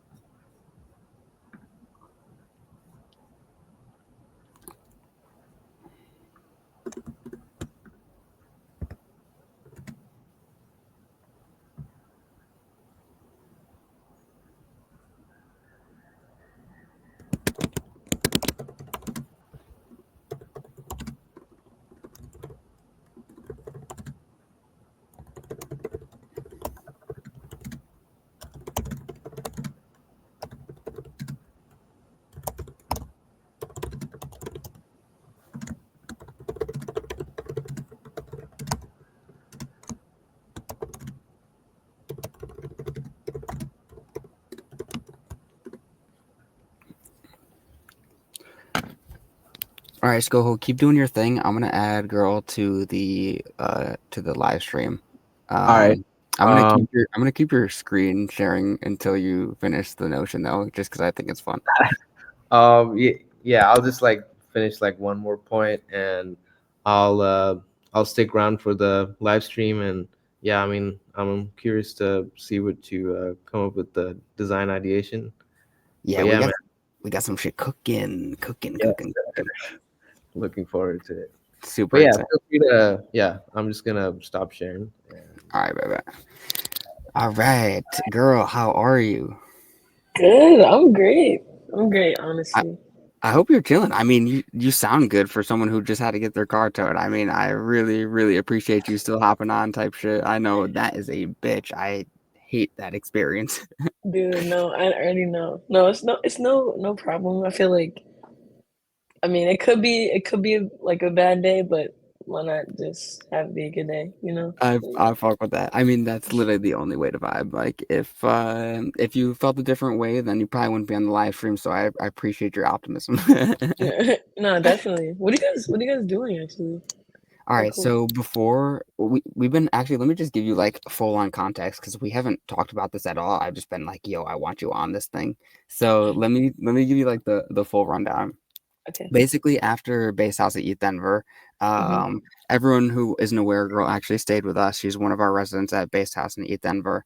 And Statua asked us if we would run some online workshops for leading up to base batches, like this current build-a-thon. So we created Homebase as this sort of decentralized community on Base, where people could come and host some workshops and learn how to build on Base, all that good stuff. So after the first 3 weeks of those workshops, they went really well. People loved them. And builders just kept hitting me up like, yo, like, would I just be able to come back on live? And I was like, yo, why don't we just start having people come on and just build live vibe code and just like Mm. get instant feedback, instant distribution on what they're working on. So that's why Skoho is like one of our regular devs who comes on. He's been building something called Zoiner, which is just a reply bot for people to create their own Zora coins. So that way you don't got to go to Zora app or anything like that. You can just like, it's like Clanker, but for coining Zora. So, Very cool. and we've been building out like more functionality, more features, and more stuff like that. Just right on the live stream, people have been giving suggestions on like what they would use, how they'd use it, why they would use it, all that good stuff. So it's just been like a really cool experience for that reason. And then after that, Bradley and some of the base team have started connecting us with more folks who are looking to like contribute to building in the base ecosystem. So Anthony and Miles, they were on here earlier, and we'll do another session next week with them. But essentially, it's called dashworld.gg. If you go to dashworld.gg, they created this sort of it's very similar to what this is why I thought of you, because it's very similar to like what you're doing already. And they want to like start working with designers and devs like yourself to start building out more of it. This is cool. And yeah, and I think you'd find it really cool. And I feel like you're not really that like super competitive of a person where you'd feel like some type of way about it. Like I feel like, you're more like positive some type shit. So because I feel like some people would be like, oh, like this is too close to what I'm doing. But I feel like you're like there's so much to like be gained from like working with them, learning about it. And this is not a zero-sum game. Like this is obviously not going to be the only IP and brand in the future, so like I think that's why I just thought of you. You're literally like the first person I thought of. And I just wanted to share a little bit about like Dash with you, what they're cooking up, and like if you wanted to like do anything around it. They even need like better 3D assets and like more of that stuff. And of course they're willing to contribute to your ability to do that. So I think it's like a valuable position for everyone involved here. So I don't know. I say we even start this live stream, since people might not have context around like what you do or who you are. Maybe let's just start now that you have a little bit of context about what the fuck is going on here. Share a little bit about yourself, what you've been building. Maybe even share your screen and share some of like either the TikToks that you've like incorporated your character in, or something else entirely. Whatever you want to like show people, whatever makes the most sense. Okay, yeah, definitely. Thank you for that. Yeah, Dash looks really, really cool, actually. It's really cool. And they on the live stream a couple days ago, they were showing us like how to interact with Dash, like the current AI, and it's very responsive. Miles has been training it with his own personality for a very long time. So Wow. it genuinely does feel like you're talking to somebody with a real human experience, more or less. And I think it'd be really fun to like, they want to build games around this IP and brand, which is why I think you'd be a good fit. And maybe like your guys' brands like even cross over to some extent, like could even live in one game, live in one world. So there's like a lot of interesting things that can be done here. So that's why I just wanted to get you on live and start picking your brain. Actually, Anthony and Miles were supposed to be on right now, but something like Miles wasn't able to come on, so I just told Anthony, feel free to drop, and like I'll just run it up with Girl. So Anthony and Miles, we can all hop back on next week, and you can get more context from them directly about the project and stuff. But basically, like we just need to ideate around like I'm even thinking about like what kind of things and games are you sort of already building that you might want to like use this as an opportunity to flesh that out more, get instant feedback, instant distribution, and like just collab on this. Okay, yeah, definitely. So yeah, I mean, I guess just should I do like an intro? I guess. Yeah, do a quick Okay. intro about yourself, and then we can like share a screen and showcase some shit thereafter. Okay, but yeah, I did just pull my Instagram up. I can like scroll through there, but I'm gonna shoot your Twitter in the chat so people can follow you too. Okay, sweet. I'm gonna try to screen share. Present. Yeah. Screen. This one.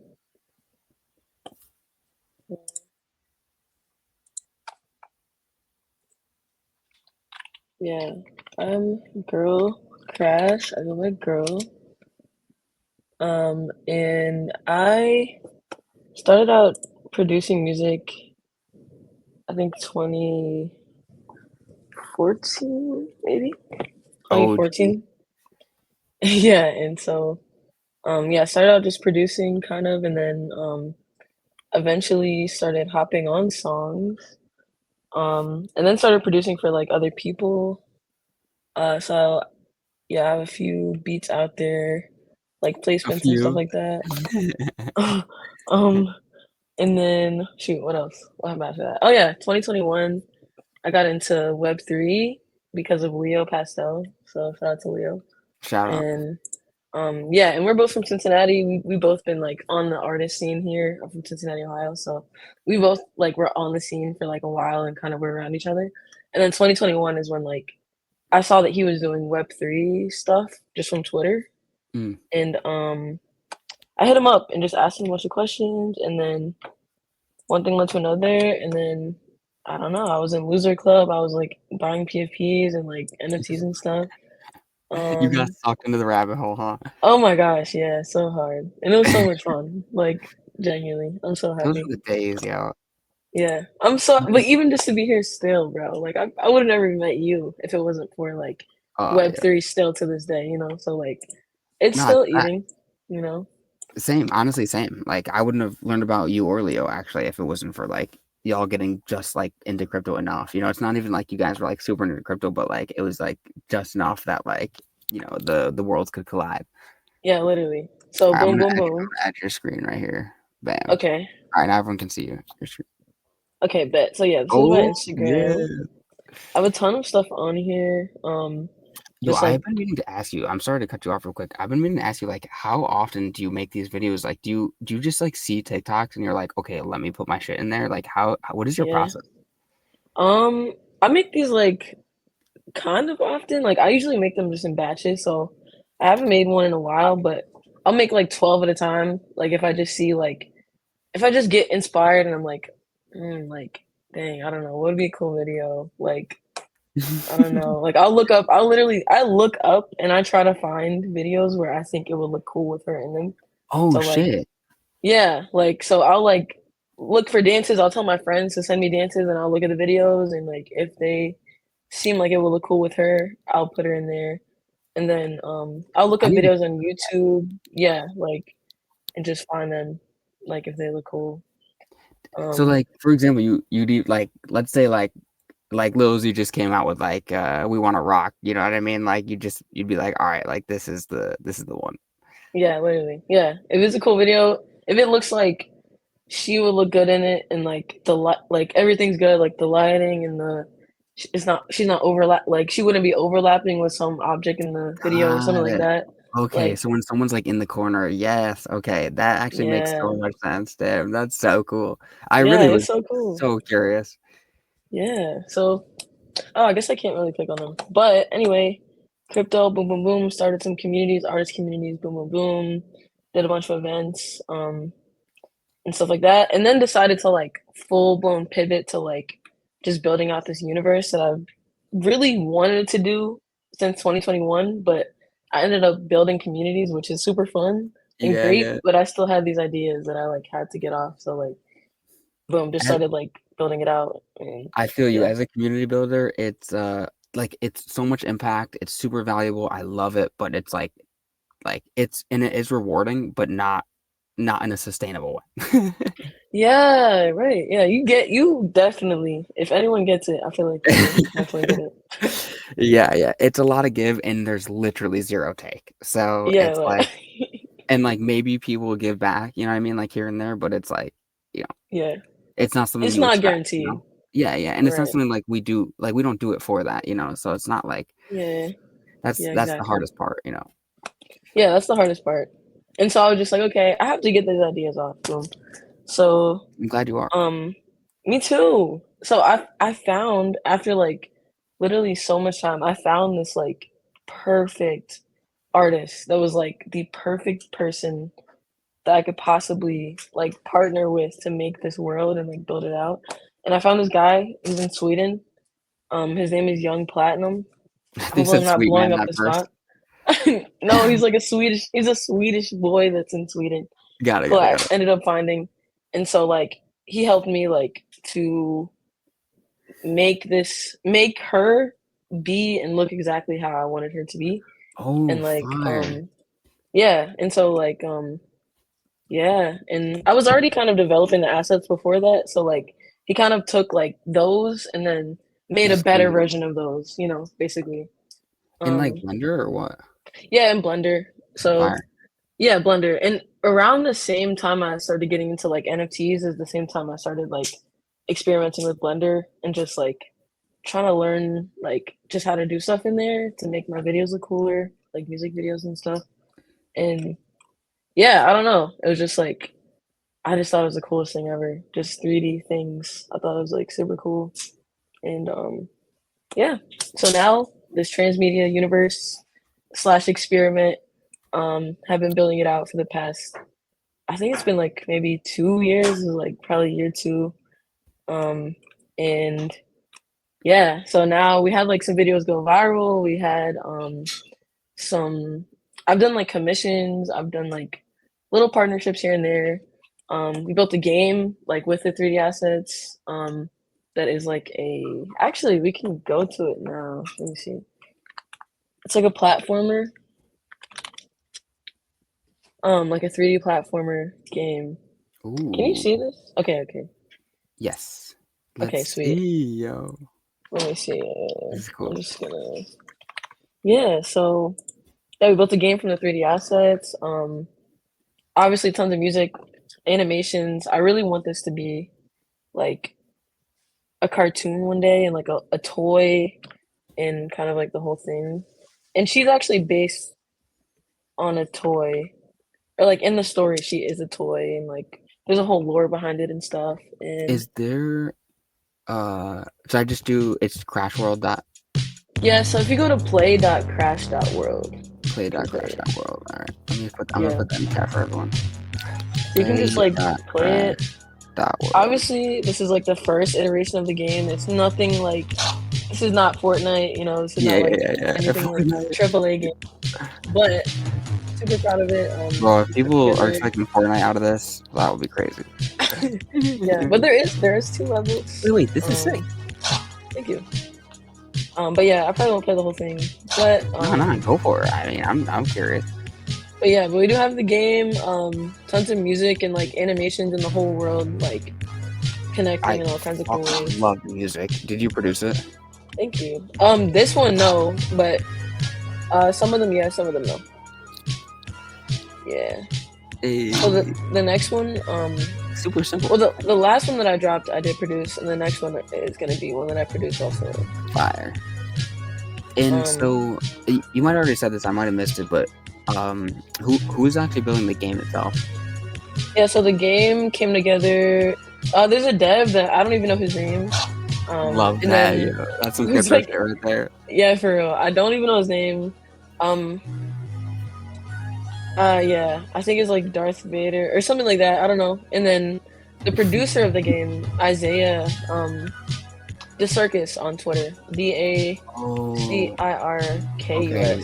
Leo was and he produced like the Stallions game. Yeah. He did. Leo was like, "Yo, you gotta know this guy." I'm like, "I don't." He's like, "All right, well, you do, man.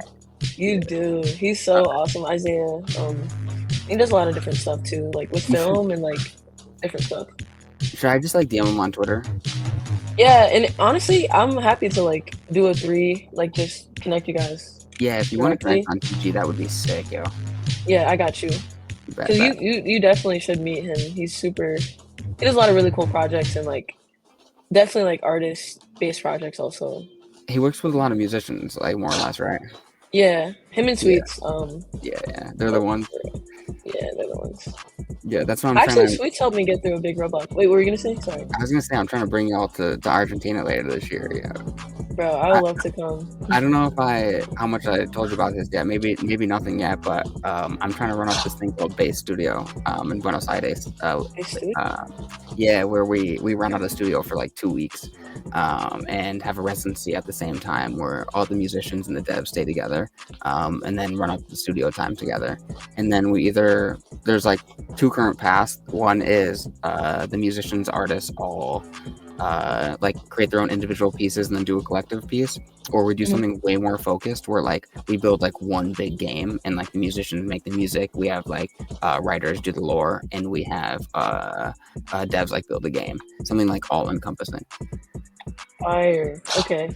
That sounds really cool, actually. I would love to do something like that.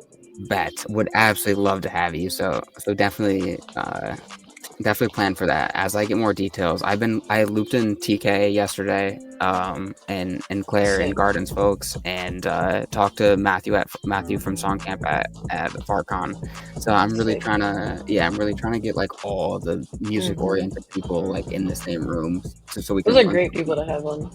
right. I mean, I'm really trying to like master coordinate this shit. Like, Yeah, I mean, bro, you can do anything. I mean, the thing is, like, I know my limits, right? Like, I know what I can do, and I know who's good at what. Like, I've been around long enough where I know, like, who should be doing what. So, like, I'm just trying to, like, put those people in the same room and be like, yo, like, you guys are actually about this life. Like, I'm trying to actually see it happen. There's no reason y'all should be competing. Like, we need to be growing the pie. We need to be fucking playing positive sum games. So I'm just trying to set up the games in a way where people can see that everyone can win. I love that. And I'm definitely down. So yeah, so we got the 3D stuff. I can definitely make 3D assets and things like that. Let me see if I can. Give me 1 second. Let me try and send you some of what they got cooking already. Okay, bet. And then the most recent like addition to the universe has been this AI agent project. It's been like basically there's a story around this world and where Girl Crash comes from and everything. Yeah. Well, and, I like, seen you didn't tweet about that recently, so I wanted to ask you about that too. Yeah. There's like a story. There's a whole like real story behind it, and like just where she comes from and why, and she's a toy and she's brought to life and all this stuff. So what's his name? Oh my gosh, it's slipping me right now. That's when I was like, oh damn, like this is literally what Dash like type shit did, and like this is perfect collab because yeah, I mean you guys are already doing it. Yeah, literally, and I love their like the site, like the way that they put it all together is really really cool. So yeah, 3D assets, and then AI agent that is basically the embodiment of this character that I'm working on, so that people can like interact with her, ask her questions, and like stuff like that. really be part of the world. Yeah, right. Really be part of the world. Like, yeah, just make it as real as possible. But there's some other ideas I have too, just as far as like making the world a bit more real with like IRL activations and like. So I had this idea. Do you know Cam Murdoch? Yes, actually. Cam. So me and Cam, we talked like 2 years ago at Art Basel about like just because he's like a world builder too, and so we were talking about like I was showing him the early assets of like Crash World and like my ideas and stuff. Oh, and then we came to this idea of like what if like what about those things? I don't know what it's called, but like if it's a certain kind of marketing where it's like making something real that's not, or like kind of like playing on the little boundary of like what's real and what's not, and like having like if it's Harry Potter, for example, like having like the hat be somewhere and like have like cards, like people actually be able to get sorted and like be able to get cards, and they open a card and it has their like what house they're in and it has stuff about them, like just like little stuff like that of like IRL marketing stuff of like, dang, what would it look like if somebody like opened the chest that Girl Crash was found in, this abandoned toy? Like what if that chest was real and it was somewhere and somebody could like interact with it, and like the world is like brought out of the computer or the book or the screen or whatever to like all right, you're giving like me some ideas for things, Dev you know what I'm Connect. saying? You said for what? I said you're giving me some ideas for Dev Connect. Really? Yeah, well, Kismet Casa is running the art hub, so we actually could do like if we do like let's say we spend 3 weeks building a game, doing the music, all that shit, like leading up to Yeah. Dev Connect. We go to the art hub, we have live performances, we showcase the game, we have people start to play it, all that Mhm. shit. Like we actually could do some sort of IRL crossover where people like come to the art hub. First of all, that was sick, by the way. Thanks for playing and like completing it. Thanks. I was really curious to see like both levels in the end and all that. Oh But yeah. and so at Dev Connect, what we could do is at the art hub, like have like there be in real life chest type shit, and like if you get to the chest first, you open it, whatever's in that chest, like you scan the QR code, and those are the assets that you get in game. But like when somebody Mm. claims that asset, like that's it. You know what I mean? So maybe it's like first 10 to scan the QR code, get to claim it, and we put them all around the Dev Connect like spot. Fair. You know what I mean? Like we should do some shit Yeah. like that for sure. That does sound really And that's all cool. your idea. I just kind of like, put it into what we already got Yeah. cooking. No, definitely. Even like I know at Fest last year, I think Mhm. Optimism did this like scavenger hunt, or I think it was like a scavenger hunt where if you found all of the like tap. Oh wait, no, it was IYK because they have the tap Yes, thing, yes, yes, yes. and they did like a tap scavenger hunt, and they had did like riddles, and like if you found them all, there's like a pot of money, and then they split amongst Yes. everyone or something like that. That Yeah. was really cool. So No, that shit is super fun. But yeah, I wouldn't want to hyper financialize it like that though. Like yeah, I mean yeah, maybe the assets in game are worth something, you know what I mean? But yeah. like I'd want it to be like, yo, like you get these in game assets and you get to play with them. Like and if you don't want to do that, then like don't collect it, you Yeah, right. know? That's honestly a good point because like people would probably just do it, It to would get be the so problematic. People would be like, "Oh, I can win a portion of $100." Like, fuck yeah, I'm gonna, you know what I mean? They run around, they do it all, and then they never use the actual in-game assets, or they sell them as soon as they hit market because they're just farming. That's a good point, honestly.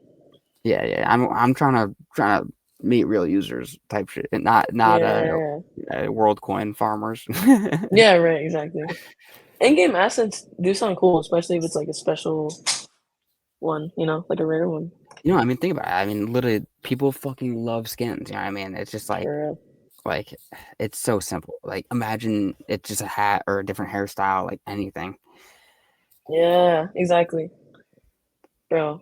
Fortnite people like go crazy over the. Bro, billions. Like I remember back in high school, one of my friends, he was like super big into Fortnite, and his mom got like super pissed at him, and I was like, "Yo, like, what the fuck's going on?" He's like, "Yeah, I used her credit card to buy like $1,000 worth of Fortnite skins." I was like, Oh "Bro, my are you?" I god, was like, "Are you actually stupid?" Like, I was like, that's "You're really gonna?" wild. I was like, "You're gonna do that? Your mom like that? Like, come on, like, Oh my gosh, that's that's crazy." insane. Like That's for insane. nothing, like for nothing. And if the artists who made those Fortnite skins were getting paid, like, I'd be like, all right, at least artists are getting paid, right? But like Yeah, Fortnite just straight raking that in. And like, his mom's like, yo, what the fuck? Like, and now I'm gonna have to like work more because oh you no. fucking spend more on skins. Like, I'm like, yeah, Shit. she's justified, bro. Yeah, that sucks. I'm not gonna lie. That does suck. Nah, The that shit like Robux, it hurts. it It gets hurts me. real. Like, yeah, yeah. I mean, it's one Yeah, thing if like you know, you can afford it, but like kids just don't know, you know what I mean? Like kids yeah, don't they don't know know. what that cost is, how much that money means, like They and of don't course know. Fortnite don't give no fucks, like these Right, games yeah. these games Definitely are no free. refund. Yeah, yeah, Yeah. yeah. No refunds, yeah. No such thing, That's yeah. crazy. Can you imagine Dang, like that's crazy. if like for whatever reason kid gets a hold of your credit card, they spend like fucking 5 figures on some Oh like skins, you no. hit up Fortnite and you're like the Fortnite's like, oh yeah, you're fucked. Like we'd never give you that money back. Like That's horrible. That's horrible. they're That's like, yeah, probably that's our how money now. how it went. No, Yeah. I'm sure I mean these companies are literally built on greed, so I would be shocked if they had any sort of, moral or ethical boundary. Yeah. No, that's facts.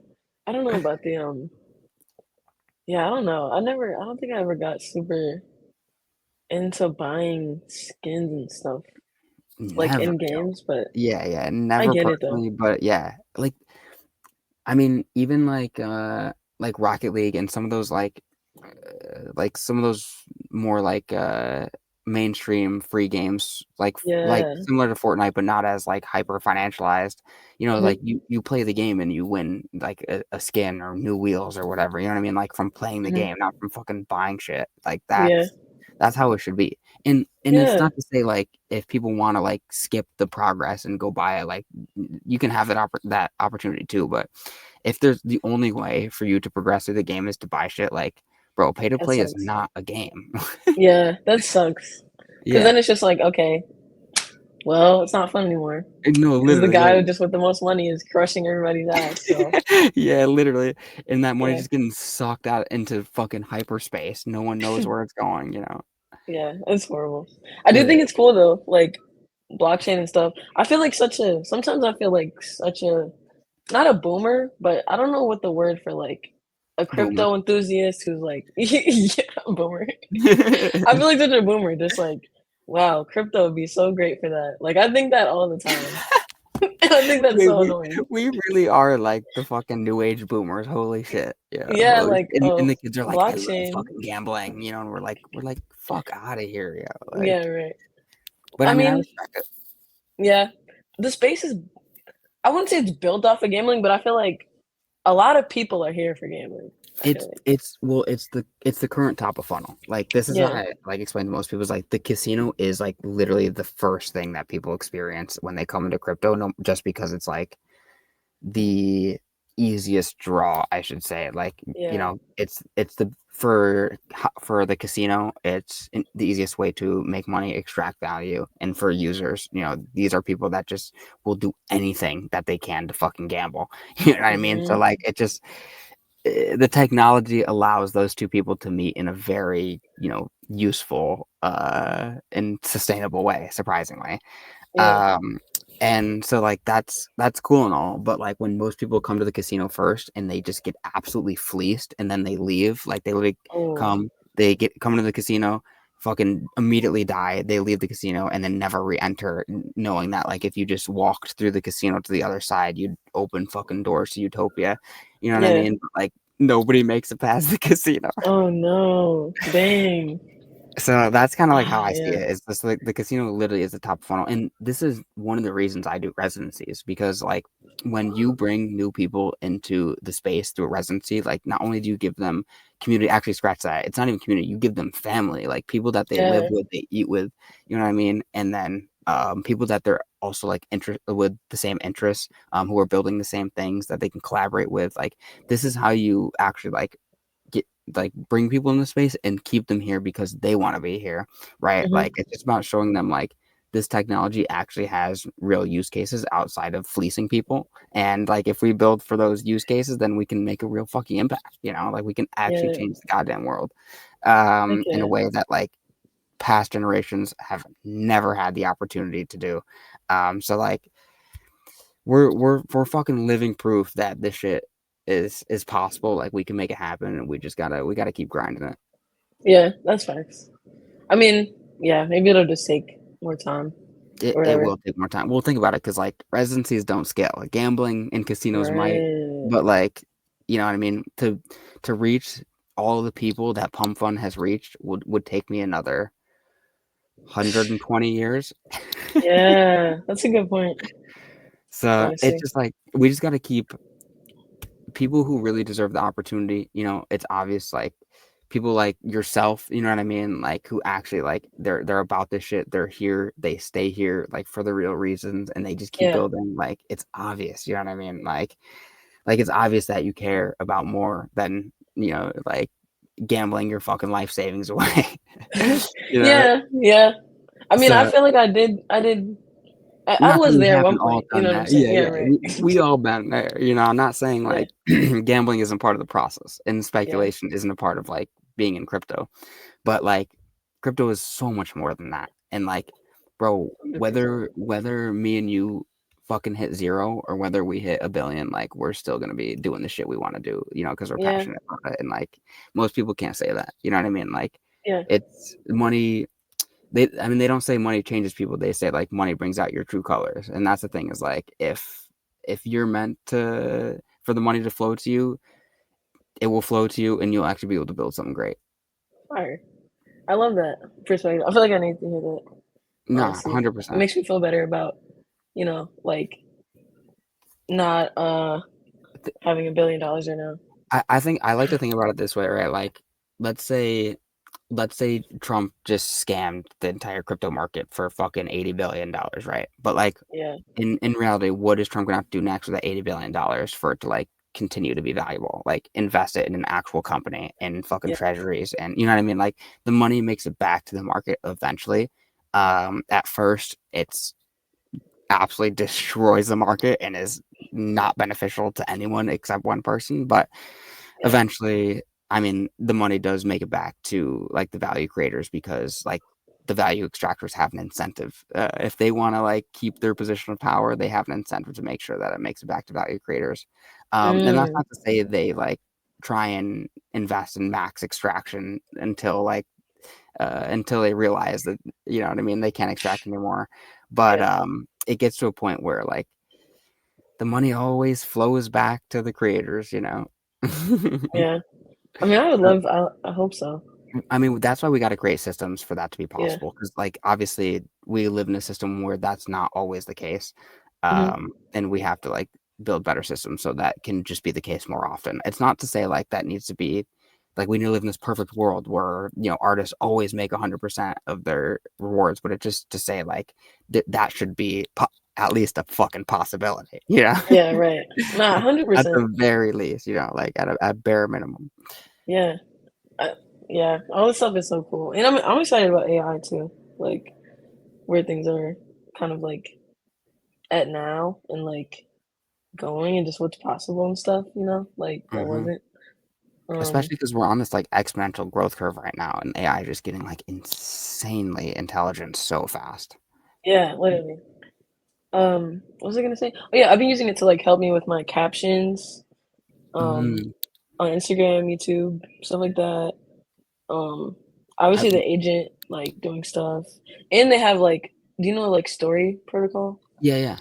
Yeah, like I think what they're doing with like just like IP and like licensing stuff and royalty stuff, and like they have like an agentic like framework for that, which I feel like is really cool. Just like capturing the value without I, having to manually track all your money down.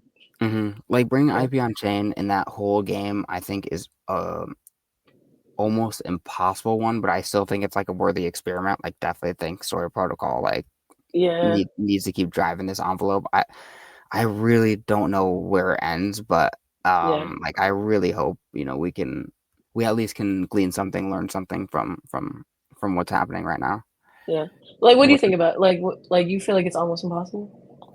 like from the perspective of like bridging traditional to on chain, because the thing is like Hmm. these are two different systems. Like one is Right. backed by government and one is backed by smart contracts and technology, and like they actually don't overlap like almost at all. And I think like that's Yeah. the problem. And like because we look at like story from the perspective of like web 2 IP, right? But like Hmm. the future of IP will look totally different, and like I think that's where story protocol really has to lean into.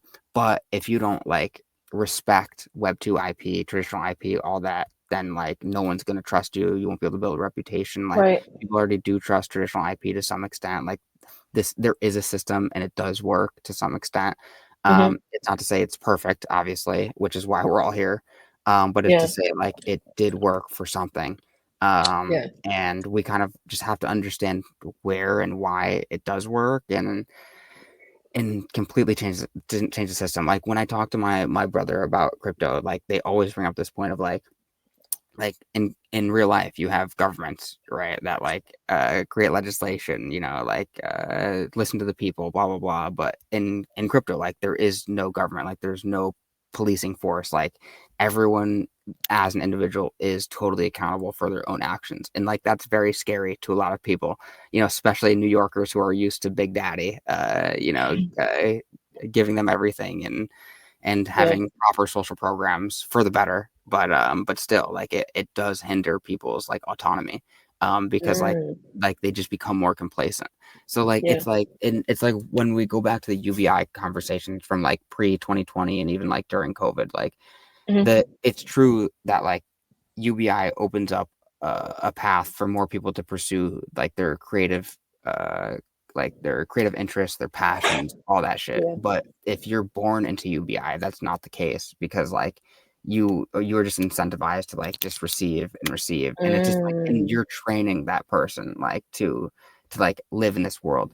However, that being said, like as people like grow up, they once they reach 18, let's say, and they start participating in the world more, and they're used to like getting this check and this check, they might eventually realize like, oh shit, like I could instead of like buying food today, I could like put this money towards like this cursor subscription, and like then they start fucking around. So it's not to say like they can't like progress past like the like a UBI complacency mindset, but it's just to say like we have to be extremely like mindful about the incentives we're creating for people, and like boomers were just so like ass backwards because like their parents, grandparents just straight up lied to them about like how things work, how systems Yeah. work, and it was just generations just lying to each other, didn't even realize that they were lying to each other. You know what I mean? Like they were just so Yeah. sucked into like bullshit that Yeah. like it was just like out of control, and you know what I mean, like all the negative zero sum humanity problems like that our forefathers grew up in. You're right, like Yeah.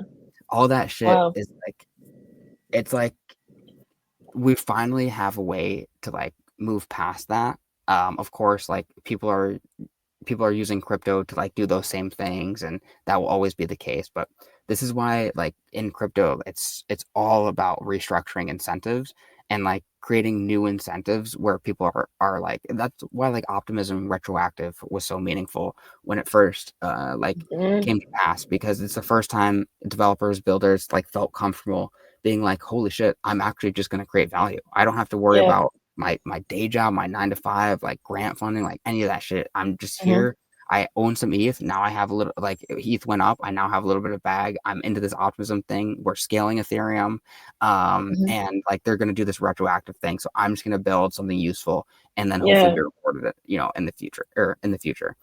Of course, like, it comes back to like government systems, playing politics with people who run these programs, and like we still all have all of these very human issues, but at the end of Right. the day, like we need to restructure incentives in a way where instead of people being incentivized to like go work the rest of their life for a 9 to 5 because it's the easy thing to do. We need people to like actually go build fucking rockets. We need people to build these like insanely massive indie worlds like yours. You know what I mean? That like people Oh. actually want to participate in, right? Yeah. Like these are the things that like people should be pursuing and should be building, should be creating. And like we need to be structuring these incentives where like that is what people are creating instead of fucking like hot garbage. Right. Yeah. Hot garbage. So Dang, that's a good point. yeah, that's Interesting. my restructuring incentives in crypto take. I mean, that's like it's literally why we're here.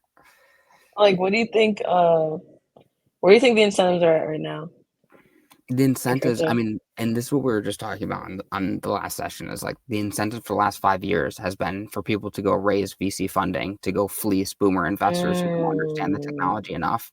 And it's like Dang. extremely problematic because like we could have been investing in consumer apps. Like we could have been investing in like Ethereum infrastructure to scale Ethereum, right? Like, and Yeah. that was happening and that stuff was happening, but so much of that liquidity was fragmented that ETH's price is literally down. Like if we focused on completing ETH infra first before funding all these all L1s, before funding all these all L2s, right? I mean, and the L2s were kind of necessary. Arbitrum, optimism, like these were like immaculately incepted. Like people don't even understand like the level of like how immaculate and organic like these L2s were Wow. when they were incepted, right? And like that's why they still hold so much like weight in the ecosystem, because like they were solving a problem that existed at the time that nobody else was solving. And then all these other L2s, L1s are like, wait, I can sell investors on the fact that I'm going to solve the same problem for a different set of people.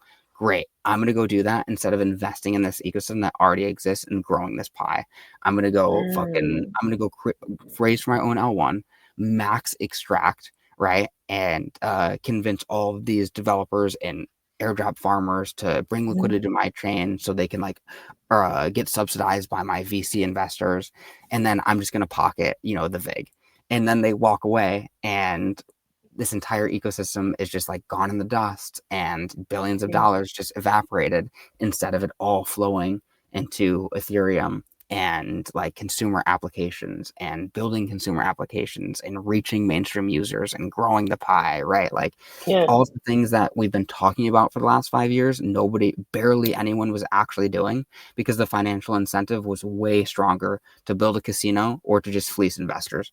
So Yeah. like that is where the current incentives are in crypto, and like that's why like Base is like flipping the script and just being like, nah, like fuck all that noise. Like we're just gonna build a genuinely like useful chain for that developers can use right now. Like Solana did. Like this is literally why Solana gained market share, because they were like, yo, we're gonna meet developers where they are right now, and like we're gonna bring users to this chain right now, so that way like developers have reason to build here. Unfortunately for Solana, they attracted a very specific set of people that like the users come to make money, the developers come to fleece that user, right? Like so like it's like the VC game. Solana is like the VC game in public, like that anyone can play, right? So it's just like really, that's why like the culture is absolutely like shockingly awful, you know. Yeah. But then again, when you go to like Solana in real life events, it's just smart people who are like, yeah, like I build products that actually make money because people are stupid enough to actually use them. You know what I mean? It's like, and you can't hate, you know what I mean? You can't hate on it. You're just like, yeah, like I would build a casino too if all I cared about was making money. And in respect, like most people, I'm even losing my privilege to work on the things that I care about. You know, we all only have like a certain amount of privilege, so like we all have to like get back to making money eventually and participate in reality. But at the end of the day, like money is not like it. Money is a ceiling, right? Like it's such an obvious ceiling, and like once you reach that ceiling of like how much money can actually like positively affect your life, you're like, holy shit, this shit's worthless. Like not only like is it supposed to be what everyone values the most, but it's actually completely valueless, and not from the perspective of like, oh, it's just paper, you know what I mean? Like even like as a coordination mechanism, like it's still valueless if you're not a human being, if you don't interact with people, if you don't have friends, if you don't have family. Like money is like you can't even, I can't even begin to imagine what the experience of someone's life would be like if like all they have is like money and gambling and like these like short-term like dopamine fixes, you know what I mean? Yeah. Like outside of like having meaningful relationships, like you know what I It's mean? Like nothing. it's literally nothing. Yeah. It's kind of sad actually thinking about that. Like Right. just having money is so crazy. I feel Yeah. like we want to have money, or at least I want to have money to like Do take what care you of my want with mom. your life. Yeah, like pay for Exactly. make sure I don't have to cut corners on the vision and the world and stuff. But Exactly. I mean, literally, when I made money, like, because I spent most of my college like accumulating Bitcoin and Ethereum after I figured out what the fuck was going on, like fire. putting like all my fucking, I was trading options too. So like when the COVID crash happened, like every dollar that I had made, every dollar that I had saved, like from that day, I threw everything into fucking Bitcoin and Ethereum. When Wow. 2021 came around, I sold the top more or less, Fire. and just started like rocking. I paid off my parents' mortgage like for their house, and like after that I was like, actually I sat back and I'm like, holy shit, like for the first time ever, like I have money. Like this is like, it was a brand new feeling, and I'm just like, it actually like made me feel sad. Like Oh, it was like I was shocked because like I actually was like, holy shit, like the whole thing, I've been spending my 18 years of my life trying to like accumulate money, because like that is like the only way to survive in this world. And yeah. like I finally did it, and I was like, holy shit, like what a meaningful life that I just like lived, like, or meaningless life. Dang. You know what I mean? That's Like 18 wild. years of saving every dollar from every birthday, every Christmas, everything. And then Dang. I'm just like, yo, like what's even the point? Like I really like had to fucking sit down, introspect, and revisit like everything I did like from that point on. That's And wild. it's, and that's just like, I don't know, like money just, it's fucking meaningless. There's no other way to put it. Like, however, that being said, like money can do so much. Like when like I was able to use a lot of that money that I made like to do these residencies, like to do Kismet and like, start creating this impact and like, if you put money in the right places, like the things you can do is fucking crazy. Like, and that's like the dichotomy, right? Like that's the fucking like on one side money is absolutely meaningless and on the other side like it's the most meaningful thing in the world, so it's just like it's really hard to like find the equilibrium between those two and like actually create real value in an efficient way with it. Yeah, right. I feel like I don't know, maybe the experience is like different for an artist too, because it's like I feel like when we don't think about money is when like we can really like Get creative. Be free, and get creative, Exactly. Yeah. Produce but it's real also value. like right, but then it's like well I haven't been thinking about money, so now I don't have any money and now I have to figure out how to like Exactly. Now do I have this to thing put all again, my thinking and thought process and energy into making money. And like if that Yes. doesn't even work out, then never get to have the creative juices flow. Yeah. I mean, it's wild. This is why I really want to have today we're supposed to have a music session. We're gonna have to do it next week. Because like Oh, not enough okay. people were free, but I definitely want to have you on. Mhm. But I want to have a live stream where we talk about on-chain music and like Yeah. allowing artists to capture the value, because like this is the conversation of like why artists come to crypto should be because like they don't have to think about making money. Like they can actually Yeah. just like produce work. And it's not to say like they don't ever have to think about money. Like obviously you need to think about like a long-term vision and strategy and like, you know what I mean? Like Mhm. just for your own process, not even like how you capture the value, but like just like when you are creating, like there is a process to like creating, then sharing that work, having Mhm. other people like contribute, participate, like collaborate, like Yeah. it's a whole thing that artists really do need to think about. Yeah. And but at the end of the day, like the tools that they like can use, like they should already exist, and people should just be able to look at the array of tools and go, okay, this is what I need. Like, okay, Zoro works great for this. Okay, Manifold works great for this, right? And like Mhm. we can like actually like reach those artists exactly where they are instead of them just being like, oh my god, like I have to think about making money and like I only have to think about making money now again, and like Yeah. I'm not even going to create anything valuable enough to make money now because I'm thinking too much about making money, like Yeah. we gotta get creators and artists out of that mindset and into like this is what devs are trying to do here. Like they understand this is a real problem. Sweetman is such a great example of someone who like deeply understands this Love problem and him. is like doing everything in his fucking power, to change Yeah. that. Yeah. Honestly, shout out to Yeah, him. no, literally, and this is what we need to be doing. Like this is why musicians come in crypto. Like this is why we try and bring artists to crypto, is to solve that. So if we're not Yeah. solving it, like we shouldn't be bringing artists to crypto, like No, period. I like that actually because it's tricky. Like I want to tell like my friends, my artist friends, like, Mhm. hey, like people get curious. Yeah, like people ask me all the time, like, what about this? Weren't you in NFTs? What about this? Like, I'm curious Mhm. about this. And it's like, I'm sometimes I don't even know what to tell them because it's like such a wild place to even, where do you start? There's so much to say. What do I even onboard you to? You know what I'm saying? Like, Exactly.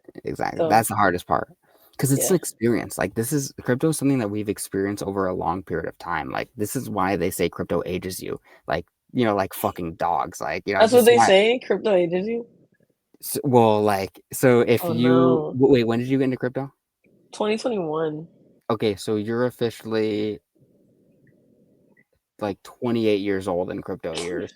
Plus, add that to your actual age. Oh my gosh. That's like, I don't know, 50 something. 1 year in crypto is 7 years in real life. That's how it feels though. It really feels like that's how it feels though. I can No, it definitely is. say that. It's not even doesn't feel that way. It literally is that way. Like I've been in the space long enough where I actually have experienced this. Like Oh because my things gosh. things iterate so fast. Your mindset shifts so fast. Like the community sentiment shifts so fast on a day-to-day basis that like Yeah. I mean like we are in the fastest moving space that has ever existed in humanity's like entire history. Um, Insane, dude. it's slowing down. That's the weirdest part is like things are starting to slow down. Just because they're becoming more traditional now that more people are coming into maturing as an More ecosystem. stable. Yeah, exactly. So like my friend's teacher used to say, if you want to grow the most as a person, go work for a company that's growing the most, and like in an industry that's growing the most. And like crypto is the perfect example of that. Of like imagine working at Coinbase, like day one, day two, etc. Like you literally were working at the fastest growing company of all time. That's Um, wild. and yeah, and so like for you to be able to iterate on that pace at that time frame is just like almost impossible, and it's not for the faint of heart. So like for Yeah. us to like come here and just experience this and like be a part of it, just like whether it's just by looking in or like diving in deep in other ways, it is going to like take a toll on your mental, emotional, physical health, and it's Yeah. something we do have to be mindful of. And more or less, people are, especially that's why like touch grass is such like a big motto in Right. crypto because we all definitely need to be touching more grass. Yeah. But at the Go end of the day, outside. like to bring this full circle, like this is why it's so hard to bring new people into the space because like you have to spend like 2 years on Twitter, like watching accounts and reading shit for you to like Right. understand what the hell crypto is. And what the Yeah. fuck does that even mean to someone? Like imagine telling someone like, oh yeah, you just gotta spend 2 years reading tweets and you'll understand. You'll It's get like, it eventually. no, literally. Like Yeah. it's crazy that that's a fact. Like it's an No, that is absolute literally a fact. fact. Yeah, Yeah, that's yeah. literally a fact, bro. I remember like first getting into crypto, or I mean, technically, I bought Bitcoin in like 2014 for the first time, but I Oh didn't know what shit. I was doing. I did not know what I was doing, so I don't have the Congratulations. wallet. I didn't. No. Like, don't have the wallet. Didn't No, I mean remember it's still anything. super sick that you like interacted with Yeah, Bitcoin at 2014 is so sick. yeah, Was it I for did. like a I fake did. ID or some shit? Like Yeah, just Silk fire, Road. Like, fire. yeah, with my friends, just doing hood rat shit. Love it. Yeah, but what was I gonna say? I don't even remember what I was gonna say, but We were talking about the how onboarding people. fast Oh, it the goes. 2 years Oh on my god. Twitter. Oh my gosh, Yeah, yeah. Like when I first got into 2021 when it was like the big, like it was like the the top. big top, yeah, 2021. And like spaces were like bumping, everybody's on spaces. There's tons of, big spaces. I remember being on my phone like all day every day, like people looking at me like, what is wrong with you? Like, are you okay? Like, I'm in the studio with my friends, just like in the booth with the space like as low as I can, trying to listen to what they're saying. Like, it literally, like, Yes, bro. Clubhouse. But yeah, but I guess that's just the process. Like, honestly, It is. just Well, it takes a level of curiosity because this is the problem with crypto. If you're not like naturally curious, if you're not like a self-starter, if you don't have like a certain level of autonomy, like you're yeah, not gonna make it in crypto just because like you have to learn on your own.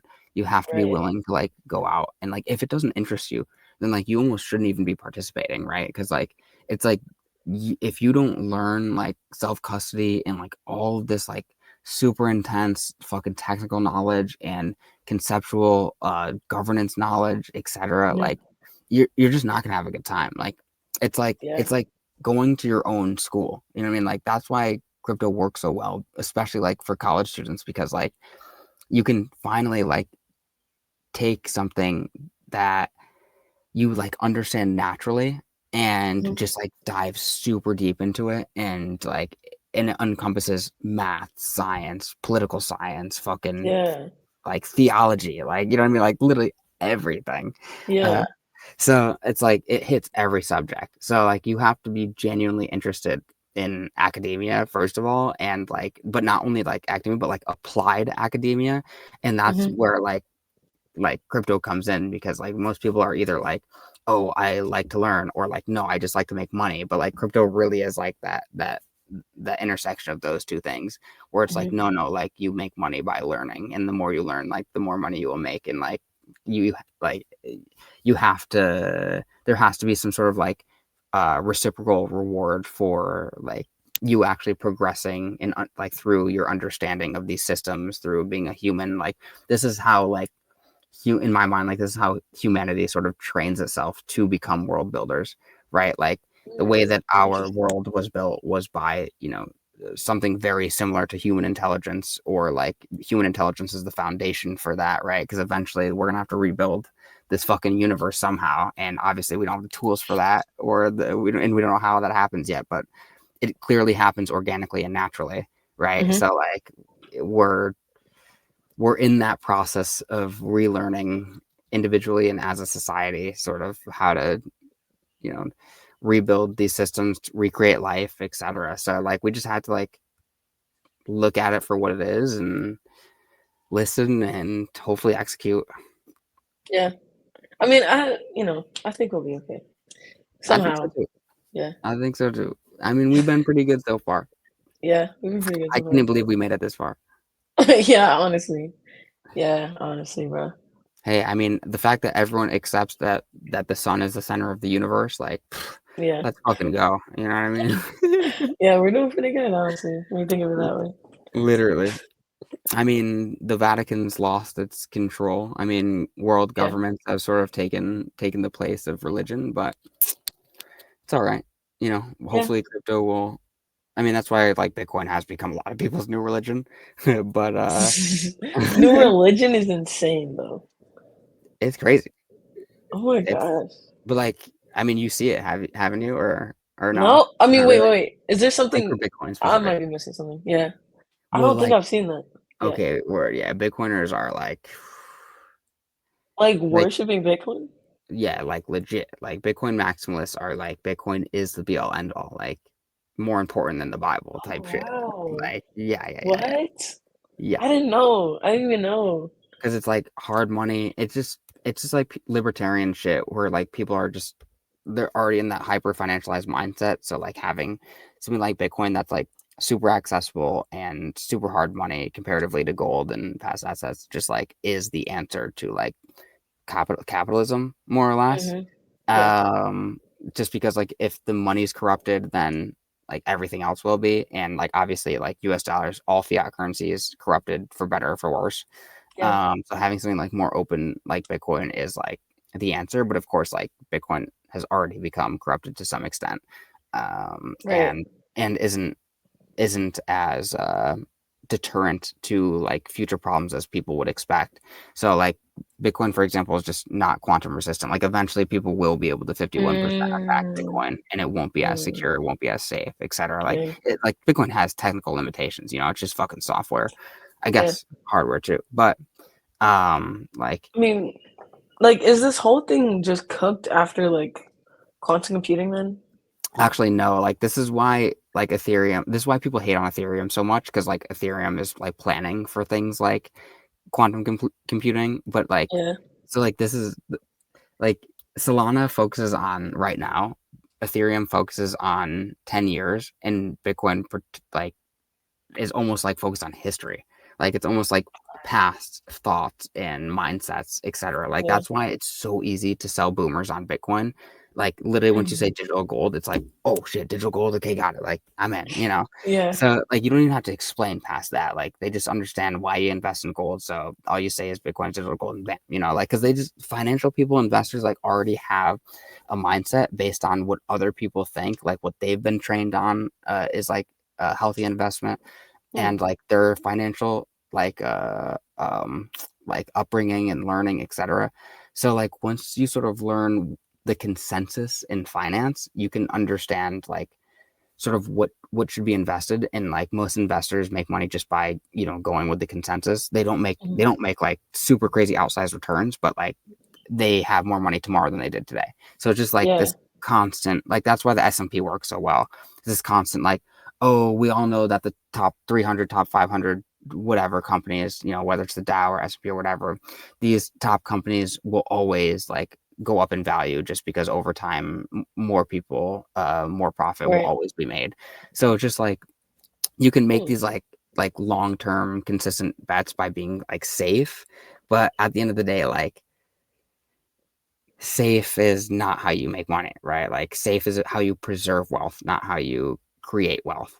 And like most of us don't have the luxury of preserving wealth. Like, right, we're not born Yeah. into fucking trust funds like Yeah. our Brooklyn peers. So Yeah. it's a unfortunate, but it also is like really nice because we don't have the responsibility and Keeping your accountability. money. Yeah, Yeah. exactly. We can actually live our fucking lives the way we want to. Yeah. Yeah. Yeah. That's why I think Love like that. people in crypto who like jerk off to fucking creating generational wealth. Like it's just so funny to me. It's like dog, like if you actually think that money's gonna be valuable to your kids or their kids, like you're cracked, bro. Like your kids starting from zero is the best thing that could possibly happen for them. And this is why like Damn. this is the one thing the boomers got so fucking right was about like the What? middle class and like Mhm. having a real growing middle class that like actually does like thrive and like has real social mobility, economic mobility, etc. Because Mhm. like that is where the value is. Like the value Yeah. is in people growing from where they start. And if people start at the top, there's only one way to fucking go. Of That's course, interesting. of Yeah. course, like, you know, there's plenty of people who have not squandered their wealth, you know, like their parents loved them, were great teachers, but the majority of people who are born into like that like rat race, you know, like Mhm. their parents are like they don't even have time to love them, and you know, there's that Right. whole movie trope, etc. And it's very, Mhm. very real and unfortunate. And that's like why most people who grow up in New York, like I actually do feel genuinely bad for them. Like Word. not to not to like single out like Dylan, but Dylan's like a really great example of someone who like grew up in Manhattan, but like just Yeah. has parents who love him. You know what I mean? Like Aw. it's like you know what I mean? Like it's really important to have like a family, you know what I mean, who Yeah. actually genuinely loves you because then you can share that love back with other people. But if you don't like Yeah. if you don't grow up like receiving and experiencing love, you're not gonna understand how to love other people and you're not gonna be able to like create a good experience for other people. So it's just like you know, it starts from being a human, you know, and Mhm. in New York, it starts at being a fucking, you know, a value extractor or businessman or, you know, moneymaker because like you can't afford to live in New York without being that. So like it's Yeah. really hard for people to like not lose themselves when being in such a highly competitive place. Mm. So Mm. especially if like your parents don't have like hard skills that like you can translate into capturing value. Mm. But that's why, like, you know, most people back in the day, they all did what their parents do because their parents were genuinely skilled at that. Everyone Mhm. respected that. So you just do it too. You learn it. You're really good at it. Other people Mhm. who are good at other things, you know, good value of exchange, right? But Yeah. like, obviously, our economy doesn't really work like that anymore. So like, we Yeah. need Right. and this is one of the reasons Bitcoiners are like religious about it is Mhm. because they're like, oh, we got to go back to the barter system, and Bitcoin is like the Mm. ultimate thing, like you know, the ultimate Yeah. currency that people can use instead of bartering, and blah blah blah Yeah. blah. You know, like people just you know, Makes sense. yeah. Yeah. So it's just like Wow. we really gotta come back to reality and Yeah. understand like where financialization like creates value for us and like that's Mhm. why we need to use it like once we go too far like once we do 2008 financial crisis type shit it's like we've obviously gone too far and now we're like destroying people's lives because we've created this system or game that like one individual genuinely benefits from wrecking Yeah. everyone else's. And it's Damn.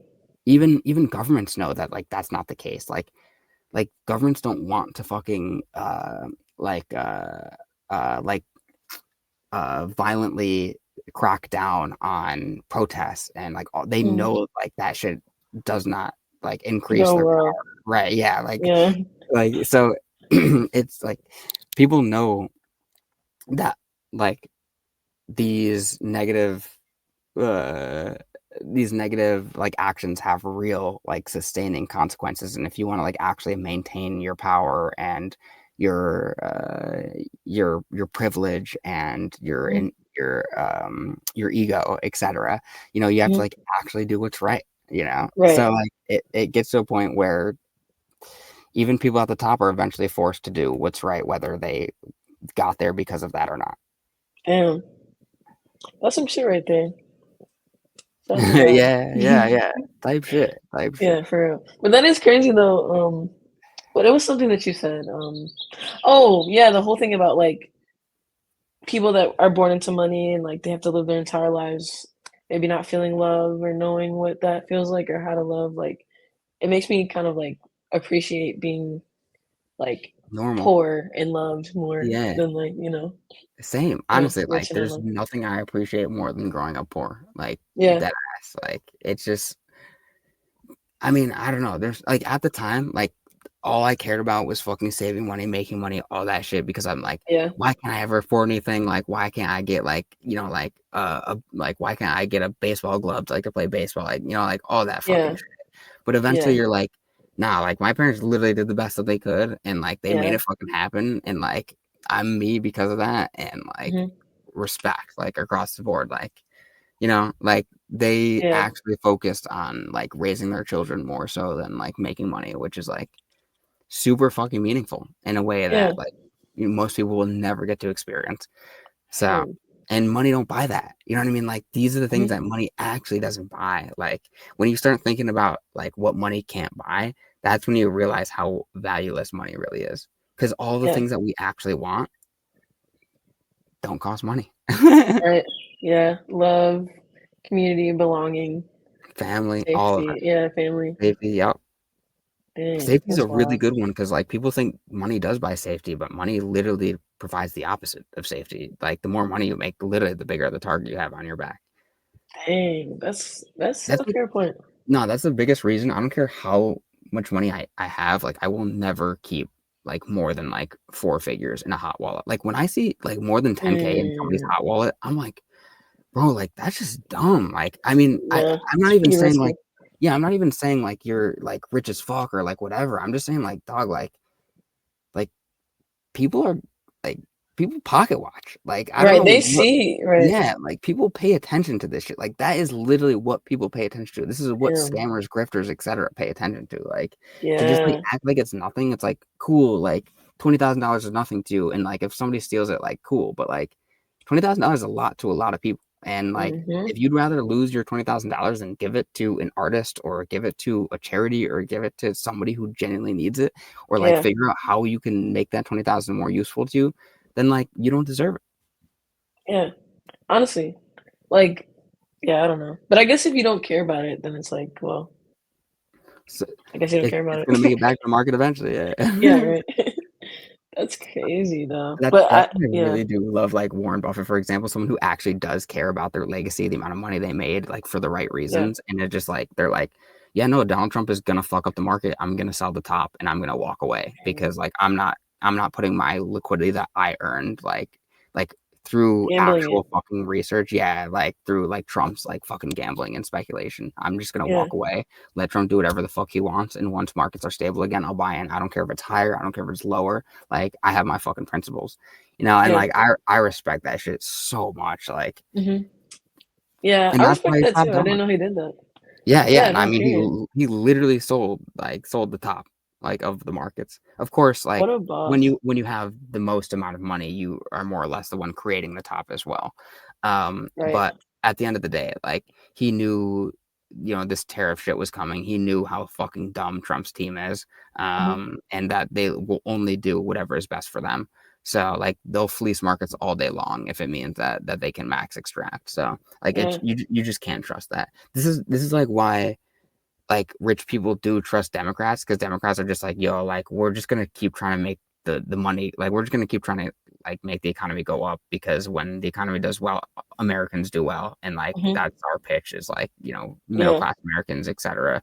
Of course, like Dems are extremely bad at fucking marketing Right. and reaching people, and you know what I mean, like all the things that Yeah. like we wish that they were good at.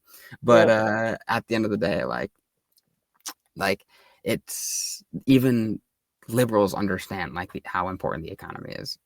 Yeah. Like maybe we shouldn't just Destroy it. fuck around with it. Yeah, right. Yeah. Destroy it. Exactly. Right. That's Because kind like, of scary, honestly, too. yeah, I mean that's Like for literally regular what, people yeah, like me. really fucking scary Yeah. for Super everyone. scary. Because I feel like everything is just, I don't know, man. This really seems like not to like bring it back to like Crash World or whatever, but like I Yeah. made it from a place of like post-apocalyptic. Like years ago, I think I made it around like 2019 is when I got the idea for it. Mhm. And like post-apocalyptic, like free expression being like silence, like these thoughts of like, dang, like what would like the end of the world kind of feel like? And every day it just feels like it feels like we're getting closer to it. Like it just feels like everything is destabilizing, everything is becoming more uncertain. People are starting to get silence. Like people are starting to like get like 1960s type of vibe where you can't speak out against the government. You can't freely like do these things, and it's kind of like, damn, like this is kind of wild that this is actually it's becoming realer and realer, and it seems kind of it's just a wild time to be alive. But I I mean, don't know. it's insane. Yeah, it is insane. But crypto actually gives me hope. I'm not gonna lie. Crypto is the Yeah, hope. I mean, yeah.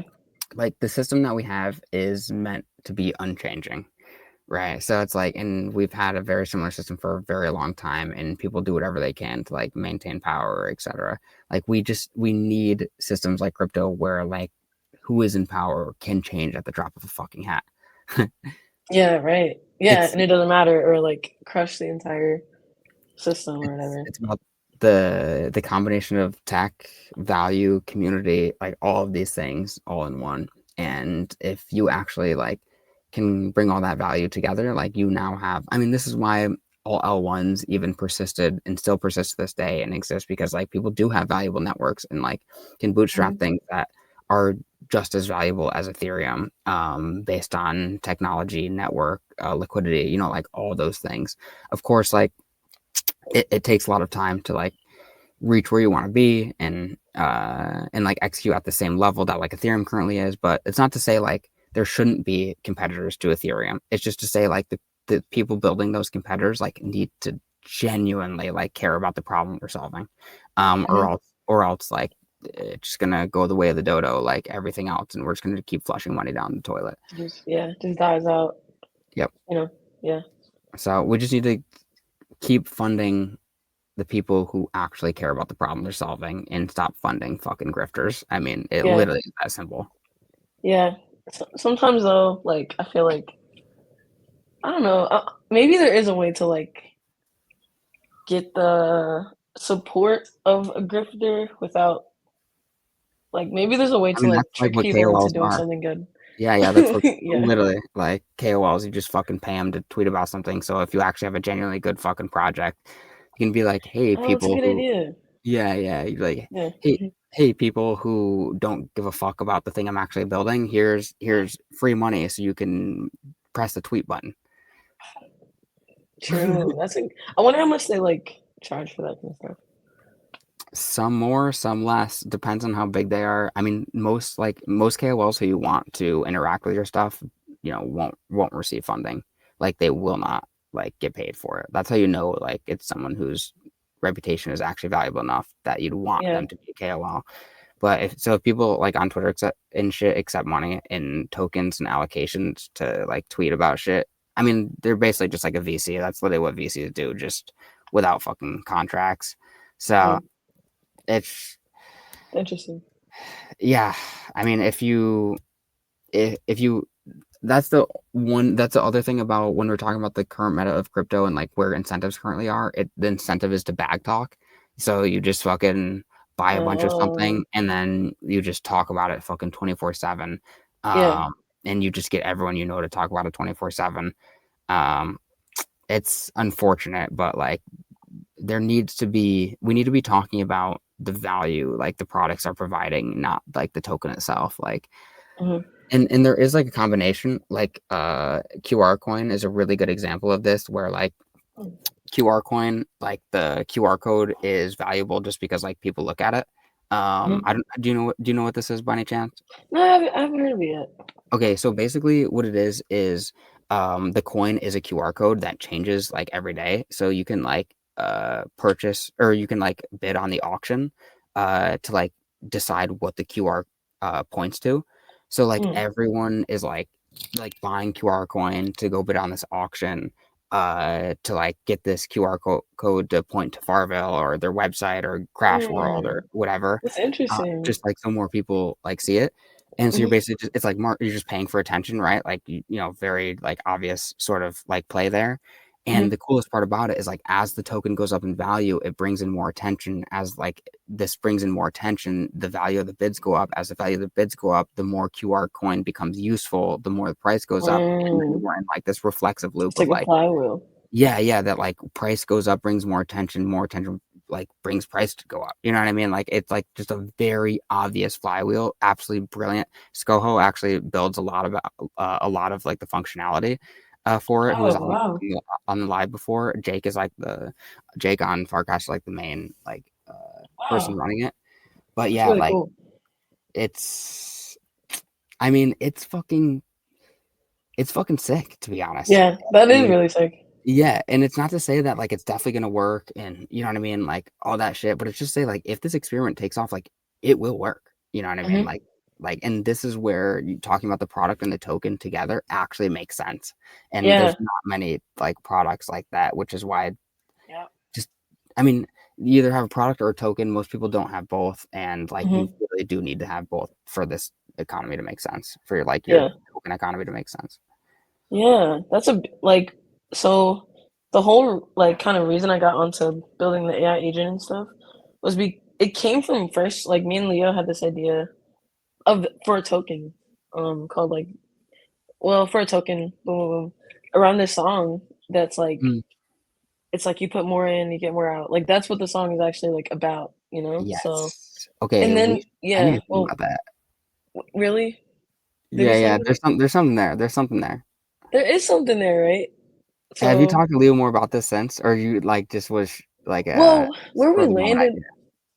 where we landed was like we still talk about it. Like we still like Okay, will good, good, good. just we talk all the time, but like About I don't this? know, where we landed was like no, just like about everything. Like any Yeah, ideas we have, we'll precisely. like, be talking, but Mhm. with the token we kind of landed on like maybe before this was pre-Trump dropping a token, we were like, well, regulation and this and that, like we don't want to get caught up in, like Oh, doing word, something word. illegal. Yeah, But yeah, then after, yeah, now it's like, well, nobody really gives a fuck, I guess. So yeah. As long it's as kind you of like, don't do something that's like outright illegal or scam, like you should be all right. I mean, yeah, because there are people that are like, oh, like Trump's in office, so now we can just scam people and get away with it. It's like, no, like you will. It's yeah, still illegal. Like, yeah, it's not illegal. Don't get too excited. yeah. But yeah, so I think where we landed is like AI agent first, like actually like make something cool and then token at some point. Definitely want to drop the token at some point, but just like All kind right, of just, let's keep I talking don't about know. this. We should even hop Yeah, on next week and keep talking about this.